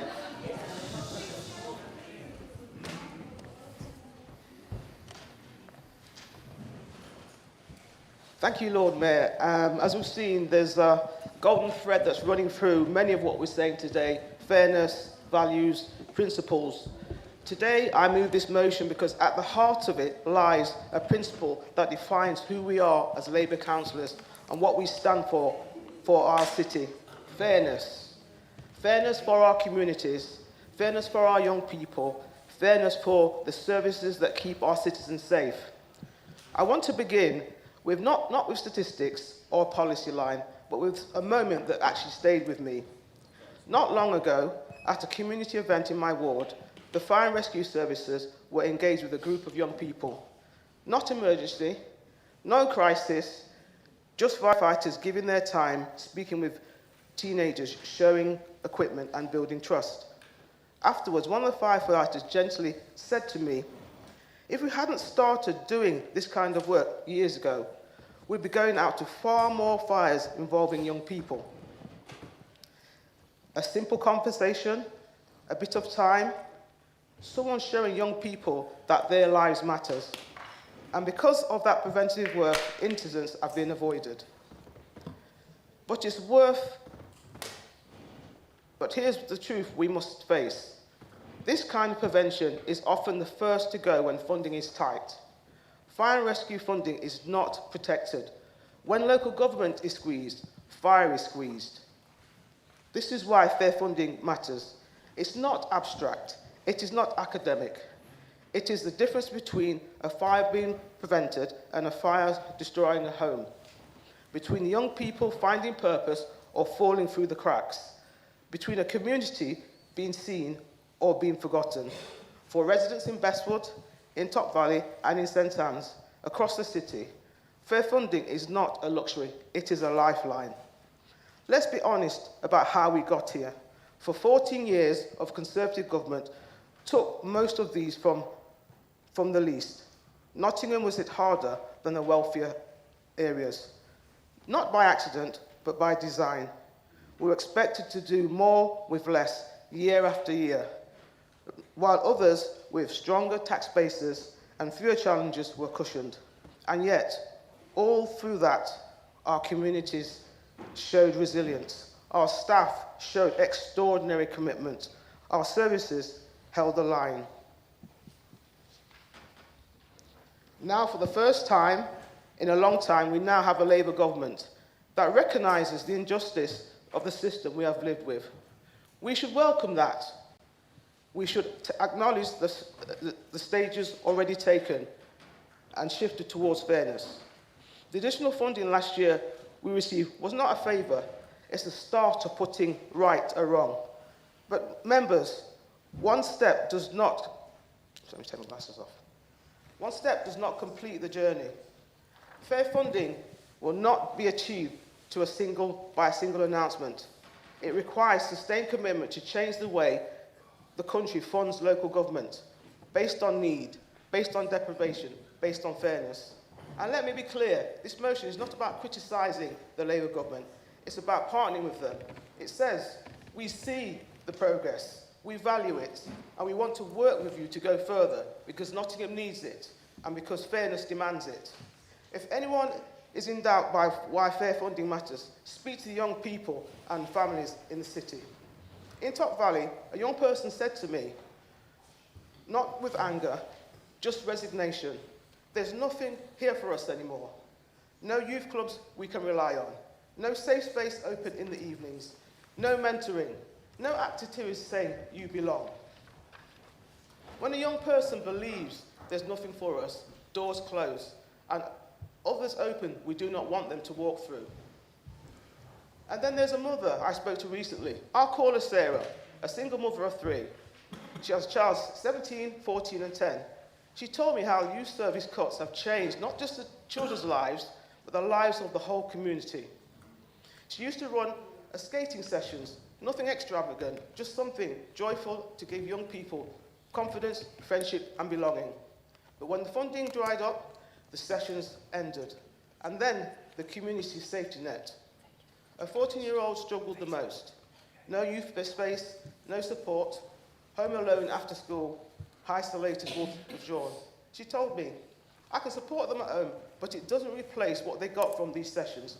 I'm scared they're missing out on experience that help young people grow. That's the reality of the cuts. No theoretical, not on a spreadsheet. They land in Sarah's home and the homes of across Nottingham. Lord Mayor, it doesn't have to be this way. Fair funding means hope. Fair funding means prevention, not crisis. Fair funding means opportunity, not isolation. Fair funding means a city that invests in young people because we believe in their future. And this connects directly to the fire service. They don't only respond to emergency, they prevent them. Their youth engagement, safety visits, trusted relationships keeps communities safe. And these are exactly the services at risk when funding is tight. Fire is not protected like policing. They're not ring-fenced. When the settlement tightens, the fire service pays the price. Public safety should not be dependent upon a postcode. Members, Nottingham is not asking for special treatment. We're asking for fairness. Fairness based on need. Fairness based on deprivation. Fairness based on what it truly costs to run services in cities like ours. A funding formula that ignores this is not neutral, it is unjust. So this motion asks for three things. Firstly, increase the overall size of the local government settlement. We cannot keep slicing the same pie thinner and pretend it is reform. Second, ensure funding is distributed fairly, reflecting need, deprivation and the real pressures on cities like ours. Thirdly, work with SIGOMA, the Local Government Association and the National Fire Chiefs Council to press for protocols, protected, sustainable funding for the fire service so prevention is not a luxury and public services is not undermined. This is not a motion of protest. It is a motion of proactive Labour leadership. It aligns with national work already underway. It strengthens our collective voice and it says to government, we see the good you have started and we stand ready to help shape what comes next. Because the people of Bestwood, of St Anne's and Top Valley across Nottingham deserve fairness. They deserve a council funding that meets their needs. They deserve the fire service that can keep them safe. They deserve a government that sees them not as a burden, but as citizens of equal worth. Fair funding is not a request. It is not a favour. It is not a plea. Fair funding is a right for every child, every family, every community to live with dignity, safe, opportunity and hope. Lord Mayor, I'm proud to move this motion and I hope everybody in this chamber supports it.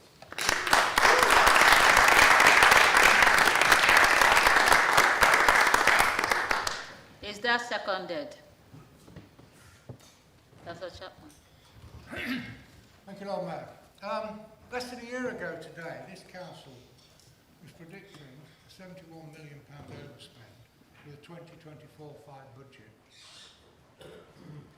It was predicting a £41 million borrowing from the government and a severe warning from the commissioners of a 50% council tax increase if we didn't respond. That was a year ago. And where are we today?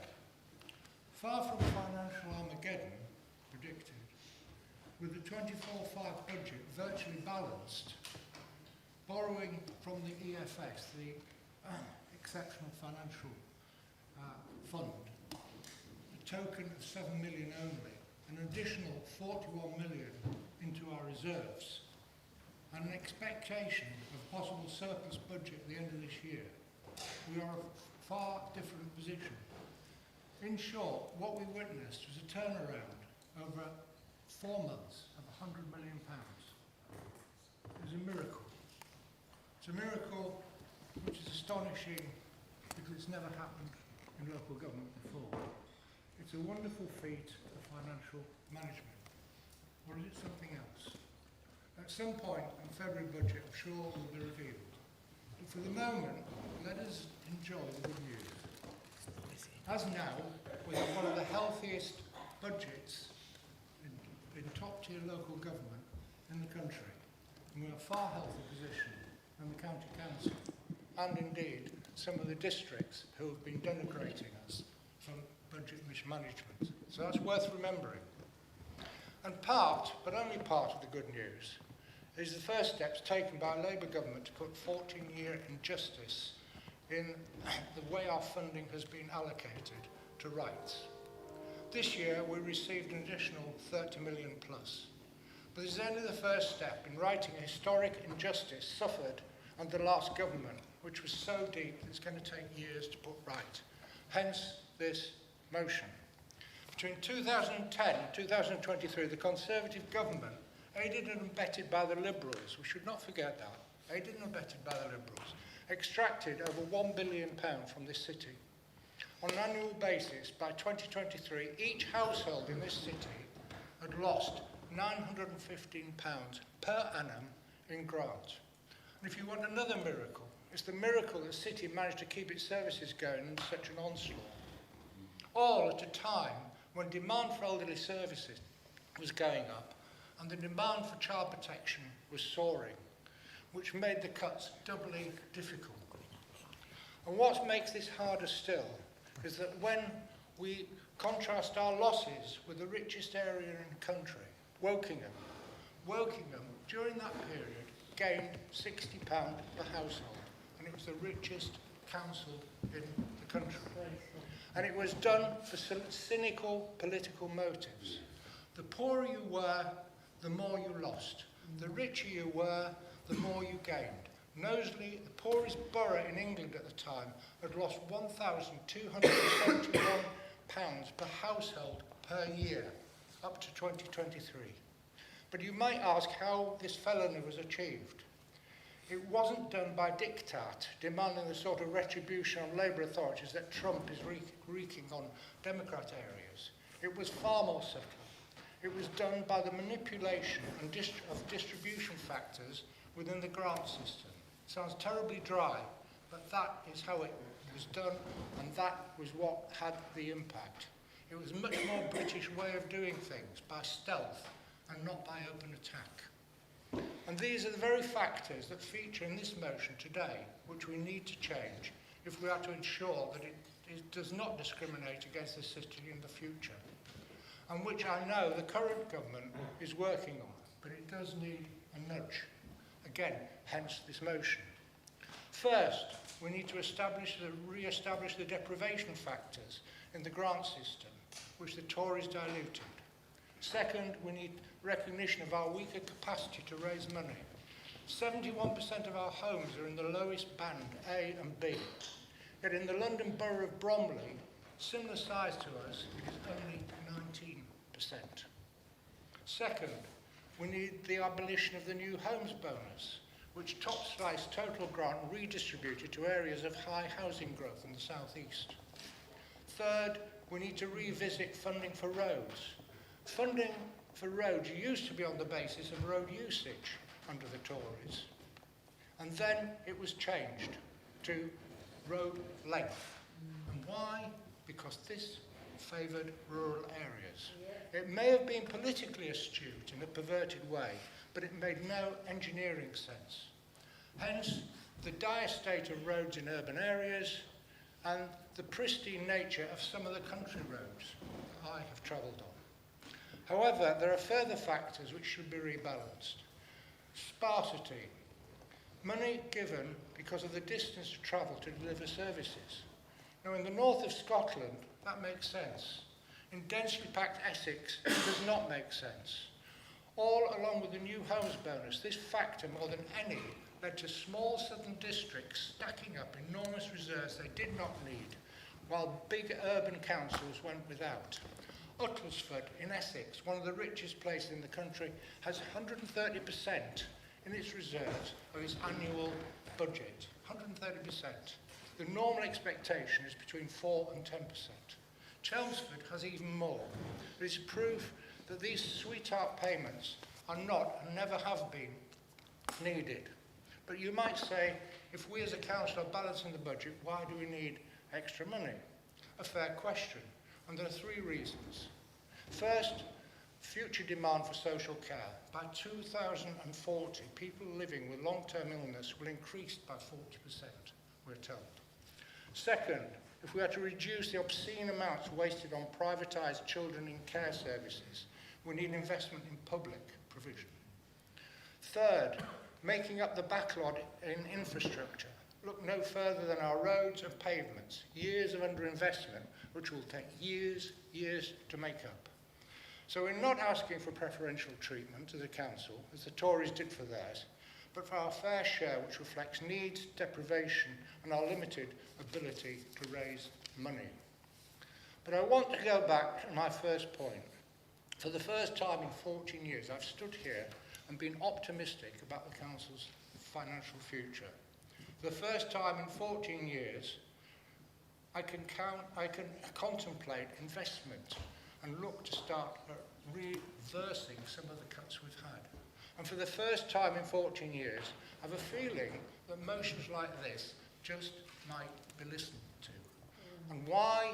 Largely because for the first time in 14 years, we have a government which actually cares about this city and is already putting its money where its sentiments are. But we need to keep its feet to the fire, hence this motion.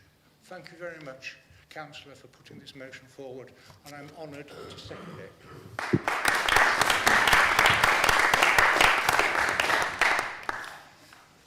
Are there any councillors who wish to ask a question for clarification?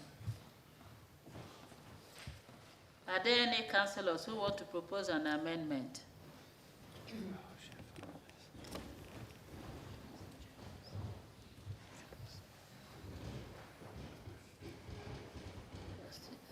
Kirsty L. Jones.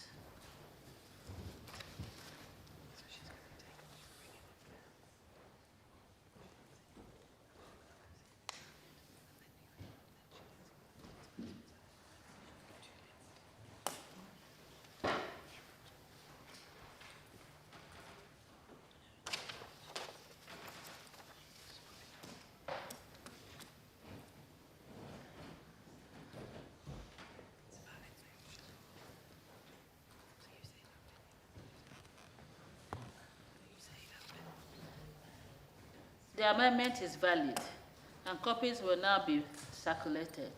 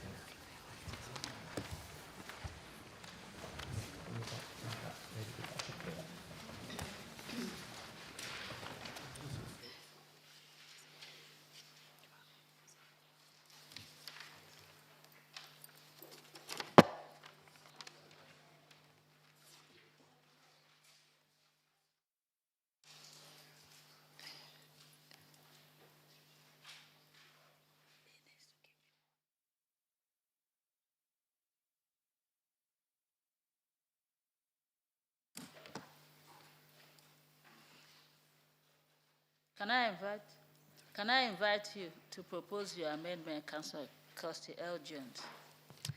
Thank you, Lord Mayor. So I'm quite supportive of the motion as it comes, but I just think it needs to go a little bit further for people in Nottingham. So local government finance is odd, to say the least. The government mandates councils to do things, but doesn't give it the resources to be able to carry out those things. So I want to amend the first item of the proposals, item 1, to ensure that local government settlement actually covers the council's statutory responsibilities. At the moment, it clearly doesn't, because the council is still having to make cuts, especially to adult social care. And then I want to add some extra points as well, again, just to help all councils really, not just Nottingham. Council tax is a regressive form of taxation, and the burden often is placed on tenants. A lot of the issues that people have in Nottingham with purpose-built student accommodation is that students are not liable for council tax.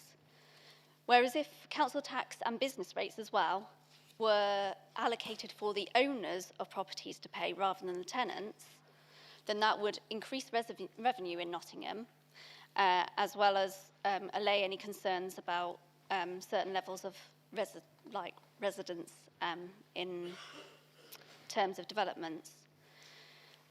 It would also stop there being empty shops on our streets, because if the landlord is liable for the business rates rather than the business, then they need to get someone in and paying rent. And the same with council tax. I've had Mapley residents contact me about homes that have been left empty by landlords. When we've got a housing crisis, we need those houses filled. So if you make the owners liable for council tax, they will have to get people in to pay the rent.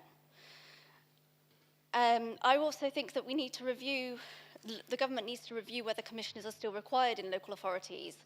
As detailed in the proposal, there has been austerity for more than 14 years. So is it really financial mismanagement by council that's causing the issues? Or is it actually the fact that councils have not been given the levels of funding needed to meet their statutory responsibilities? And I would say, in most cases, it probably is the second option. So I think that the government needs to review whether commissioners are needed, and if they are needed in any local authorities, they should be funded by local central government rather than the local authority who may need them. I also think that there should be requirements to review the local authorities currently relying on exceptional financial support, because again, this is a very regressive approach where rather than actually being able to invest in things that are important to Nottingham, we're selling things off. And that is very short-sighted financially, because it means that we could reduce revenue in the future. So I do, in general, support the motion. I just wanted to go that little bit further, and that's why I'm proposing these amendments. Is the amendment seconded? Yes, Lord Mayor, I second the motion and reserve the right to speak. Are there any councillors who wish to ask a question for clarification? Are there any councillors who want to speak on this amendment?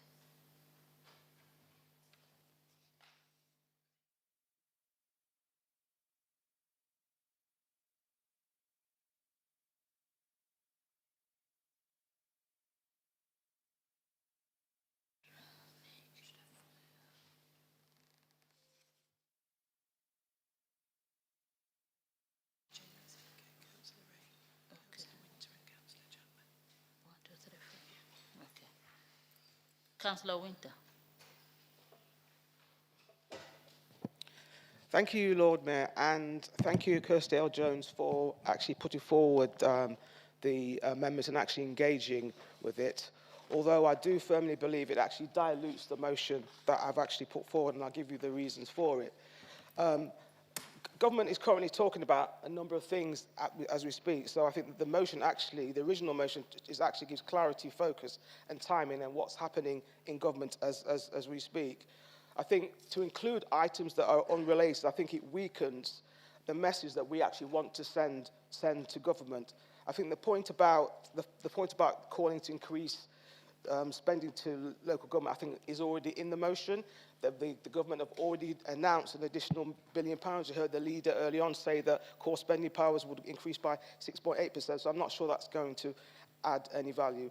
I do believe that there are some issues around the commissions and the property taxes, but I firmly believe that, and I'd welcome perhaps you actually bring a motion separately on that where we actually debate commissioners and property tax reform. You mentioned when properties are empty, but we know when properties are empty and they're empty too long, landlords actually pay the council tax, and actually they end up paying far more council tax than if it's actually occupied. So I'm not too sure that's going to do, but I do think there's some work to do on that. And then the question about the ESF, as we've seen in Thurrock, we don't want to be rewarding mismanagement. So I'm not too sure. I think the ESF proposal is a non-starter. I mean, I said, we welcome the debate, but I think we need to have a united, focused message to government on fair funding, and we want to keep the motion exactly as it stands. But thank you for your amendment. Councillor Rain. Thank you, Lord Mayor. There's a number of things in the motion I'd probably agree with, but there's some stuff I'm struggling with, and then to think about what it actually involves in terms of law, etc. Particularly point 2, in terms of revising property taxes. I actually agree with Councillor Jones that the council tax is completely regressive. It's not a tax I like, and it affects people in my ward particularly. They're just about managing, because the disparities between how much you pay for an A-band council house, for an A-band house, compared to somewhere else is huge. But the problem I've got with it, in terms of business rates and council taxes, it's not specific enough. So when we're talking about business rates, we could be talking about small businesses or people, again, who are just about managing with their own businesses, and I'm not sure what that actually means. Similarly, if we're talking about revising property values for council tax, and we revise them up, this could make the system even less fair. To give you an example, if you're looking to move into a flat in the city centre that's been built quite recently, most of them are in council tax band D. So we've got lots of citizens who aren't particularly well off and working in hospitality who are paying a lot more council tax than people are elsewhere. If we to pass a motion, we could actually be asking for it to be revised up because those values are actually out of date since the 1990s. So I agree with Councillor Winter, this is quite complex. What I don't want to do is move an amendment that means that citizens in our city, and in Vinewood in particular, who are living in 2 up, 2 down terraced houses, are then going to be paying far more council tax. That is not the outcome I want. I'm sure that's not actually the outcome that Councillor Jones wants either. Similarly with the exceptional financial support, I'm minded to think that's worded in a way that I would support it, but there are issues with it that I think are quite troubling in terms of depends on the circumstances, etc. We can't just keep funding stuff ad nauseum. So even though there's things in this I would actually agree with, there's things I've got questions about, so I wouldn't. So overall, particularly for 2, I wouldn't support that. Thank you. Councillor Chapman. Yeah, I tend to agree with Audra. The whole purpose of this particular motion is really very well drafted. It's very specific, and it's very specific to what's going on at the moment. At the moment, the London authorities are querying the original proposals put forward by the government on a very good basis that it didn't take into account housing costs and the poverty and the deprivation factors. And they're probably going to win the argument because they've got a point. But it then says, are we going to lose out as a consequence? And the chances are that we won't if the government actually looks at where most of the funding has gone, and unnecessarily so, and it is to the district councils and to some extent to the county councils. And it's based on very specific things, such as the sparsity factor and a couple of other things I won't bore people with. So on that basis, to add a whole string of other stuff, when we're actually trying to target the sparsity factor in particular, and also roads in particular, right, would just dilute all the point of doing this. You'd end up with a shopping list of stuff that Kirsty, and rightly so, some of it I agree with, that Kirsty thought up as she got out of the bath, right, and it's not the way to do it.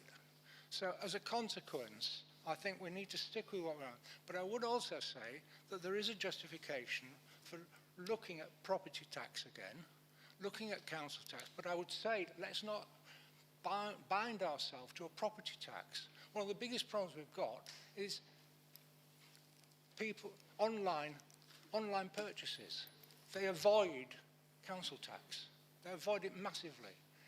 Or the taxing of great big warehouses, massively out of date.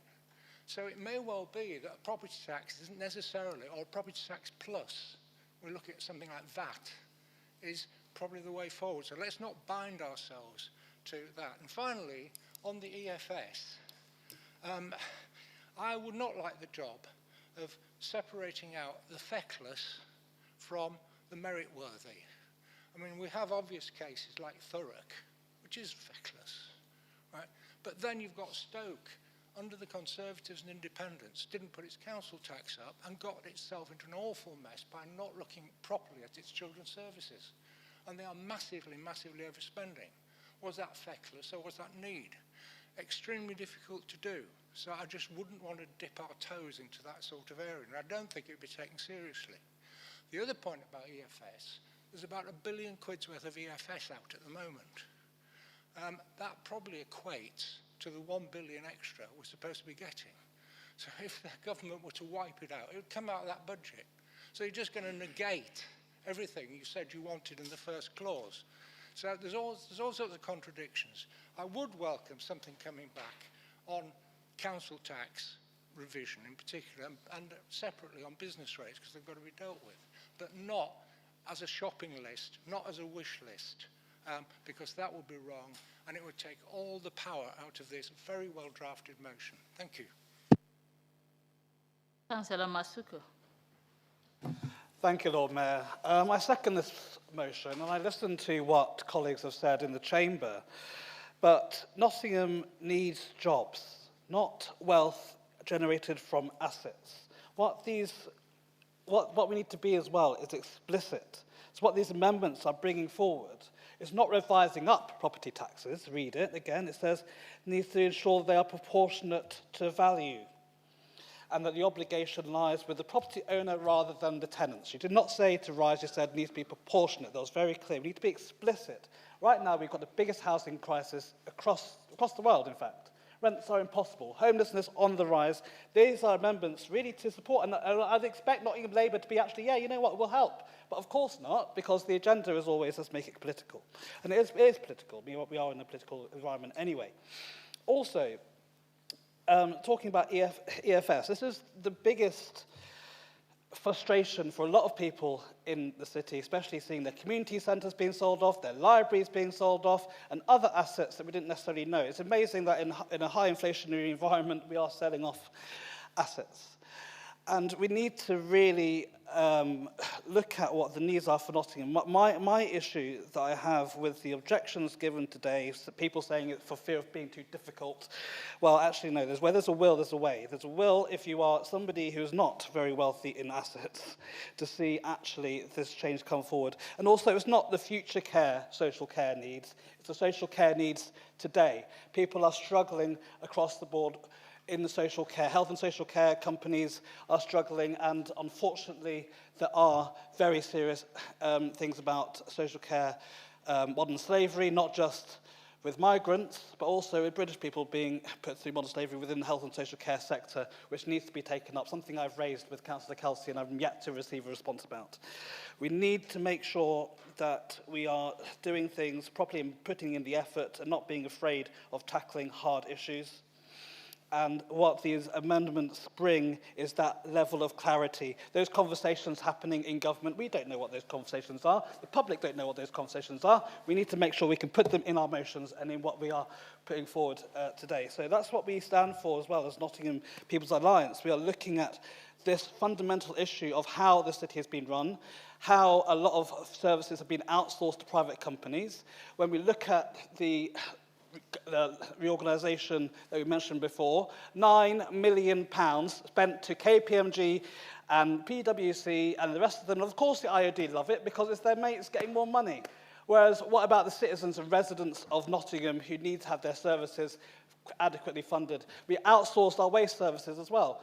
There's so many things that we're not doing to build wealth within the city and actually outsourcing. Well, I went down to the waste place and it wasn't Nottingham City Council anymore. It was run by another company. That's what I mean by outsourcing.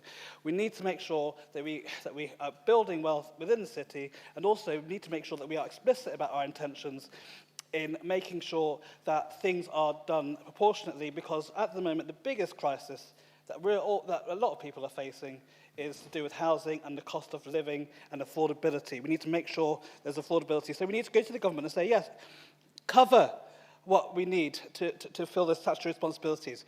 You know, in my time, 6 years of being a councillor, I've seen cuts being made and advocated by the very people talking today, only to find that we've had to pay more to address the data loss, for example, the valuation of properties. Absolutely shocking. We need to make sure that we are doing things sensibly, we need to make sure that we're doing things proportionately, and we need to make every effort to do that, and that's what we promised to do, working with people on all colours of the political spectrum to make sure that we are actually serving and bringing what's best for Nottingham and also best for the people, and not serving only the interests of those who own assets. Nottingham needs jobs and needs businesses to be functioning. I'm a small business owner. I spend a lot of money on rent. I'd rather spend that money on actually hiring people. And what this amendment about, you know, with taxes and so on, I mean, I'm actually a small business, so I don't come into business rates as yet, but what's really important is that we can actually drive more jobs. That's what young people need in this city. They need to see a future, they need to see jobs being actually paying and actually people being able to live their lives and get on with their lives. Unfortunately, I was in the council with some young people from university, and I asked them what they want to do in their future. And they weren't talking to me about, oh, be a lawyer, a doctor, so on. They said, we just want money. And is that the message we are sending to the next generation? So actually, we need to make sure that we are covering this by being explicit to the government and saying we need to cover what our statutory needs are and all statutory responsibilities are, as well as making sure that we can protect community assets and community spaces, because they are really important, not just sell them off through the ESF, which is all about using assets for selling off assets for being able to use as revenue, because the emergency financial support scheme. So essential financial support scheme, sorry. So I'll leave it there, but what I really would love to see Nottingham Labour do is less about the politics and how it looks, and more about how we can deliver clear and good finance for the city, because we have not done that in recent years, and we need to make sure that changes. Thank you. Councillor Battlemuch. Yeah, I'm going to appeal in vain to Kirsty and the People's Alliance to withdraw their amendment and to unanimously vote with us to support the substantial motion, and then to bring back proposals for a discussion on some of the other issues, because I think Nick and others have pointed out some of the difficulties in us voting for the amendment, particularly around the property tax issue, which I think needs a far more substantial debate, and it should be looked at in the context of land taxes, land value taxes, etc. You know, Kirsty will know that I've long advocated this, plenty of the stuff in items 3 and 4, and if I end up voting against this, because this is the way we operate in council, I'll be making it absolutely clear that in principle there's a lot of stuff in here that I support, but I don't want to get stuff wrapped up into a motion where we're trying to lobby government in the next 2 weeks around the budget and the local government settlement. Because we've got a budget at the end of November, we've got local government settlement that will come out probably within a week or 10 days after the budget. What we should be trying to do is get the best possible deal for Nottingham between now and then. And I think what Alder's motion was trying to do was trying to get a unanimous view of the council to lobby the government on something that we could all agree on. Now, what will happen if Kirsty pushes this to a vote is that we'll end up voting this down. There'll then be a story in the Post tomorrow about splitting the council about what it wants to do about local government finance. And Kirsty will rush out to Facebook and say we're all sellouts because, you know, we're happy that we're paying council tax money on commissioners, when she knows that's not true, because I've been arguing against paying for the commissioners for 3 years. So, you know, we'll get lost in semantics, won't we, about who said what, who. So I would appeal to Kirsty and AJ and the other two councillors who are still here to withdraw this amendment, to come back with a proper discussion, which I'm committing on behalf of the Labour Group, even though I've got no authority to do so. We will sit down and talk about issues around commissioners, around EFS, because EFS is a farce. It is a farce that we've had to sell things to pay money back to the government, and it started under the Tory government, and it has carried on under Labour, and we do need changes to EFS. I'm not sure that passing this as an amendment at 20 to 6, or whatever time it is now, 20 to 7, is actually going to be thought out and logical. So I urge them to support the main motion, to withdraw this so we don't have to vote against it, and we don't end up having a debate in the pages of the Post tomorrow about whether you tried to out-left us or not on local government finance.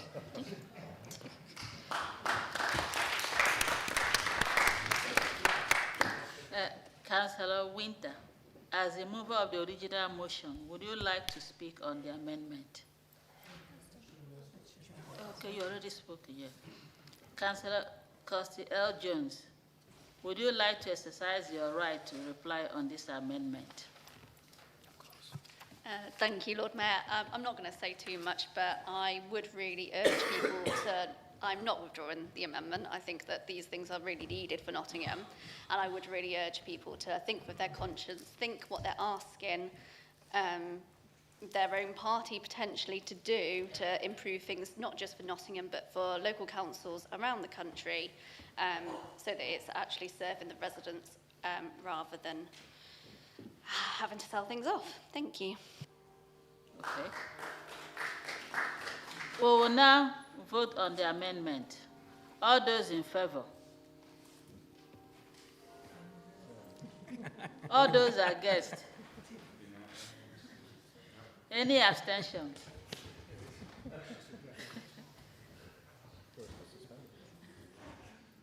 Thank you. The amendment has not passed. So we'll now go back to the original motion.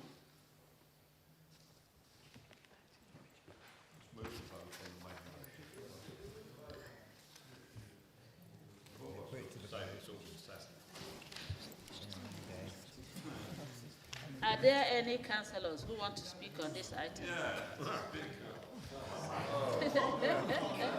Sorry.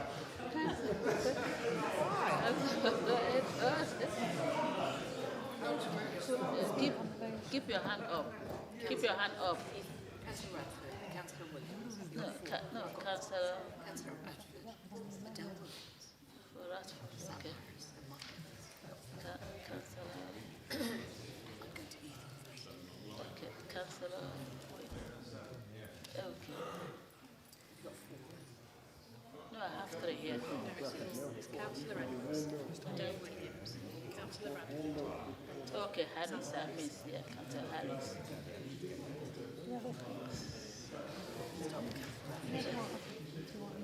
Councillor Radford. Thank you, Lord Mayor. I will keep this brief. What I would like to do is draw attention to the tangible difference fair funding under Labour government has already made for Nottingham. Earlier this year, this Labour Council was able to invest just under £2 million in year for frontline services on safety, cleansing, highways, playgrounds and more. And we teased at the time that it was just the start and that we wanted to go further than that in the 26-27 budget. And here we are. For 26-27, this Labour Council is proposing a budget that not only balances the books without a penny of exceptional financial support, 2 years earlier than expected, but also forecasts a £1 million underspend, not an overspend, with £15 million package of investment in frontline services to strengthen the things we know are priorities to our residents. It is thanks in large part to Labour's fair funding that we've been able to deliver over half of our 2023 manifesto, not the 20% claimed by the new opposition, but I suppose when you base your facts on a document shared in July, then you're going to be a little bit behind the times. It is thanks in large part to fair funding that we're able to propose a budget that protects jobs, which the new opposition say are under threat. So now they've thrown their lot in with the Boxtel Alliance, how do they feel that last week their cabinet met to discuss budget cuts, in particular staffing? It is thanks in large part to Labour's fair funding that this council allows entry to Nottingham Castle for £15 for the year and kids go free, not the £45 claimed in an open letter penned by the new opposition.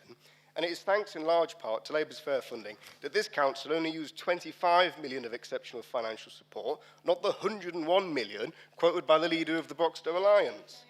And that we have been able to avoid selling off key revenue-making assets in a financially illiterate move, as was described by the new leader of the opposition. And it's a shame AJ's gone. Not a single community centre or library has been sold to service EFS. It is a downright lie. I welcome Councillor Jones and her colleagues to this new role in this chamber. I welcome the challenge and scrutiny, but I caveat that with a word of caution. It's a two-way street. This council's finances are no longer a blocker. They are an enabler, and it is thanks in large part to Labour's fairer funding. This is the difference a Labour government makes. No one can deny that we have been starved of funding for 14 years. Imagine, just for a moment, if the 14 years of austerity under the Tories had never happened, if cities like Nottingham had been encouraged, not held back. This is not the time to breathe a sigh of relief, though, and put up our feet. There is so much more to be done. But thanks to the Labour government, we finally have the tools to do it. I welcome this motion and what it hopes to achieve, and if passed, will support it wholeheartedly. Thank you.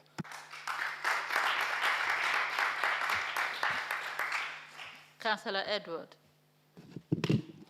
Well, I've been prevailed upon by colleagues to cut it, so I have changed it from a speech to just a few quick points. And I hadn't quite realised where this debate was going to be going, and I was a bit taken back by the notion that actually what Rachel Reeves is considering doubling the council tax for bands G and H. And apparently that raises 4.4 billion. Now, I've just done the sums very quickly. Our pro rata share would be 22 million. Of course, we haven't got that many band GOH, so you presume that not much of that would come from Nottingham. Twist, can we prevail upon them with the motion that Audra's presented that says actually much more of it should come to us? But I do think there's a sense in which council tax has been a disproportionate and regressive tax, always has been, and it's bands G and H. Well, it's bands H really has been the problem. So I don't know how much there is in that, but if there is some lobbying to get on with doing, then let's get on and do it. I do want to say that in going to the climate change assemblies, that one of the things that always comes up is that we could do more if our communities were better organised. They say it in different ways. They also say things like, well, if only the youth were more involved and stuff like that. And I am so pleased with the initiatives that Nagat and Ethan have put together in terms of our priorities and what to spend next. But I do think it's time to re-emphasise just what a value our community development workers did, what value our youth workers did, and just to say what me and Eunice are campaigning on. We want to see the services that we had in the Meadows back. We think the public valued it, appreciated it, not just the paddling, but thank you for the mention yet again. I guess that was a photograph, wasn't it? Your fault that was. But the point about it is, that's the kind of stuff that we're not talking about much, but actually I think we need back because it really gave us things in the Meadows that were terrific. And we are now working because somebody's come and said we think we can get the youth centre going again. We want to try and get the Meadows Youth Centre back. So that's just to say where we're coming out from the Meadows. We are saying that we want to get these services back, even if people think that all we'll do is ask. We want the money back for the services that we had. But in the meantime, let's be fleet of foot. If there is something to push on, if this band G&H thing is flexible, it is a credible idea. Maybe let's get on board with that one and emphasise it with Audra's point. We need the redistribution so that more of that money comes from the rich to those who need it more. Thank you, Chair. Councillor Harris. Thank you, Chair, and I thank Councillor Winter for bringing this motion to full council.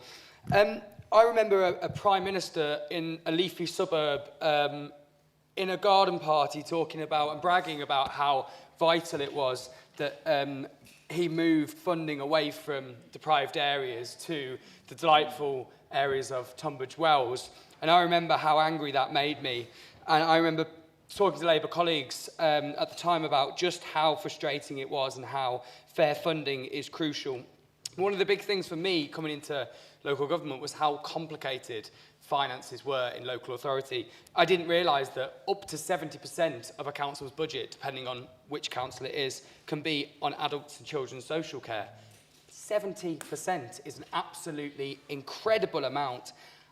And if you think that 30% has to do absolutely everything else, every other statutory duty, every lovely bit of fluffy stuff that this council does and we're proud of doing and delivering for our residents, and then we get hit upon when we ask for more money. But I think it's absolutely vital that now we have a Labour government, now we have a government that we have a fairly good relationship with, that we exercise that relationship and ask for that money.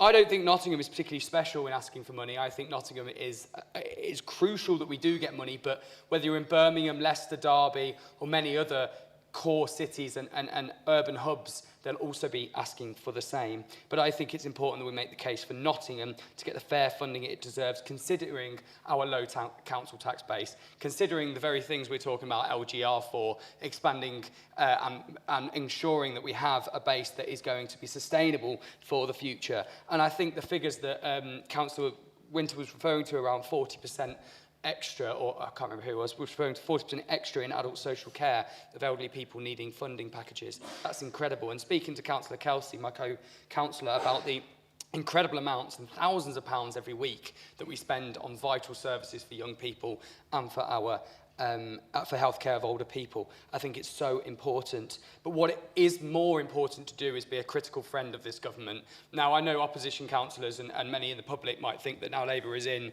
we will nod and bark to the tune of the Labour government, but I am more than many critical of this government for not going far enough. And I think council funding is one of the areas we need to go far enough. And I think things like wealth taxes, and I think like fair council taxing and fair business rates and everything the opposition have been talking about today are vital. But here we're to talk about fair funding in our fair funding model.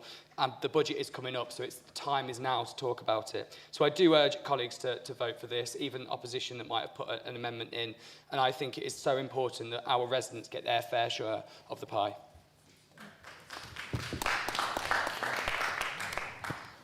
Councillor Winter, would you like to exercise your right of reply? Thank you, Lord Mayor. I think in the interest of time, I'm not going to go around everyone, because I think everybody's probably wanting to go, and many people have already left the chamber. What I would say is that thank you to Councillor Chapman for seconding the motion and providing me with that support. Councillor Radford for obviously your input and your contribution. I want to welcome all the positive contributions from Councillor Edward, Councillor Battermuch, even though Councillor Kirsty Jones decided to not to put forward, but I think what I would say is that I think there are some points that you've made that are absolutely valid, and I think, you know, across the chamber, I'm sure we'll look forward to actually you bringing them forward to full council. And I hope everybody actually supports the motion, because we are talking about fair funding. It is an opportunity at this present time, whilst government is listening, to ensure we actually get the maximum settlement. We do have a Labour government. There's not a foregone conclusion we're going to get huge more, but I think it's an opportune time now for us to be driving that and come back to some of the critical points that you've been made. Thank you. We will now vote on this item. All those in favour? All those against? Any abstentions? Thank you. The motion has been carried. Thank you. That concludes the business of today's meeting.